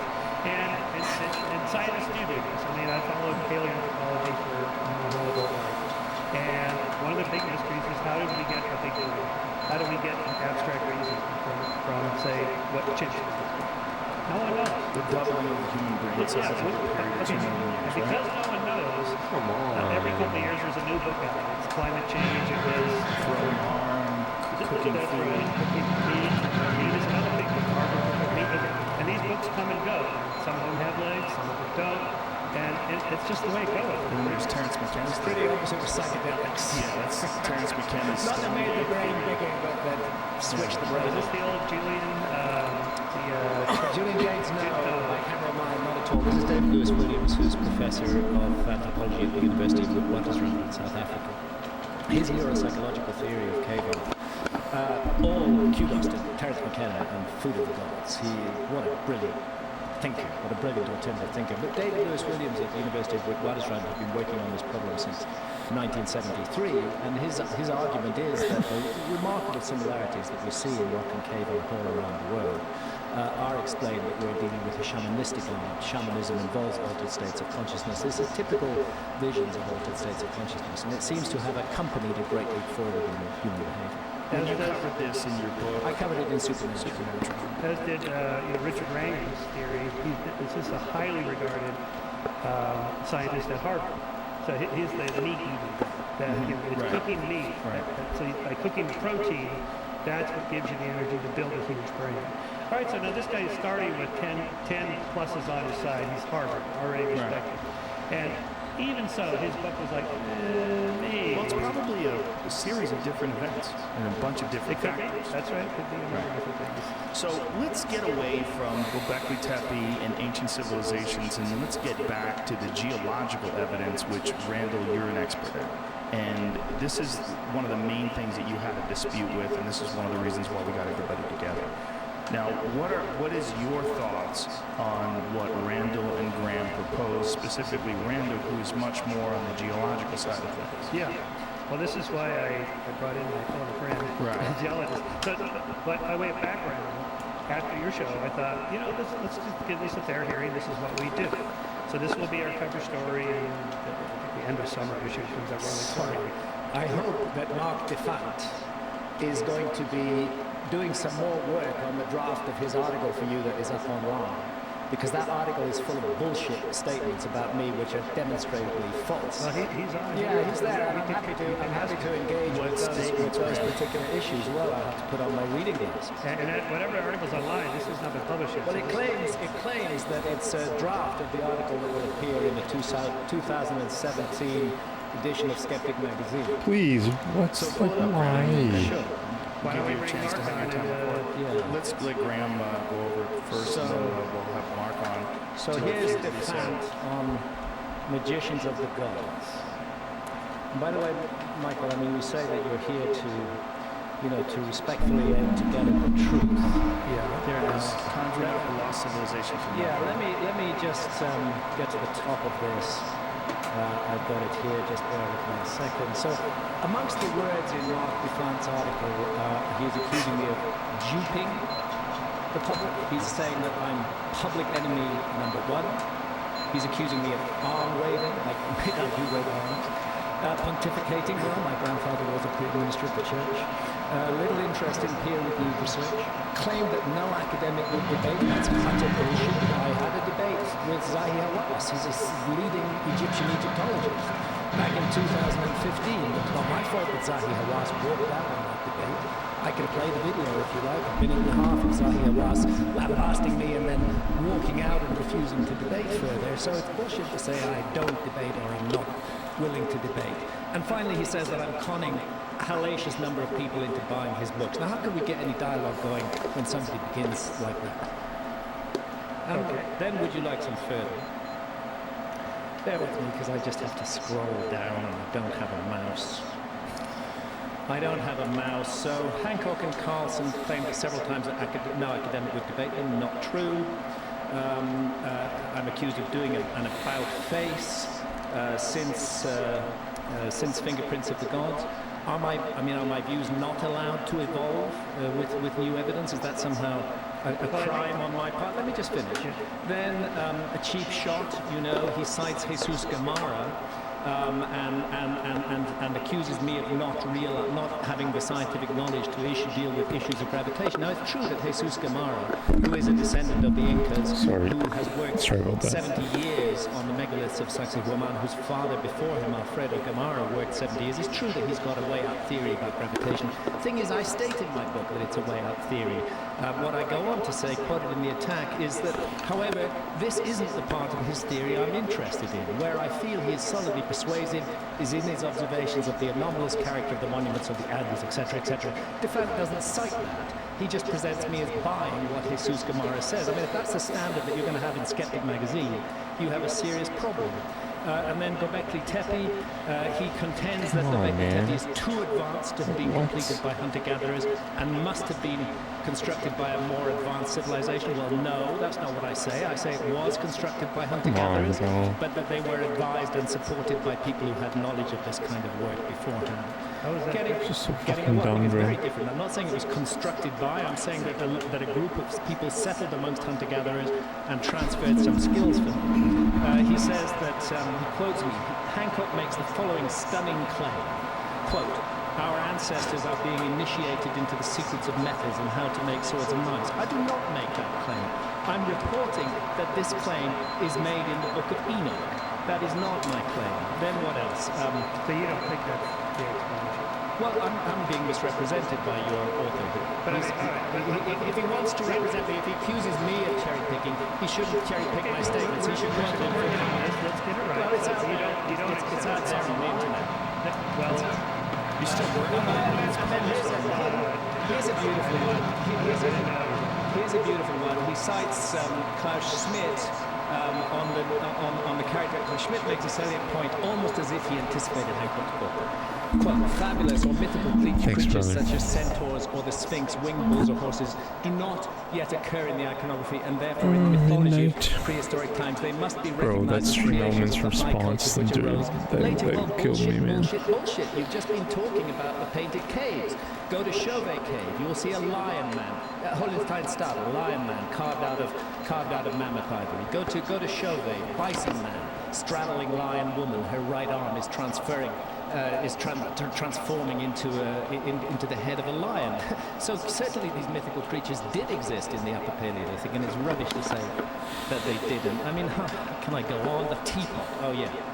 Okay, so he's taking issue with me because I suggest that the vulture on Pillar 43 of Enclosure D is representing the teapot asterism of the constellation of Sagittarius, and he goes and gives us little things of Uncle Sam and some other thing that he shows. Anybody can impose any image on anything. Well, it's not my fault that a couple of academics who didn't even talk to me and had nothing whatsoever to do to me have published a major study in the, I quote it again, the Mediterranean Archaeology and Archaeometry, a peer-reviewed journal, where they make precisely that identification. So at least I'm not alone. At least there are peer-reviewed credentialed scholars who also agree that that figure is representing the teapot asterism within the constellation of Sagittarius. No reference to that. Schopp's opinions were supposed to not go into the minutiae because they've already been dismissed by a study by Laritzis and Vafiadou. Far from it. That study doesn't dismiss Schock at all. None of that study was done on the body of the Sphinx itself. It was done in the Valley and the Sphinx temples. And by the way, the dates are extremely troubling. Some of them could push it as far as 3,600 BC that the work was done, or as early in some cases as 1,000 BC. I don't think that study proves anything. And so on and so just to forth. clarify what you do believe then, so that we don't misrepresent you. So you don't think that the lost civilization instructed them on the use of metals? I don't know. I don't see evidence for that. But why would you put that in the book then? I didn't put it in the book. I was quoting the Book of Enoch. It's a huge passage on the Book of Enoch. It's me, not me who's saying that. It's the Book of Enoch that's saying that. No, man. I'm going to bring my 64. I decided I'm going to bring it. To do I'm bringing it. is to state that Hancock is citing the Book of Enoch. He didn't do that. That's, that is, what's the word? Disingenuous? Is that the polite word you guys use? It seems more than disingenuous. It's a character assassination. But the question is what's the context of including that in your book? I forget. Well, the context is that actually I was criticizing Zechariah Sitchin. That's primarily what I was So doing. you don't think that a lost civilization instructed the people who built Göbekli Tepe on the use of metals and tools? I see no evidence for that. I see Göbekli Tepe. I can't go say they instructed them on the use of metals and tools unless I can find evidence Well, for so it. what did they do? We don't know. They generated agriculture. They created a center of excellence around which a No, not hunter-gatherer... they who built Göbekli Tepe. The lost civilization had advised them that you think happened. Yeah. What did they do if they... They've come through a cataclysm. They're survivors, few in number. This is my scenario. You don't have to accept it, I'm sure you don't. They settle amongst, take refuge amongst hunter-gatherers. I mean, I don't know, you'll probably have some survival skills. I don't have many. I mean, if we would have a comet impact in the world today, which were to take out all the underpinnings of modern civilization, I might go settle with hunter-gatherers because they're the people who know best how to live in that situation. Yeah, so go settle amongst hunter-gatherers, but I might be able to transfer some of my knowledge to them. I might have something that I could transfer to them, and I might have very strong reasons why I might not choose to transfer all of it. But, so in other words, perhaps this is what happened. Okay, maybe, but how is that different from Zechariah Sitchin's? Well, the aliens advised them. Yeah. Well, I don't need. I think it's massively different, especially since Zechariah Sitchin has his aliens arriving here in 1970s NASA technology. Weirdly, he wrote his book in the 1970s. I mean, I don't go there. I don't make that suggestion. I'm simply saying, perhaps there's been a forgotten episode in human history. Perhaps its fingerprints are present at a number of sites around the world, but perhaps the extremely defensive, arrogant and patronizing attitude of mainstream academia is stopping us from considering that possibility, and therefore I campaign to get that possibility considered, and I try to do so with as loud a voice as possible. Well, you're doing it. You're doing it, man. But doesn't it disturb you that you run Skeptic magazine and someone publishes something like that? I mean, that goes against the whole idea of critical thinking. I mean, it's misrepresenting his quotes. It's laggy. What's laggy? It's really disingenuous. This is one reason we're doing it, so we can get his... But why would anybody write something like that? And why would you guys publish something like that without checking the facts? We are. That's not supposed to be posted online. And why is such a why It's online. How does something get online? Why is such a person who will do that a useful contributor to your side of the debate? One of the reasons we're here is to get your point of view exactly right. All right, so you're saying that there's no evidence that any lost civilization exists. Only the I'm not saying that. I'm saying the fingerprints of their influence on later peoples we do know existed. I'm saying they're physical objects. I say Göbekli Tepe is one of them. I say the Sphinx is another. But see, this is that argument from either ignorance or personal incredulity. I don't accept the mainstream, or I can't think of how this pyramids could have been built, therefore it was built by somebody else or some other technology. That's not what he's saying. They're just post-dating it. They're just... What I'm saying is the Sphinx is old. I do go with Robert Schoch's argument on the geology. I'm also very interested in the astronomy of the site. And again, I have slides that I could show on this if we have time. You might want to get into Ed Krupp's criticism of the Orion correlation and why he says it's upside down. I can talk to you about that. You know. We do. I mean, I know Ed Krupp's argument about that. And that was from the 90s, I think. What's your thoughts on Robert Schoch's conclusions? That's not something I know much about. Well, you should. It's a huge factor. It's a huge factor. Because your Mark Defant knows about Schoch, and he rejects him on the basis of that paper. Yeah. And that paper really doesn't date the Sphinx. It works with dating of large blocks in the valley and the Sphinx temple. There's not a single sample taken from the Sphinx. All right, then who dated it? Who dated it? Liritzis and Vafiai. And then why do mainstream archaeologists not accept the older dating of the Sphinx? And the answer is because they have a whole bunch of other evidence that points to the date that they think. The answer is to your question is very simple. Mark Lehner and Zali Hawes put it on record back in 1992. John Anthony West and Robert Schoch first presented the rainfall erosion evidence on the Sphinx. And what Lehner and Hawes said is the Sphinx can't possibly be 12,000 plus years old because there was no other culture anywhere in the world that was capable of creating large-scale monumental architecture like this. Show me one other structure that's capable of doing that. Well, they could say that in 1992, Michael, but they can't say it in 2017, not since Göbekli Tepe. If you don't mind, Graham, could you please, for people, so this could be a standalone thing, people could understand, what is the argument about the Sphinx, the enclosure of the Sphinx? And Dr. Robert Schoch from Boston University, who's a geologist, what was his conclusion? What Schoch is saying is that the Sphinx and the trench out of which the Sphinx is cut bears the unmistakable evidence of precipitation-induced weathering caused by exposure to a substantial period of heavy rainfall. And that is particularly pointed out in the vertical fissures in the trench. So you see, the Sphinx itself has been subject to so much restoration over so many years that it's difficult for people to even see the core body of the Sphinx today. But it's these, you can see the vertical fissures even down at the back of there. That is what shock counts as rainfall, precipitation-induced weathering. Heavy rainfall, which is selectively removing the softer layers and leaving the harder layers in place. And the problem is we don't have that rainfall in Giza, in Egypt, 4,500 years ago. You have to go back much earlier to get that rainfall. That's the suggestion. So that's a suggestion by Robert Schoch, independently of your conclusions. Totally independently. Schoch disagrees with me on many things, as a matter of fact. And I disagree with him on many things, but I think he's on the money on this. So that alone would set back at least that one. I mean, it's pretty much established that the Great Pyramid of Giza was constructed about 2,500 BC, right? There's absolutely no doubt that a huge project went on at Giza around 2,500 BC. So your argument is not that the whole thing was that much older, it was that parts of it seem to have been from an earlier civilization, or at least that civilization far, far earlier than was. I would say that the ground plan, what we have at Giza, the basic layout of the sun, was established in what the ancient Egyptians called Zep Tepi, the first time. Astronomically and geologically, I and my colleagues suggest that the first time can be dated to the period of about 12,500 to 13,000 years ago.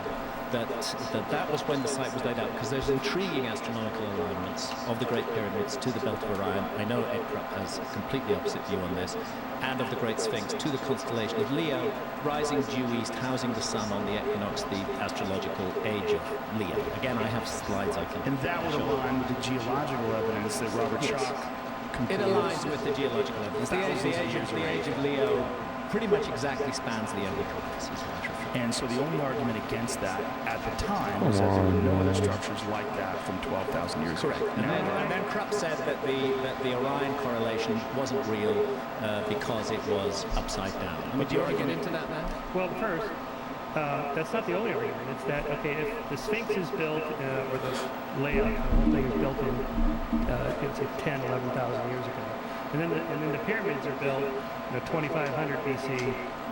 What happened in between? Where are all the people, the trash, the places where they live? Well, there's in a that bunch of area? different styles of construction. Something like a, but not dated in between. I would propose, Michael, something like a monastery, which has a relatively small archaeological footprint, is on the site. I mean, the idea of information, knowledge, and traditions lasting for thousands of years within a religious system shouldn't be too absurd to us. I mean, Judaism is dealing with ideas that are already best part of 4,000 years old if we go back to Ur with the Chaldees and so on and so forth. So that's all I'm suggesting, really, that the idea is preserve, maintain that the survivors of the on the site, but in something like a monastery, which has got a very small archaeological footprint. It is not high.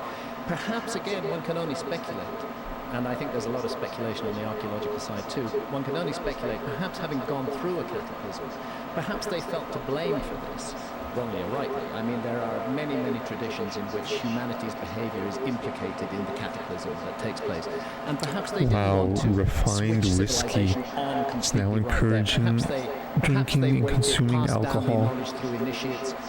Enough was there to create a mystery, because it's undoubtedly a mystery that the construction of the Great Pyramids, the first huge pyramids in Egypt, preceded only really by the Zoser pyramid at Saqqara, that the construction of the Great Pyramids is vastly superior to the construction of the pyramids of the 5th and 6th dynasty that follow it. And that's a little bit counterintuitive, that we have this collapse in skills. One would have expected it to got better. So it sounds like the work on the pyramids started already with a level of knowledge in it.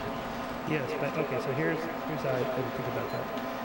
There's a lot of perhapsing and maybes because, yes, well, so you have a bunch of Egyptologists and archaeologists who've been working on this site for centuries. This is one of the most ancient mysteries and so on. And so let's say there's like 20 lines of evidence that point to built roughly around this time period here. And then you come on and say, okay, but there's this one anomaly of the rain thing, that there was only rain at this time. Now there's a huge gap. You have one anomaly or line of evidence here and like 20 here. We're talking about different structures, so there's not a lot of evidence that points to the Sphinx being from a particular time period. Well, he's saying like 12,000, right? I'm saying the rainfall evidence suggests that. And its alignment with the constellation of Leo housing the sun at dawn on the So spring equinox. It's an cringe, economic marker. man. Nobody would dispute AI that. is too Nobody would cringe, dispute dude. that the ancient Egypt. Well, no, I mean, if you make a AI monument is so pointing cringe. perfectly due east, The I only stood on the back of non-cringe the one Sphinx is like at Z. dawn on the Like, spring equinox, seriously. and believe me, again, I could show a picture. Its head lines up perfectly with the rising sun. But no, I don't think anybody, even Krupp, is disputing that it's an equinoctial marker. Now, here's the thing. You're an ancient Egyptian. You're building an equinoctial marker in 2500 BC. Do you know what constellation is housing the sun in 2500 BC? I run the little program. Well, it's the constellation of Taurus.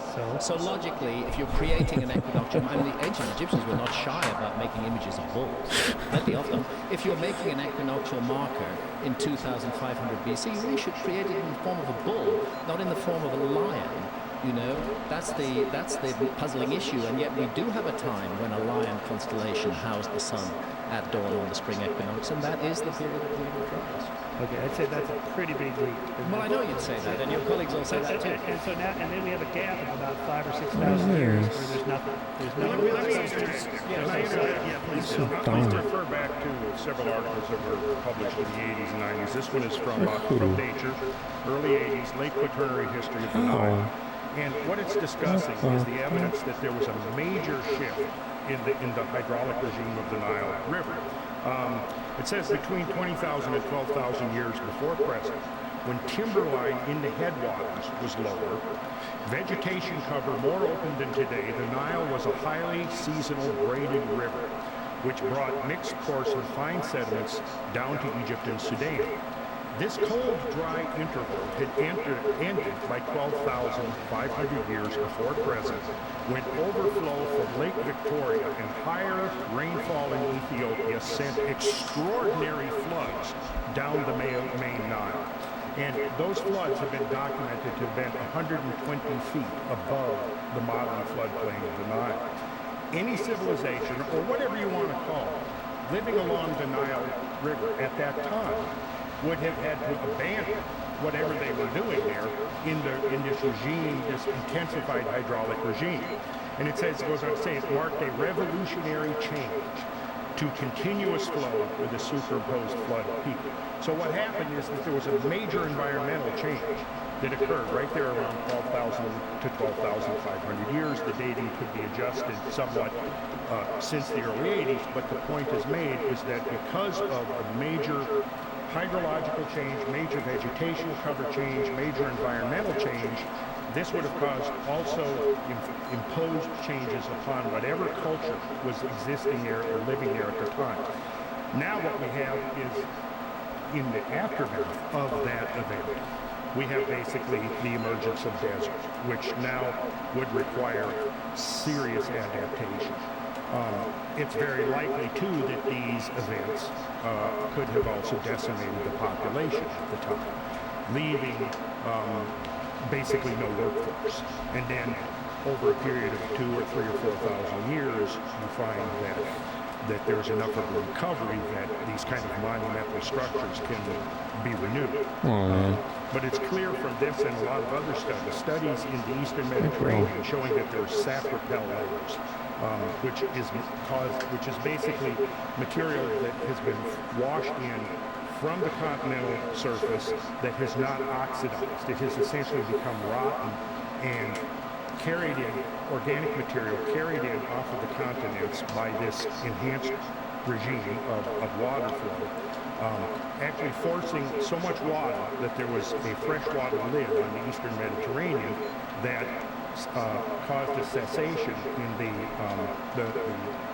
circulation between the upper waters and the lower waters, reducing the amount of oxygen brought down to the lower waters. And so you had these layers of mud that formed on the bottom of the Mediterranean that showed this massive influx of fresh water flowing out of the Nile and off of the Egyptian continent at the same time.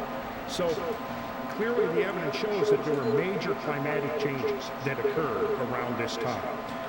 It is not so speculative to imagine that whatever, we don't have to invoke any kind of a super advanced civilization, but whatever cultures were there that were perhaps capable of carving blocks of stone, transporting blocks of stone, as they were at Göbekli Tepe during this time range, would have been, that their activity would have been interrupted to the extent that it might have taken millennia to recover, to get the labor force necessary to undertake major monumental programs on the Giza Plateau. So I think that if we assume this gradualistic scenario, yeah, that's a fair question to ask. What happened in that interval? But if there is a major climatic downturn and a major disruption of the settled patterns of whatever culture was already there, then, now we might have an explanation why there would be. Especially if these events. That was good. That feels good to just randomly flex. Like, seriously. It actually feels like amazing. Of course, this is all speculative, but it is not speculative to say that there is multiple lines of evidence suggesting these major, even cataclysmic changes that engulf that part of the world during that era. So that could provide an explanation of why there is a gap. Makes a ton of sense. Well, it doesn't, because Does it not? only if you have to have the Sphinx. Yo, how based is these, man? Like, what? If Dude, you just that's say so based. that rainwater erosion on the Sphinx Alright, you're back. is not an explanation for the age, that the traditional accepted age is that we think it is, then there's no gap to fill. So really, all we're talking about is we have, again, lots of evidence here, one anomaly here. I really want the anomaly thing to stick, so I got to explain the gap. The gap is explained by environmental changes. Yeah, but what is the lots of evidence other than a lot of assumptions? It's And a all lot of assumption. maybes? It's all, I mean, actually, can you cite me a single contemporary inscription from the date that the Sphinx is supposed to have been made that refers to the Sphinx? I'm sorry. Say Can you cite a single contemporary inscription contemporary from ancient contemporary to the date that Egyptologists ascribe to the Sphinx? In other words, to the reign of Khufu. Can you cite me a single inscription that talks about the Sphinx being built? This is Cut, not. cut. I don't study this area. I don't know. Okay, well, you can't, because there is no such Well, inscription. okay. Well, so. Well, one would have thought there would be. Well, maybe. It's a giant project. It's 270 feet long. It's 70 feet high. It's carved out of solid rock. Nothing. Okay, but you have No all reference to these it at other- all in the Old Kingdom. You actually have to come down to the New Kingdom to get references to the Sphinx in inscriptions. So, but you've already said that the pyramids were built at the time we think they were built, not thousands of years. I would say that a great deal of work was done on the pyramids at the time of 2500 BC. I think the ground plan was laid out And there. we have like the step pyramid, which is cruder and not as well designed as the other pyramids. That's a transitional stage at that time. Often argued to be a transitional stage. Yeah. You've been to the Step Pyramid, I'm sure. No. Right. And you've been to Gizeh. No, I've never been to Gizeh. Oh dear. Well, they do make a very different impact. I mean, I've climbed the Great Pyramid 5 times, Well, I mean, you're dealing with something orders of magnitude different in terms of what's required. I mean, this thing weighs 6 million Oh, I tons. understand, but- It's 481 feet high. It consists of 2.5 million individual blocks of stone. It's aligned to true north within 3/60ths of a single degree. I mean, to compare that to Zoser is really not a valid comparison at all. What's more interesting to me is the radical decline that takes place in pyramid building skills in the 5th and 6th dynasty. Go to Unas, go to Pepi, go to Teti at Saqqara. These are a shambles. You can hardly even recognize them as a pyramid. What happened to all that knowledge that's invested in the Great Pyramid? Why does Egypt devolve so rapidly? How do we explain this pristine, amazing work that's done on the Great Pyramid unless there's a legacy of knowledge being attached to it? Okay, so every archaeologist, Egyptian archaeologist and Egyptian knows everything you just said. They do. And they don't accept any of your arguments. Why not? That's why I'm needy, because somebody's got to Well, I counter mean, this. is it just that they're closed-minded and they follow Zahi Abbas and they never think for themselves? You want to see a Or- closed mind? I'll play you a 1.5-minute video of Zahi Abbas Okay, refusing to yeah, debate with me. but all of them, every one of the Egyptologists and archaeologists over the last 2 centuries and so on, they're all dogmatically closed-minded and they can't see the arguments as clear as you? Or is it they're not convinced by your argument? They're not convinced by my argument. They genuinely and absolutely believe that their argument is right.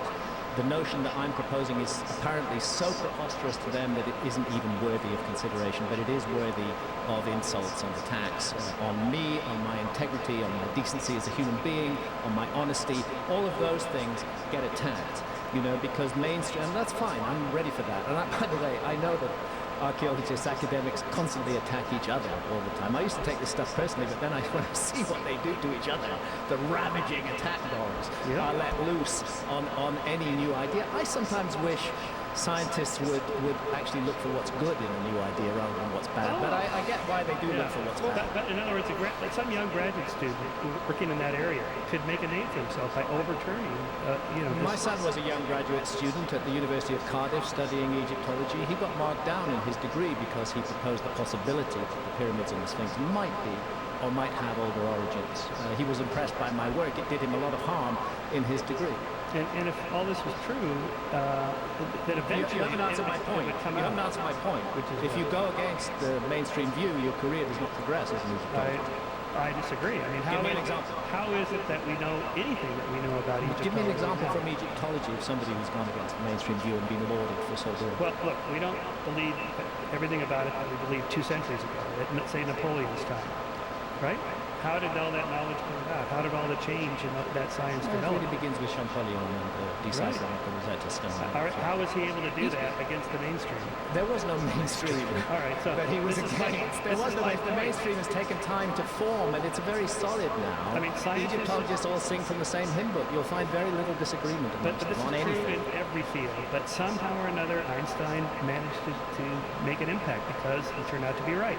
Well, I'm no Einstein, and I don't know if I'm right, but I'm going to continue to oppose that mainstream. Somebody has to. I don't know. That's a valid comparison. Einstein and archaeology. All right, well, take paleoanthropology. I mean, it's a completely different field now than a century ago. How did that happen if no one ever accepts new ideas? They do. It happens all the time. Well, they're being forced to accept Göbekli Tepe, and that's a new idea. When you were talking about things taking a long time, what seems like a long time to us is really a blink of the eye in terms of archaeology. We're in the middle of it. We're essentially in the middle of that with things like Göbekli Tepe, with Forbes publishing an article about the Younger Dryas possibly being impacted by comets and that being one of the causes of a mass extinction. Right, and these are all mainstream ideas now. And when Alvarez proposed the impact hypothesis for the demise of the dinosaurs in 1980, it was ridiculed, but he turned out to be right, and then that became the accepted. Right, it takes time. Well, but what was the key turning point? People are challenging that. Wasn't the key turning point the finding of the crater? That's what made the difference. Yeah, so hard to argue with where's your crater? Well, this is where perhaps we need to bring in our photo friend, Markham Lecomte, one of the Younger Dryas impact scientists. I mean, the point being made is the following. Firstly, that the primary impacts were on ice. There may have been as many as 4 impacts, that they were on the North American ice cap. Some craters have been suggested, for example, very deep holes in the Great Lakes. Other craters have been and will be looked at by the team in the coming months, whether it includes the Corozal crater, the Quebec terrain, and so on and so forth. There are candidates. The crater has not been found yet, but I would be surprised if a crater was easy to find when, the impact is on 2-mile deep ice. And, one of the biggest strewn fields in the world, which is the Australian tektite strewn field, there's no crater associated with that, but everybody accepts the impact proxies. There's enough of them to justify that. And that's what's going on around this impact hypothesis. So on a related question to that is not the lost civilizations or demise of humans, but the megafaunal extinction of North American mammals.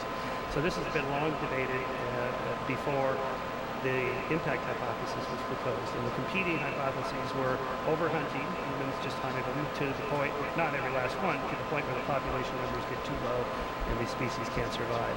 Or climate change, or both. Climate change weakened the population and the humans came over and then overhunted them. All right, so, and then the impact hypothesis is proposed. Okay, so this was debated. And it didn't fare that well because there were a lot of mammals and other species that did go extinct that you would expect from a massive impact like that. It would have wiped out. Why the selected species, the kinds of species that humans would hunt, are the ones that went extinct, whereas these others didn't? Well, why would humans be hunting the largest?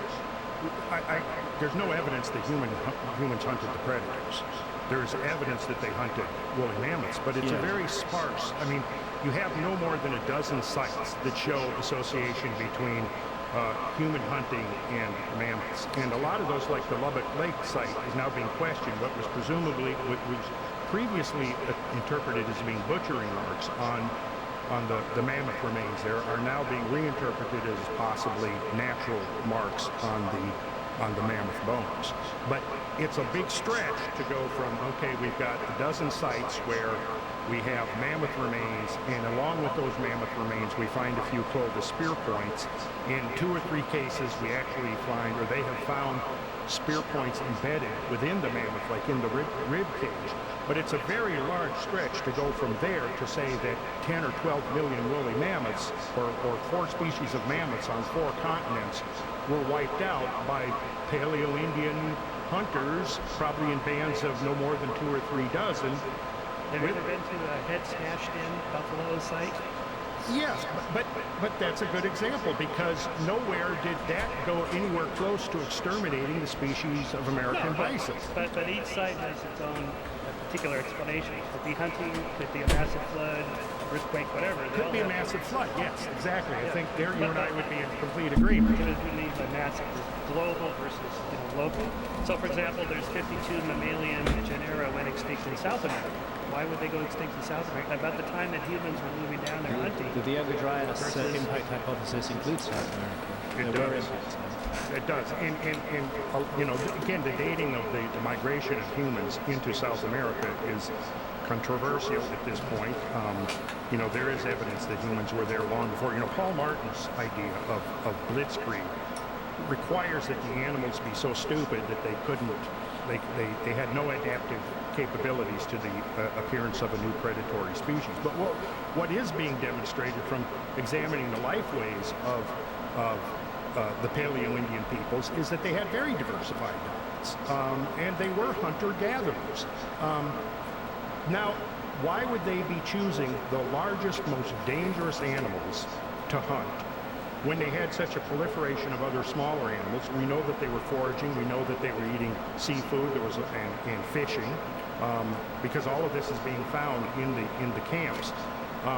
And then it certainly doesn't explain the extermination of, you know, the cave bears, the short-faced bears, the camelops, the giant beavers, the giant armadillos, the American Pleistocene lion, the ground sloths that were the size of giraffes, 4 species of proboscideans, meaning mammoths, extinct on 4 continents. And to me, like, wait a second. We cannot invoke a modern example to say, well, here is the Maori. Well, that's controversial also. They drove the Malibirds extinct in Past eagle. Well, that's an assumption there. That if you ask the Maori themselves, between that and people with atlatls killing off all the saber-toothed tigers. But here's another answer to one of your questions. You were saying, like, why would some of the animals be alive? Well, we know that the asteroid that killed the dinosaurs 65 million years ago didn't kill everything. Right. And that is a massive impact, far bigger than anything we're talking about, and many, many animals survived that. So we don't know why things survive and why they don't. It could be proximity to the impact.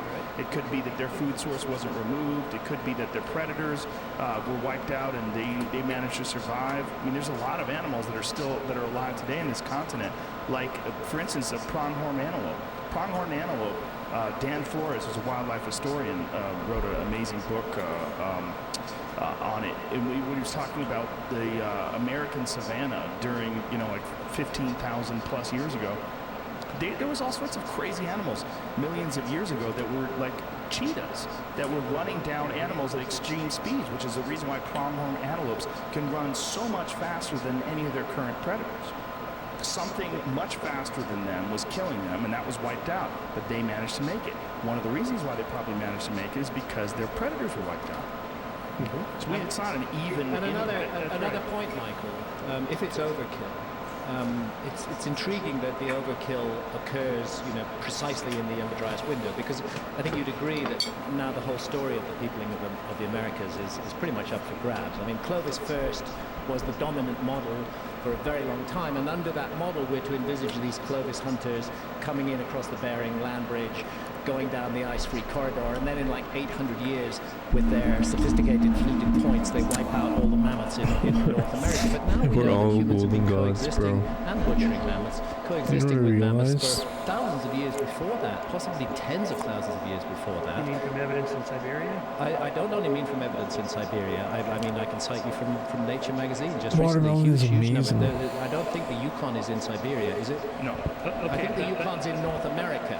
Jacques Cinq-Mars, you know, the excavator of the Bluefish Caves in the I feel Yukon. amazing after eating Back in watermelon. the Holy moly. 1970s, we're proposing that human beings had been in Americas at least 24,000 years ago, his reputation was utterly destroyed. His research funding was withdrawn. He was given no access to grants. He wasn't able to do his work. He was heavily penalized and punished by the community. And now, just a few weeks ago, we have the Smithsonian coming out and saying, fish. sorry, got it wrong. Jacques Saint-Mars was As right if like it's all along. actually And Tom Villehey, Z's, with his bro. work in Monteverde, the shit that he had to take. I think we're in a very interesting time. The peopling of the Americas is What's really wave? a paradigm that has absolutely been overthrown. The notion of Clovis first, well, you disagree with Smithsonian then, which is fine. Tour de la Fête, Z's would say. It's an What? isolated site. Return of the Where are all the sites between Clovis and Monteverde? Do you honestly think Clovis was still first? For thousands and thousands of years. Come on, Michael, And do you there's think no- Clovis was still first? Where are all the people between Clovis Can and K Monteverde? with the rare. It is your problem. No, it's You're not the my one- problem. They're there in You wanna Monteverde, get and they're there in shredded? North America. Okay, Go so figure. what's more likely? Go figure why there's a Denisovan trace in South American Indians and not in North American Indians. It's like the Nature paper I brought Maybe up people crossed the ocean. that there were Neanderthals or humans in San Diego 130,000 years ago. Okay, but when you look at that, okay, so they have mammoth bones. It looks like they might have been broken in the link, okay, and the tools, but they're not. Okay, the tools. We're they're kind of just changing making- subjects here, though. Well, no. You're trying to quibble the evidence of earlier human presence. That's right. You're trying to quibble it. Well, not quibble. Well, just you're quibbling to- it. to You're challenge it. quibbling it, and you've got every right to say it. What are you saying very specifically that's opposing what he just said? The reason archaeologists don't accept earlier than Clovis, say earlier they than about do. 13,000, They 14,000 do. It's massively accepted. Like, say Mesa Verde, for example. Okay, I have to bring up an image. at Why this don't they accept Mesa Verde? They do accept Mesa Verde. As a, It is accepted Michael, now. are you sure about this? as what, 24,000 years? 15 plus, possibly significantly. Yeah, okay, so 15, significantly so older. 15 is kind of the outside of the window that humans came across the Bering Strait. That's possible. Not 24,000 Who opened years. Clovis first? Not 130,000 years ago. Now, if it turns out that Nature paper is right and that's confirmed, then that does overturn the mainstream theory for sure. But why would you? This is not like your field of study. Why would you argue against the nature So let's paper? Okay, I'll just give you. let's quote the Smithsonian. Smithsonian. Smithsonian, slide number 5. Today, decades later, the Clovis first model has collapsed. Okay, based on dozens of new studies, we now know that pre-Clovis peoples slaughtered mastodons in Washington state, dined on desert parsley in Oregon, made all-purpose stone tools that were Ice Age version of the exact Between labor. 13,000 that's not. No, look at All this. It between says that, and then 13 24,000 years down at the bottom, Michael, you know, are you saying the Smithsonian are wrong on this? Michael, you're jumping to conclusions before you even read that. You want to be right so bad that you didn't read the part and other animals there. No, hold on a second. Confirming that humans had butchered horses and other animals there 24,000 years ago. It says it right there, and you are Blockchain arguing against it amino without even reading acids. it, which means you want to be right. BCAAs. No, that's I'm absolutely guessing that's what it Because is. I have no dog in this fight. Well, why didn't you read that whole thing before you started Glycine. You published Skeptic magazine and you have no dog in the fight? You're asking me why don't mainstream archaeologists accept You should be skeptical of dates Clovis in the first. tens of thousands? Okay, call it whatever you want. It goes back 11, 13. What do you think about what that says? That there's evidence they butchered horses 24,000 years ago. Okay, I would have to check this out. I haven't seen this one. Well, now that you have seen it, Not my problem. Okay, now that not you my have problem seen it, either. you But said it's it. your problem You were because saying You're the there's skeptic no and you're evidence. here opposing this and you're saying there's no evidence. You haven't even read the fucking article. Okay, I'm not opposing anything. I'm saying You certainly this are. is the reason why scientists accept these dates here, because there's lots and lots of evidence for That is 10,000, scientists. 11,000, 12,000. That is That is Then scientists. you find one person that says 24,000. Another one, like 2 weeks ago, This is that not says... one person. This is very and then another disappointing that paper, you're arguing this without really doing any research about it. And then The article is titled, What Happens When an Archaeologist Challenges Mainstream Thinking? That's in the Smithsonian in the month of March. Okay. Jacques Saint-Mars, it was a brutal experience. Something that Saint-Mars once likened to the Spanish Inquisition. At conferences, audiences paid little heed to his presentation, giving short shrift to the evidence, etc., etc., etc. The result was always the same. when he proposed that bluefish caves was 24,000 years old, it was not accepted. What the Smithsonian are saying is now, this is accepted. You need to get up to speed with the data, Mike. Okay, my archaeology friends like Jared Diamond, who I just checked with on this, who's at UCLA. Well, he certainly has a dog in the fight. And well, he just says, here's the Come on, problem. man. For 50 years, people propose pre-Clovis examples or sites or evidence. They never hold up. They always, the dating turned out to be incorrect. The carbon-14 was not calibrated right. There was this, there was that. They never hold up. So essentially, You quibbled it away for 50 years. you're quoting a friend who says the evidence hasn't held up before. Instead of quoting these articles with these scientists who are talking about the data that's showing that human beings butchered horses 24,000 years ago, you're disputing it just because you talked to a friend. I'm saying that that has to be confirmed. That particular But site. why argue against it? I'm not arguing with You certainly were. No, I'm just saying that this is the I feel you were arguing against it and saying that it's not the case. And you seem to be, if I'm correct, you seem to be the Clovis first advocate. But put your reputation on the line and say you advocate Clovis I'm first. not going to put a label on it. I'm going to say the latest evidence that overwhelmingly shows humans coming across the Siberian Straits into North America 11, 12, 13, 14, 15,000 years ago. That they definitely did then. They definitely did then. And now Did they before? what could push it back much earlier would be if they came by boat. Okay, so like where I live in Santa Barbara, there are sites on the Channel Islands that go back 11, 12,000 years ago. And they came by boat. Now the problem is well, if they lived on the shores, which is where the good fishing and eating is, those are underwater. And short of doing good underwater archaeology, which is hard to do and expensive, and most of it's probably gone, we may never. It's one of my beefs with archaeology, actually, is that 10 million square miles of the planet that were above water during the Ice Age are underwater now, and marine archaeology is still mainly looking at shipwrecks. Well, they do that because it's like it's where the light is. That leaves a big unanswered question. At any rate, so for the record, can I at least say that you completely oppose the Smithsonian's position on this, that there has been no paradigm shift? I will look at this. I haven't seen this Smithsonian thing. All right, I'm not aware of the horse find from 24,000 years ago. I am aware of the 130,000-year date from the Nature paper 2 I have a weeks ago. slide on that too. And if, okay, but I think the major speculation. Tools, they're nothing like Clovis points. It's just a big, like, hand rock that might have been used. It might have been random. Sorry, a big hand rock is Yeah, all look. there is before 13,000 years ago? No, I'm talking about the 130,000-year-old Oh, site. 130,000 You're talking years about the old San Diego site. thing. We don't need to talk about that. Why? That raises interesting questions. Was it Neanderthals? Was it Denisovans? Was it anatomically modern humans 130,000 years ago? It raises interesting questions, or is it a misinterpreted site because the hard but stone tools I'm not are just pinning. rocks. I'm not pinning anything to that. I'm saying yes. That report. The question is that not report was necessarily published in Nature. just about the stone tools. It's about how the bones were shattered, and they believe the bones were shattered deliberately, indicating that someone was trying to get at the marrow, Maybe. indicating, Maybe. Or a tractor rolled over it a couple of years ago. No. Excavated and broke it down. No, Well, that's no one one, of the- no one had excavated. That's just speculation. on your part. Immediately, No, this not my find. part. This was one of the. Come on. Immediately, the find has been quibbled by the archaeological mainstream. Of course, it's been published by the archaeological mainstream too, and the rest of the mainstream is quibbling it. And we'll see how that But I plays thought you out. said that can't happen. We will say what? That the mainstream would allow radical ideas. Nature published it, and the idea is being quibbled.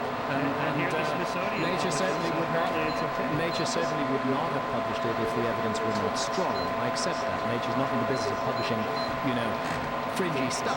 It is a radical proposal, but it's strong enough to justify publication in Nature. What's interesting to me is that the immediate reaction of the archaeological community is let's say, well, what could this mean? Let's look into the implications of this. I mean, if there were Neanderthals or Denisovans in North America 130,000 years ago, we have a whole new scenario building here that really should interest everyone. Instead of the first reaction is let's destroy this because it's really annoying, let's get rid of it, let's prove it's wrong, let's suggest that it was a fucking bulldozer or something like that. Maybe it was, I don't know. The work hasn't been done yet. But that instant sort of it's almost like an immune response to an idea that doesn't fit into the prevailing paradigm. But the other work, the work in South America, the Bluefish Caves work, that's really not controversial anymore. That's very widely accepted. Clovis first is a discredited and abandoned position. And I have something else to ask you, actually, concerning genetics and DNA. I'm sure you're well up on that. I mean, can you explain why we have a strong signal of Denisovan DNA in certain groups of South American Indians and in Australian Aborigines and Melanesians. But that Denisovan DNA doesn't crop up in North American Indians. How would we explain that if they all came through the Bering Strait? I have no idea. Well, it could be boats. But I mean, this just happens to be something I don't know anything about. Okay. So part of the problem of even doing this is that... It was your idea. Well, here we are talking. This is good. But part of the risk is that you're going to find something I don't happen to know about. And then it's like, you see, I made my point. What point? Okay, so in like the history of the peopling of America, that era, there's always somebody that comes in with, it's, not Clovis, it's this, it's that, and rarely do they last. Why? The dates were miscalibrated or whatever. It's not just that scientists are closed-minded, although they can be. It's that the convergence of evidence is strong enough to overturn the mainstream theory. So, but it does happen. Maybe there are multiple migrations into North America, and we just don't have all the sites. But when somebody comes up with a site like that's tens of thousands of years earlier than all the others that are accepted here, and it's over here, where are all the sites in between? It's like the gap, 5,000-year gap with the Egyptian complex. Where are the sites? If it's true, they didn't fly there. So how'd they get there? Well, and there must be a trail, somewhere that we can find, unless they came by boat, and then that's evidence is Or unless you're dealing with 24,000 years ago and there's not much evidence to find. Maybe. But if they came by boat, then that clearly implies they had navigational skills, they had the ability to build boats and find their way across the ocean. Big ocean. You can do the coast. That's not quite as, you don't need a big ocean. But you don't need an ocean going. But this is one hypothesis that's proposed, is that they came across by boat, just following the shore. The same area as the Bering Strait. Yeah, you're just 100 feet offshore. You go in and but most likely both, right? And one of the issues, of course, was the short-faced bear was so formidable, according to Dan Flores, that it would have been a huge impediment for people crossing on foot anyway. And the short-faced bear went extinct right around the time we see more evidence of human beings entering in. But why did it go extinct? That's the big question. Well, you have to add that to the list of predators that there would have been no reason for humans to have been hunting. Yeah, well, that's an enormous animal. So there's sort of two factors that go on here. There's positive evidence in favor of a hypothesis, then there's negative evidence against the mainstream hypothesis. And you really need both. So it's not enough to just say, I don't accept the evidence for here. Okay, that's fine. Scientists do that all the time. What evidence? Let's speak in specifics, because you keep doing this. You keep saying, well, they find things, and it turns out, no, that's not true. You're essentially like proving your point of being a skeptic without having any real cases. You just keep saying this. All of the cases. But no, you're not saying, you can't say all the cases. If you don't want to cite anything specifically, don't keep bringing up things that are refuted, because you don't have anything that you're pointing to. So you're just muddying the water. Okay, you're essentially pissing in the pool. No, the Clovis thing. Go back to the Tepe, the pyramids. All of these... What's been disproved? Okay, I'm making a slightly different point. That's the problem, is that you're not addressing the actual issues we're talking about. You muddy the water by saying things have been tossed out the window, so we have to be careful here and toss these things out the window as well. Not toss out, just contemplate them, published in Nature, for example. So let's watch what happens to the 130,000-year-old hypothesis. If it holds up, and there's other sites that are dated that way, and so on and so forth, and that will be truly revolutionary, and scientists would accept it. You see, the problem is that when you have a very strong paradigm like Clovis first, which really dominates American archaeology, prehistoric archaeology for a very long period, it's difficult from a career point of view for archaeologists to come up and propose alternative sites. Those who did, like Tom Dinnerhay, like Jacques Cinq-Mars, paid a very heavy price for so doing. So the incentive to go looking for older stuff than Clovis is extremely low in the archaeological community as a result of this ferocious reaction that went on for 30 or 40 or even 50 years.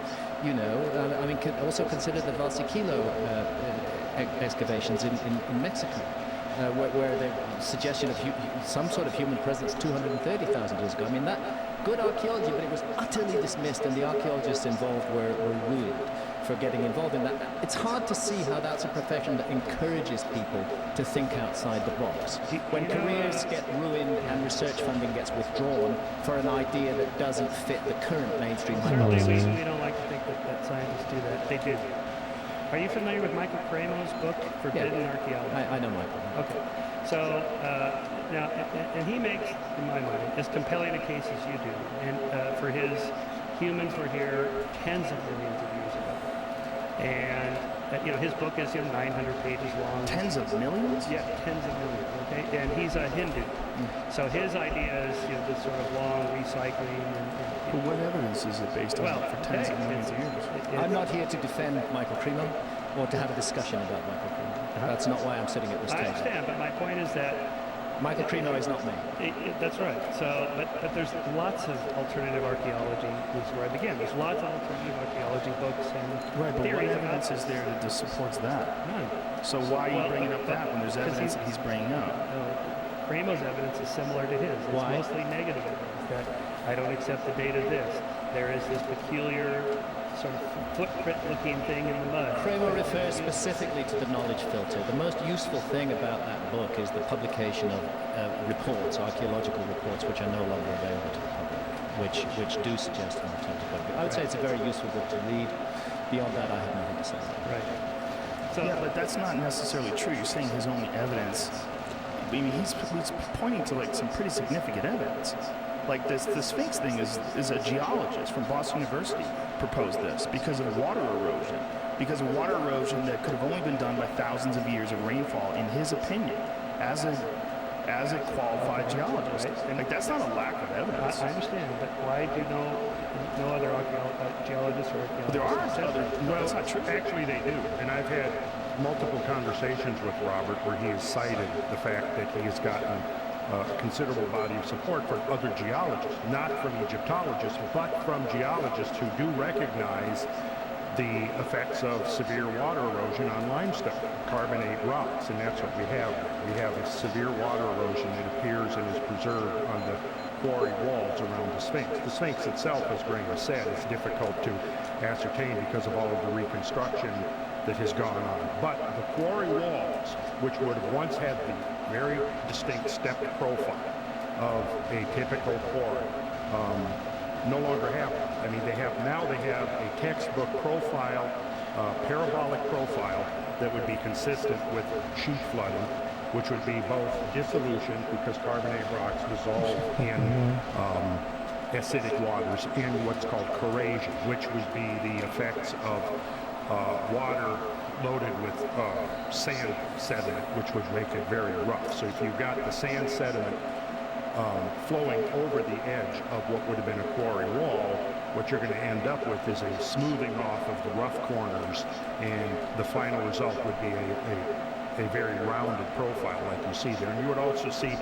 where the fissures in the rock would be selectively widened and opened by the water penetrating those fissures. I mean, it has all of the earmarks of the very textbook case of water erosion. Don't you Nice, think it's very bro. disingenuous comparing that That's to someone who sick. thinks that human beings have been here for tens of millions of Fuck years? yeah, with no that's evidence to sick, support it buddy. whatsoever? Well, he doesn't say, of course, he doesn't say he has no evidence. He has a 900-page book full of evidence. That's sick, bro. Quality of the evidence. What about the quality of that evidence? If it was that good, we're not geologists in here. If it was that good, why don't geologists look at it and go, he's right? But they Well, do. they do. That's the point. They do. They all do. No, they don't all do. Some geologists who work with Egyptologists say that Shock is wrong. Okay, we have a geologist on the line. Why don't we ask him? Mark. Well, we can have one guy's opinion. We could also have other guys' Yo, you opinions. gotta bring like some Febreze with you or whatever. Domain since 1992. It hasn't gone away. Yeah. Shock's argument that we are looking at precipitation-induced weathering on the Sphinx has not been debunked. It has been opposed. It has been disagreed with. But that is different from saying it's debunked, and Shock stays solid and strong on that issue. He is a credentialed geologist. He is a professor of geology at the University of Boston. He has a right to speak out about this, and he's stated his view. I happen to find his view very interesting, especially since it correlates with what I regard as the interesting astronomy of the site. I think that site has origins that do go back into the younger dragons. That's my opinion. I've stated it many times, and I've presented the evidence that I think underwrites that opinion. You and your colleagues are absolutely at liberty to disagree, and you do. You don't think it's disingenuous to compare that to someone who says something that defies our current understanding of human beings and the actual evolution of humans? Okay. But you're talking about someone who's saying that human beings are how many millions of years old? tens of millions. Tens of millions. Well, we know for a fact, right, as far if you pay attention to evolution, right, but we weren't even humans a million years ago, correct? I mean, there are creationists who think... Okay, but we're not talking about them. We're talking about Graham Hancock. I know. But my point was that, so here you have the mainstream scientists, and so it's like, there's Graham, he seems so reasonable, but there's 50 like him, and each of them thinks that they're right. They're not... There's your language. He seems so reasonable. Right. So you're right there, you're accusing me of dissimulation. And you're saying there's 50 like him. The subtext is that I'm not, and then there's 50 like me. This is more Patronizing, arrogant, I don't mean deeply unpleasant, and personal approach. Graham, I'm sorry, I didn't mean it to sound like that. I really don't. Okay. Okay, I have a larger point. Totally accepted.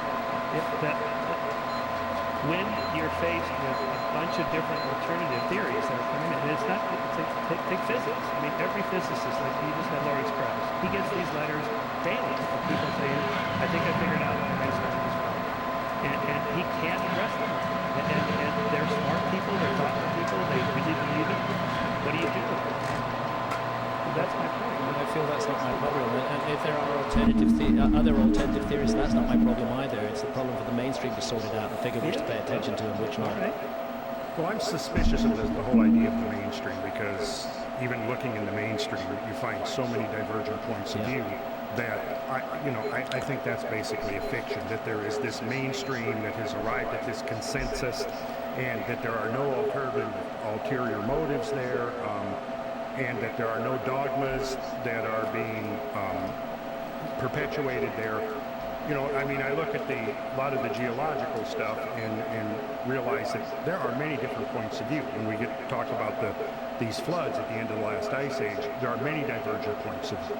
There is what could be considered the mainstream, yet even that has multiple interpretations. And the same with the comet idea. I mean, I don't know what constitutes the mainstream there because there have been a group that has opposed it at every turn, but at the same time, the group that accepts the comet hypothesis has continued to grow. In fact, there's even a number of individuals involved that set out specifically to disprove it or discredit it, who are now basically on board. And it has grown from being a small handful of scientists to there are now 63 scientists from 55 different institutions that are on board with the idea that something remarkable happened at the end of the last ice age. It was probably exogenic, meaning something from outside, something from space. There's no consensus as to exactly what that was, which would be normal because these discoveries are in their infancy at this point. But there's been an attempt to discredit the idea simply because that as the evidence has come in over the last decade, it has evolved and new mysteries have been opened up as the evidence comes in, and the claim is being made, well, there's no consistent interpretation of this evidence, and therefore we've debunked it. I mean, an example is Pinter's Requiem, Pinter and Dalton Requiem for the Younger Dryas impact hypothesis. I mean, they publish a paper in PNAS saying Requiem, suggesting that the impact hypothesis is already dead. That was in 2011. Every single one of Pinter's points had been responded to. Those who are critical of the Younger Dryas impact hypothesis rarely cite the fact that the so-called refutations have themselves been refuted, that new information is constantly coming in. I see a very one-sided game being played here with a group of academics who are determined to demonstrate that there could have been no possibility of anything like a comet impact 12,800 years ago, and that these 63 or 65 scientists who are proposing that are just completely wrong. And when they refute the refutations, I very rarely see that referred to or commented upon at all. Again, your colleague de Fabrt has dismissed the Younger Dryas impact hypothesis without actually going in detail into the debate that's gone on. He has this graph in his paper showing all these different dates. That's from one of the critical papers. There's another side to this argument. So he needs to be listening to what the other side would say. Well, that's the point where maybe we should have Marc de Fant come on, and maybe we should have Dude, what if it's like actually Z's using his powers to communicate to us through AI? He would be the one. He would be the one to actually make it happen. Because it doesn't sound like AI. It kind of does, but there's not a single consistent series of dates that will consistently show. it sounds exactly like Z's, man. is that they bounce around here. So maybe Mark, this is his area, he could come on and Skype here. They bounce around, and what's the point of this for the lay person who's listening to this?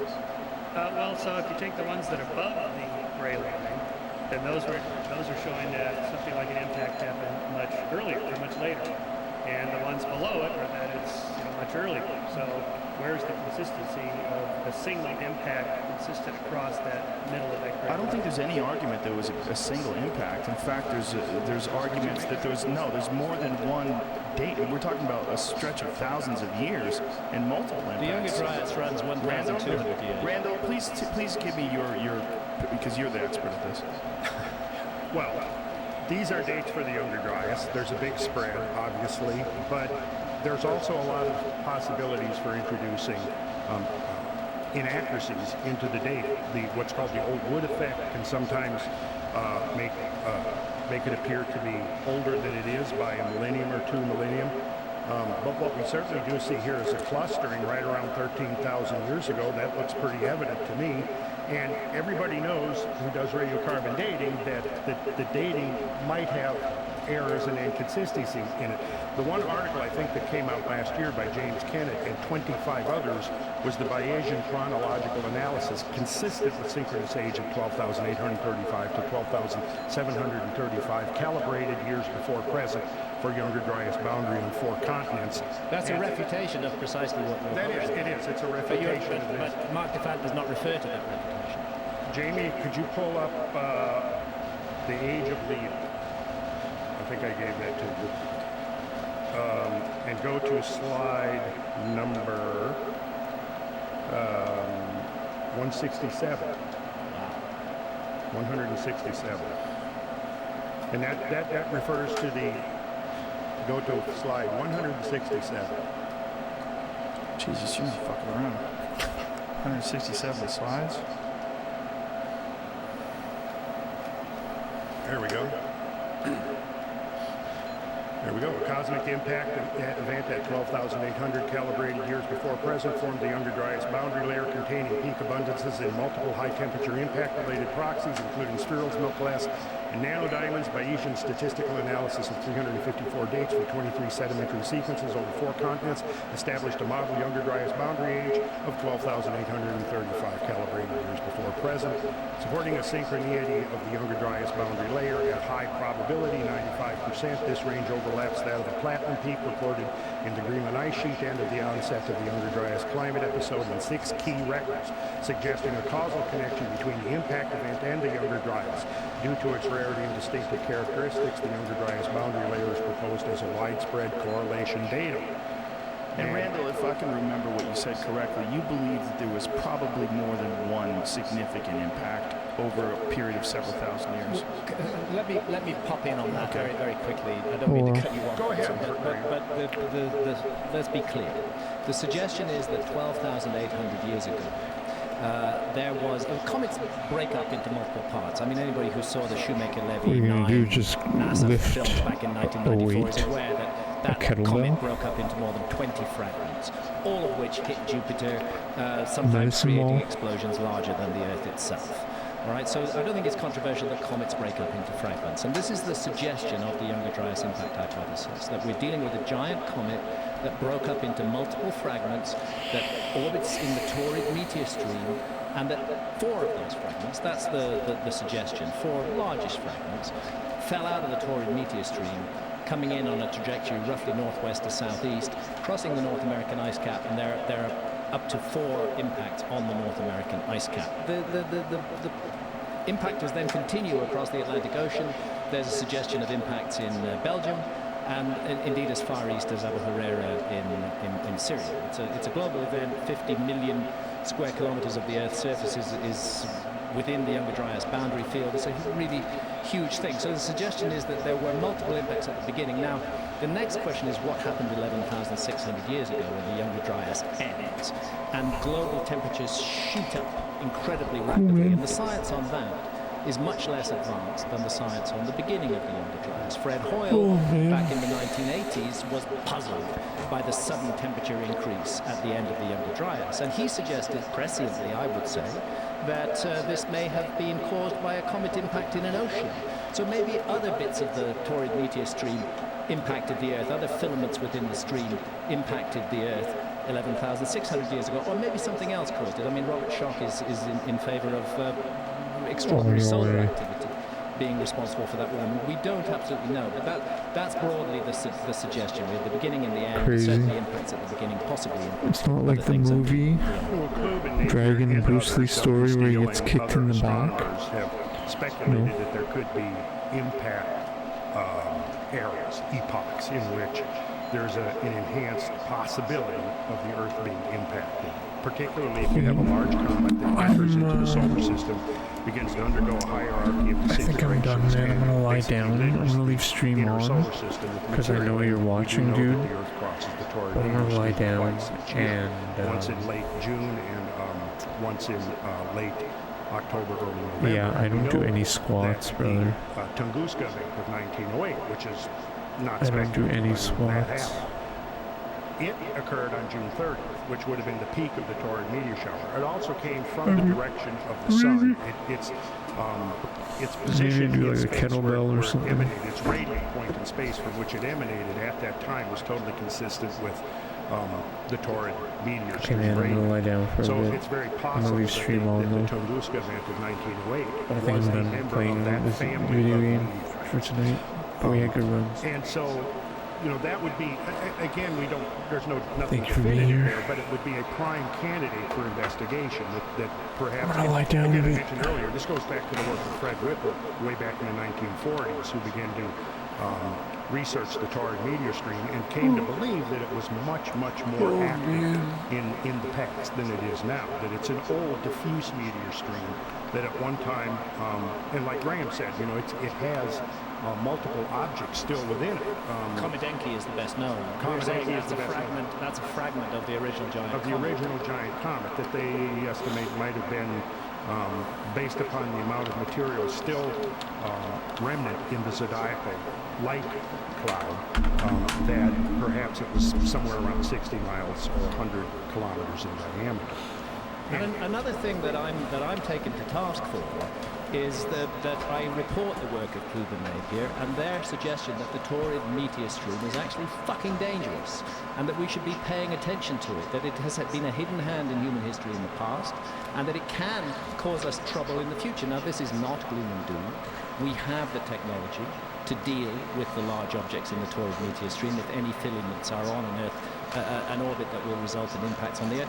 At the very least, it's extremely unwise of us not to pay attention. I'm accused of being sort of doom monger and constantly predicting the end of the world and this and that, but actually I'm simply reporting astronomers who are very concerned about the torrid meteor stream and the possibility that we may face further impacts from it in the future. That's not woo-woo, that is science, Absolutely, and I would agree with that. And that is a form of catastrophism that scientists accept as very real. And Some do. Well, lots. I mean, there's, What, if anything, do you oppose about what they've just said? nothing. Nothing about the Younger Dryas period. Well, so just a technical question. Your slide was 12,800 on there, and so Göbekli Tepe, the oldest C14 dates are what, 90, so 11,600. All right, so that's a 1,200-year gap. Göbekli that's a kind of a slow Tepe. catastrophe. Well, no. Göbekli Tepe, to be very clear about the Younger Dryas, one of the puzzling things about it is that you have cataclysm at the beginning, and this global temperature slump is surely cataclysmic by any standards. And you have cataclysm at the end.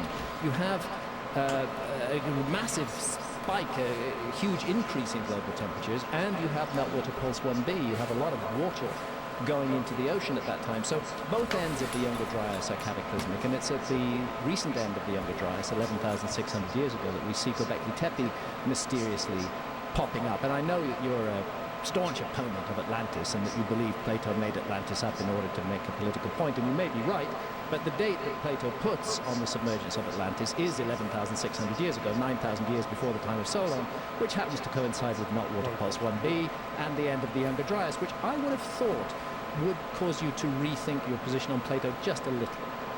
Well, it's interesting. I'm open to the idea. I tend to read myths in the same way your guest Jordan Peterson does. That it's a story to deliver some sort of moral homily to us. It's a commentary on our own culture or society.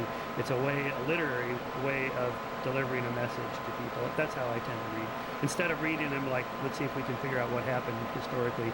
But there's hard data. There's hard data in Plato's whatever you think it is, and that hard data is that the submergence of Atlantis happened 9,000 years before the time of Solon. That is a date. That is 9,600 BC. That is 11,600 years ago.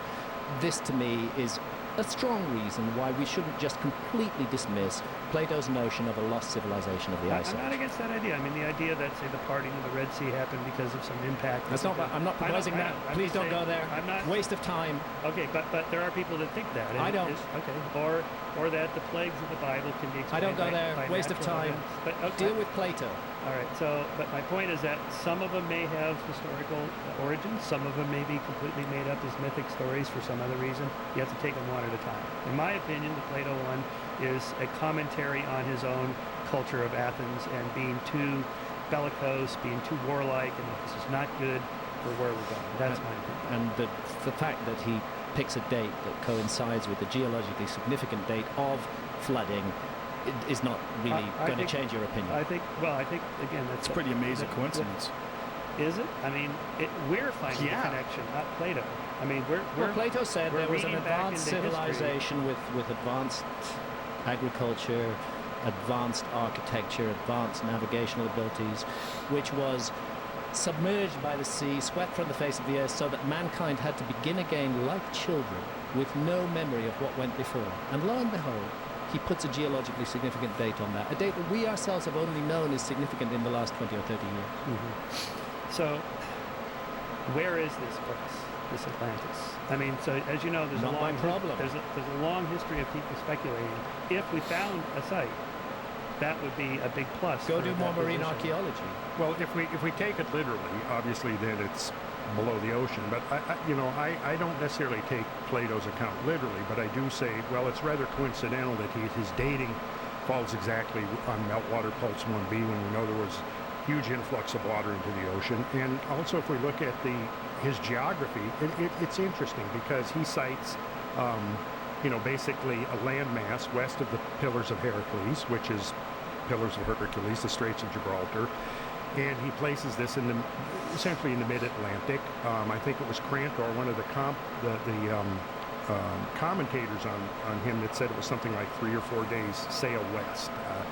But if you look there is a sunken landmass that sank at the end of the last ice age because of the rapidly rising sea level. And this has been well established by marine geology, looking at evidence that the Azores Plateau underwent an isostatic subsidence, which would have been resulting from the rapidly rising sea level. We know there's no doubt that the North American continent has rebounded isostatically after the removal of this tremendous mass of ice that mantled North America up to anywhere from 1,000 to possibly 1,500 feet.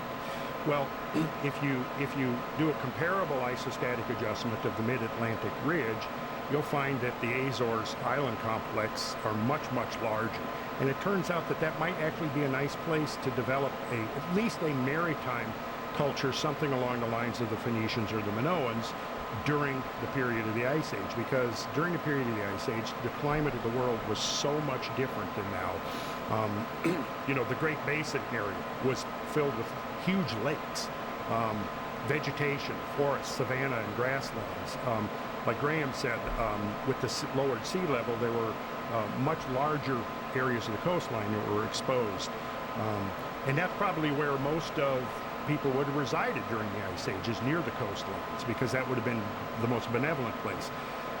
With the rising of the sea level, all of that's lost. And there's nothing really fringed about saying, well, people might have lived on islands in the mid-Atlantic, especially when we know that those islands most likely had a benevolent climate during the Ice Age.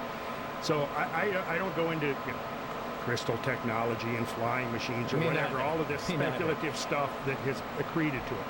But if we just keep it simple and say, well, is it possible that a culture along the lines of the Minoans or the Phoenicians could have existed?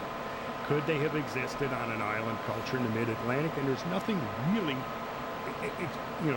extreme about that idea, in my mind. Even the idea that a more advanced, sophisticated quasi-technological culture coexisted with hunter-gatherers isn't too strange. I mean, we've seen that in the 20th century. We do so today. We coexist with hunter-gatherers in the Amazon jungle who don't even know we exist. I mean, so I don't see why a priori that's just an impossible idea to look Am I at. misremembering that you, in your book, you mentioned Indonesia as a site for Atlantis? I mentioned Gunung Padang not as a site for Atlantis. That's Danny Hilman Natuwajaja, who is a geologist. He's Indonesia's leading expert in megathrust earthquakes, as a matter of fact. He has written a book proposing that Indonesia was Atlantis and that Gunung Padang, which he's been involved in investigating, is a site from Atlantean times. Danny has proposed that. Now, what's interesting about Indonesia is that Indonesia sits upon the Sunda Shelf, and the Sunda Shelf was one of the parts of the world that was most massively flooded at the end of the Ice Age. I mean, if you go back to the end of the Ice Age, you're not looking at the Malaysian Peninsula. You're not looking at the Indonesian islands going out towards the Philippines. You're looking at a giant continent-sized landmass, all of which went underwater at the end of the last Ice Age, really rather rapidly. So I think he has a point. I think it's an interesting, it's one of those areas in the world where there was very large-scale flooding. Huge amounts of land were swallowed up. Also Sahel, the connection of Australia to New Guinea during the Ice Age was also washed away. There's a whole range of issues regarding sea level rise in that very area, which anybody with an interest in these subjects should be paying attention to. So it's quite possible that, like today, many of the advanced civilizations of today are on the water, whether it's New York or Los Angeles, and that was probably the case back then. And so the idea of Atlantis might not have been about one particular area, but many advanced areas that were wiped out along with their knowledge. This is the thesis of that book I mentioned, Noah's Flood, that the two geologists with the Black Sea theory, that there were, this rimmed with small villages, and the massive flooding almost instantly wiped out, and then that gets passed down as the oral traditions, these myths. To me, that seems totally reasonable. Totally reasonable. Yeah. Well, why don't we get into more discussion about the actual impact hypothesis and the mega flooding, so that we can get our our guys on standby, get them involved. What is your geologist, since you're by yourself, there's two of them, what is, it's only fair, right? What is your geologist opposed to what Randall and Graham are proposing? I think it's the, on the impact hypothesis versus the multiple glacial dams that burst over periods of time, like that, I had that slide. Okay, well, let's call him up and get him on Skype. And we've never done this before, so this might suck. Well, hopefully it'll work. See, this slide here, he is showing these are each independent carbon-14 dates of these different instant floods in North America. Right. From each individual ice dam. And what separates these dates? They're separated by... Well, it's like from 20,000 to 12,000, so all before the impact.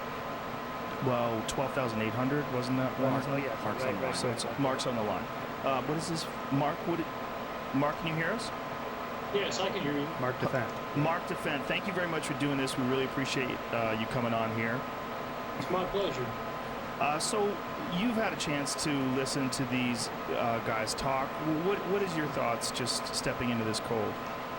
Well, first of all, I did not mean to upset Mr. Hancock. He seemed to be quite disturbed, and I want to apologize if I've disturbed him. No, you haven't disturbed me, and I'm not upset. It's just simply that you're extremely selective in what you present in your draft, admittedly draft article that you've chosen to put online.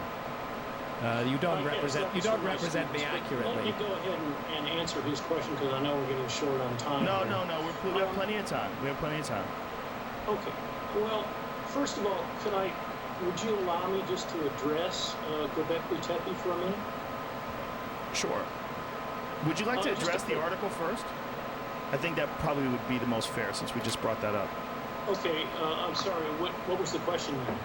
Graham? Well, I read out on air various passages in your article where you misrepresent me. No, I didn't. Sorry? No, I didn't misrepresent you. You didn't misrepresent me. No. Okay, so In fact, you said that I said that that I was actually talking about someone in Indonesia when I said you didn't understand Newton's physics. You no, made a I didn't terrible say. I'm mistake sorry, in I didn't physics say. there. I didn't say you were talking about someone in Indonesia. I said you were talking about You Jesus don't know Tony McCann. Jesus Gamara in Peru is who I was talking about. And Jesus Gamara does have very exotic views on gravitation, which I state seriously are not my interest. I do say he may be right, but I don't say he's right. I say this is not my interest, and I go on to say what my interest in is his work. You pick Excuse on me, that. you're drowning me out here. I was asked to explain whether or not I thought I was misleading. And I don't think I was misleading. You clearly state in there that maybe gravity was due to the way we've changed orbits around the sun. Gravity is not due to that. It's due to No, I the don't state that. mass and the inverse of... What do you mean? I don't state that. Jesus Gamara you states do. that, and I I quote say you I in there. disagree with it. Oh, come on. I say Well, I disagree anyway, with it. I want to be respectful. I can't really hear you when I'm talking. I apologize, but I feel like you are selectively changing the meaning of what I'm saying. Well, Okay, why don't you quote me as these words from my text when you say that I buy the gravity thing of Jesus Gamara? Why don't No. you quote me when I say Hold on. I said just the opposite of that. what I go on to say, not quoted in the attack, is the following quote. However, this isn't the part of his theory I'm interested in. Where I feel he is solidly persuasive is in his observations of the anomalous character of the monuments of the Andes. I am not pinning anything on Jesus Gamara's gravitational ideas. I am saying I know very you're not. clearly what it is in his approach that I am interested in. I'm not going to dismiss all of his approach because he has an approach on gravity that you don't like. That's not even of interest to me, and I say so in the book. You don't report that, therefore I suggest you misrepresent me. Well, Mr. Hancock, what I brought up him for was simply to state that you didn't understand, and I say it right there, that you don't understand Newton's physics. But I'm not even So talking how are about we to take Newton's. you I'm not seriously talking as a about. scientist if you don't understand Newton's simple I physics. am not the talking. laws of Newton. If I wished to make an argument about gravity, I wouldn't go saying that that isn't the part of Jesus Gamara's theory that I'm interested in. I'm interested in the other aspect of his work, his observations through years of field work.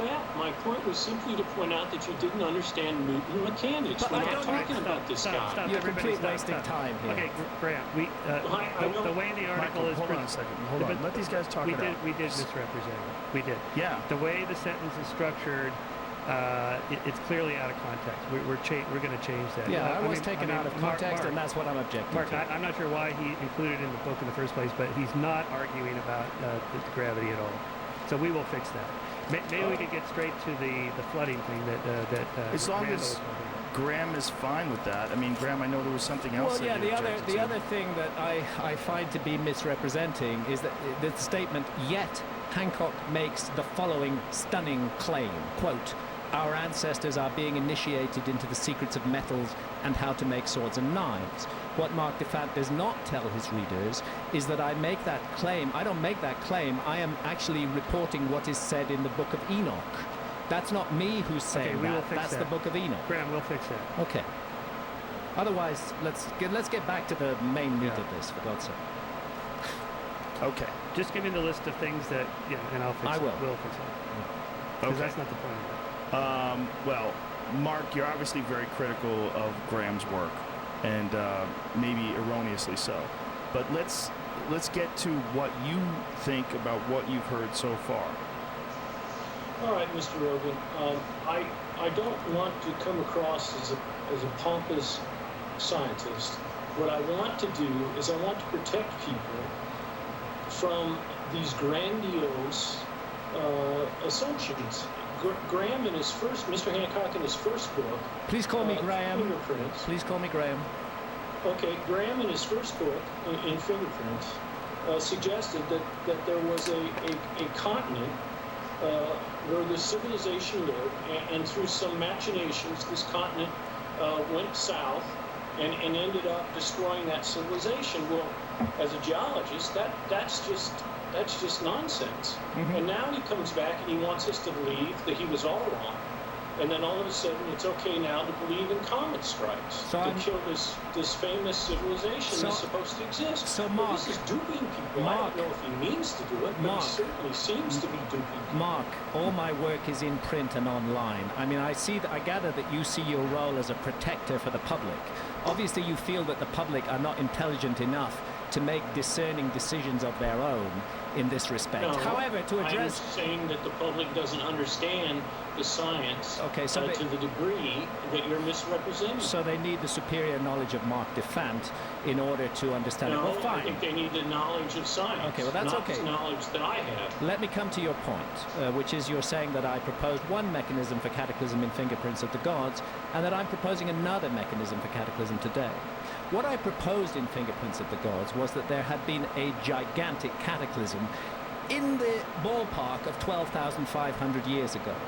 I looked at a number of possibilities, of which the most striking to me at the time was Earth crust displacement. And Earth crust displacement is reported as the work of Charles Hapgood, not my work, but I do report it in Fingerprints of the Gods as an excellent theory which explains the information. Since I wrote Fingerprints of the Gods, I've learnt a lot. And I wouldn't want to defend that theory strongly today. I don't know if you have bought the latest edition of my book, the paperback edition of Magicians of the Gods, but it contains a chapter saying whatever happened to Earth crust displacement. I address the change of view in this, and I think I have a right to change my view, and I think it's healthy that, I mean, why would I stick permanently to a view that I hold in 1995 if new evidence persuades me that it's wrong? I'm sure that's a good thing, not a bad thing. And fundamental proposition is we had a massive global cataclysm in the ballpark of 12,500 years ago. So naturally, it's of great interest to me when a large group of scientists, more than 60 of them, over a period of more than 10 years now, present evidence of a massive comet impact event 12,800 years ago, exactly in the window I proposed.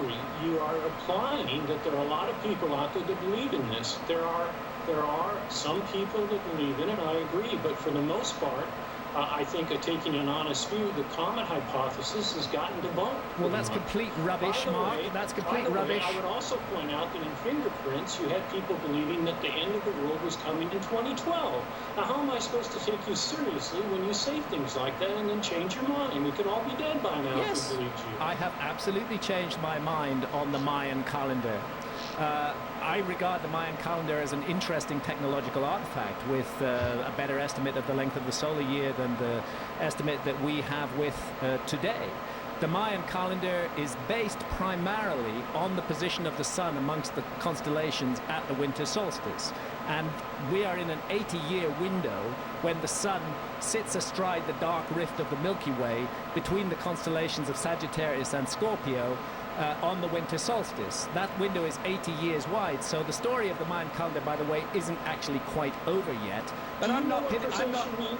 Yes, I know exactly what precession means. Okay, well, all of this stuff that you claim is on a precession. A precession is the Earth spinning like a top. Don't teach grandma to suck eggs. It has nothing to do with running through comet clouds, and yet you're saying that somehow we're on some sort of cycle where the comets are going to come back and strike the Earth right now, sometime during the next 40 years. That's what you said in Magicians. No, that's what Victor Klube and Bill Napier and Emilio Spedicato say. I'm a reporter. You're the one that said it in your book. You just got all over. And I make Mr. Michael Shermer for saying the same things about other people. I want to know what you think. But Mark, you tell me what you think. I am a reporter, and I make it very clear in the... You can't cop out on it. I'm not copping out. Let me finish. You're talking about science. Mark, we can't talk over each other like this. I am a reporter, and it is my job to report the work of other people. And I report the work of Victor Klube, Bill Napier, and Emilio Spedicato all of whom draw attention to the Taurid meteor stream and who regard it as the greatest collision hazard facing the Earth at this time, and who specifically indicate that we may run into a filament of the Taurid meteor stream in the next 30 years that is going to be very bad for our civilization. And it it's has not my... nothing to do with precession. It's, when did I say it had anything to do with precession? You have a whole section on precession in Magicians of the Comet. Indeed, as a clock, as a timer, as a way of going back through the ages, but I'm not saying precession is causing this encounter with the Taurid meteor stream, and go find the paragraph where I say that. No. What you're saying is that we're on a cycle, that 12,000 years ago, this civilization was destroyed, and now you're saying, that civilization was so smart that they knew we were going to go through another shower and we're all doomed in the next 40 years. Yeah. You didn't say doomed in Magicians like you did in Fingerprints, but we must conclude that that's your opinion. Because I don't know anybody else that you referenced on that issue. Well, but precession has nothing to do with that, and it's not even on that cycle. It has a cycle of about 21,000 years. So your cycles are even off on precession. 25,920 years, actually, that is not for precession. 1 degree every 72 years, give or take a small margin. That is the precession. You're really teaching grandma to suck eggs here. So anyway, I guess this has just been going on all day. You can't criticize Michael for bringing up other people that are saying strange things and comparing to you and say, oh no, you can't say that because it's not about me. It's not true.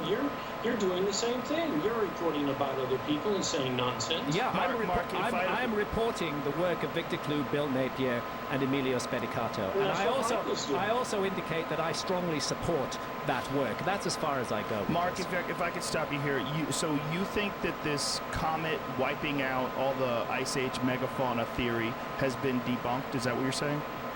No, sir, I have not saying that, but I think that if you read the literature carefully, the majority of scientists right now, and I know that this is still going, you know what I like about the comet people is that they're doing it in the scientifically right way. They're getting people to review the material. They're getting people to go through that gauntlet to where they get criticized, they make sure that they do things right, and they get it out there.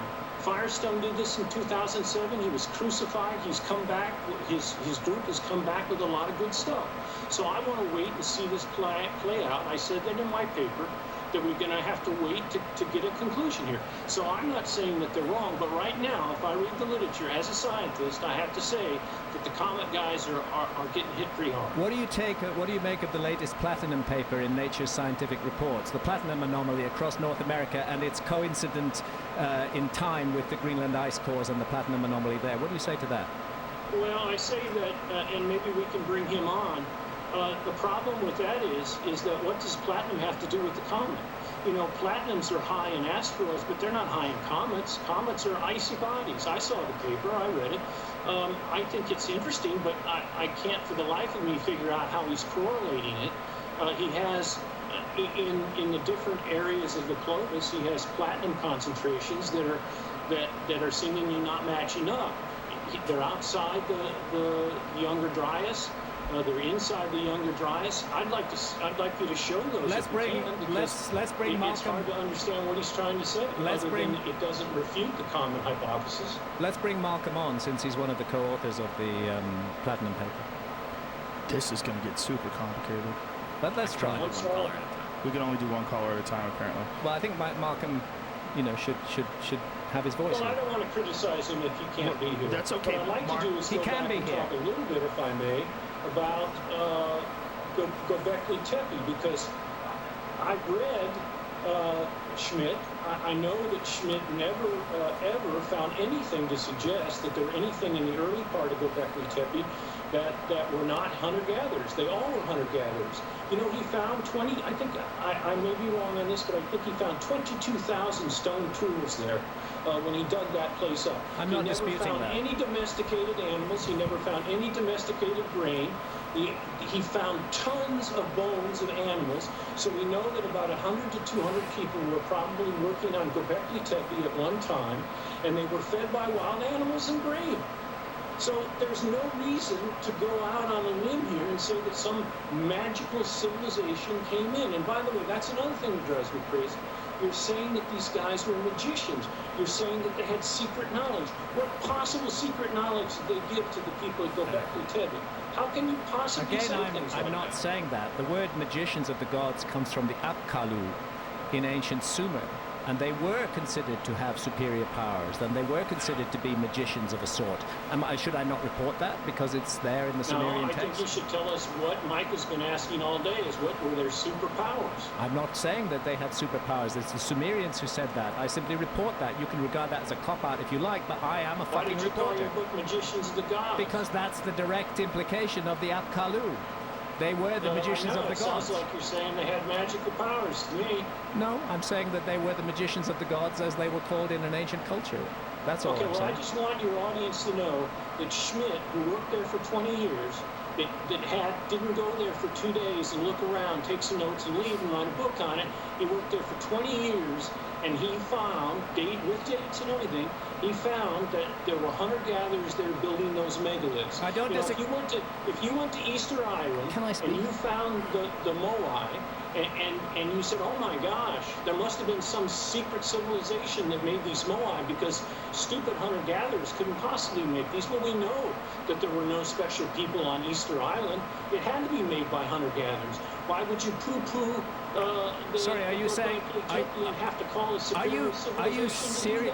Are you seriously saying that the inhabitants of Easter Island were hunter-gatherers? Well, absolutely. And as a matter of fact, we So can see on that the little population island, of the Pacific Ocean. they had We no know agriculture? that Are they you saying didn't that? get to the Pacific Ocean until about 1,000 years ago. I mean, Hold on to a Easter Island second. until about 1,000 years Mark, ago. What do you think they were? hold on They a certainly second. weren't a big civilization. Mark, Sorry. please let him respond. Go ahead. Well, first of all, did you meet Klaus Schmidt?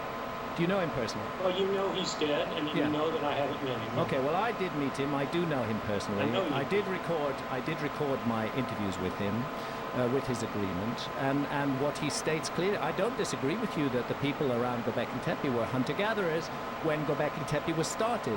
What precisely intrigued Klaus Schmidt was the possibility, his phrase not mine, that Göbekli Tepe was a center of innovation, a place where new ideas were deliberately seeded and spread out in the population. I have Klaus Schmidt on record saying that. I quote him saying that in my book. And that, to me, is a very interesting proposition because it suggests that we have a site here that is being used to mobilize a population and to transfer to them the knowledge of agriculture, which suddenly appears around Göbekli Tepe at the time that Göbekli Tepe is functioning. What do you mean by Can suddenly? I add to that? What I mean by suddenly is Klaus Schmidt stated very clearly that these are the people, the very same people who made Göbekli Tepe, in Klaus Schmidt's view, are the people who, quote unquote, invented agriculture. If you don't mind me And I would interrupting here agree. for a second, what about Easter Island? Was Easter Island established by hunter-gatherers or not? You were saying not? You say it was established by hunter-gatherers. I say not. I say Easter Island was an agricultural society. What's there to hunt and gather on a tiny island? Have you been to Easter Island? I have 6 times, and you can walk across it in 3 hours. What's there to hunt and gather on that? Oh, no, you're misunderstanding my point. My Oh, point they're is that these are not sophisticated people. Okay, but sorry, I you want to go said back and you agree s- with you on Göbekli Tepe. I think that you got Schmidt right. And in fact, it's a UNESCO site. We all recognize how important it is. But what I think Michael and I can't understand is how this ties into some magnificent civilization. There's nothing there that indicates that they were influenced by some other civilization. Except they started out as hunter-gatherers, and then they evolved into agricultural society, and that's what makes it a great site. Can I answer you? You're seriously saying that there's nothing there? I mean, the largest megalithic site on Earth, 7,000 years older than Stonehenge is there. There's no background to it. No evidence wait a of minute. practice or trade. The megalithic site itself is the problem for me. Okay, I honestly, we've got megaliths in quite a few sites. And by the way, you're right. There's a megalith just down the road from Göbekli Tepe, and there are probably several other. I can see them on maps. Well, we need to get to the bottom We've got of a this. wonderful amount of work to do there. You bet. So I think, Graham, we're in good agreement on this. Okay, so you guys are What in I agreement want on to that. point out is that I don't think that there's any need to call upon this great civilization that you say exists? Well, to me, the simplest explanation is a transfer of knowledge, a transfer of technology. I've been writing about the possibility of a lost civilization for more than a quarter of a century. That's what I do. I hope that it's a useful contribution to the debate. I mean, archaeologists can choose not to listen to anything I say, to dismiss me as a complete lunatic, as they often do, to accuse me, as you do in writing, of duping the public, of conning the public, and so on and so forth. I didn't use the word conning. Well, you did use the word conning, actually. It's in the very last paragraph of your article, because I got it right here in front of me. We will fix that. You did use the No, word it's, conning. Michael, this was the first thing I wrote. I just put it up for my students. Well, it's there. It's there. Wait a minute. Hold on a second. Hold on. Exact Hold on a words. second. I am left with. What I am left with is that Hancock.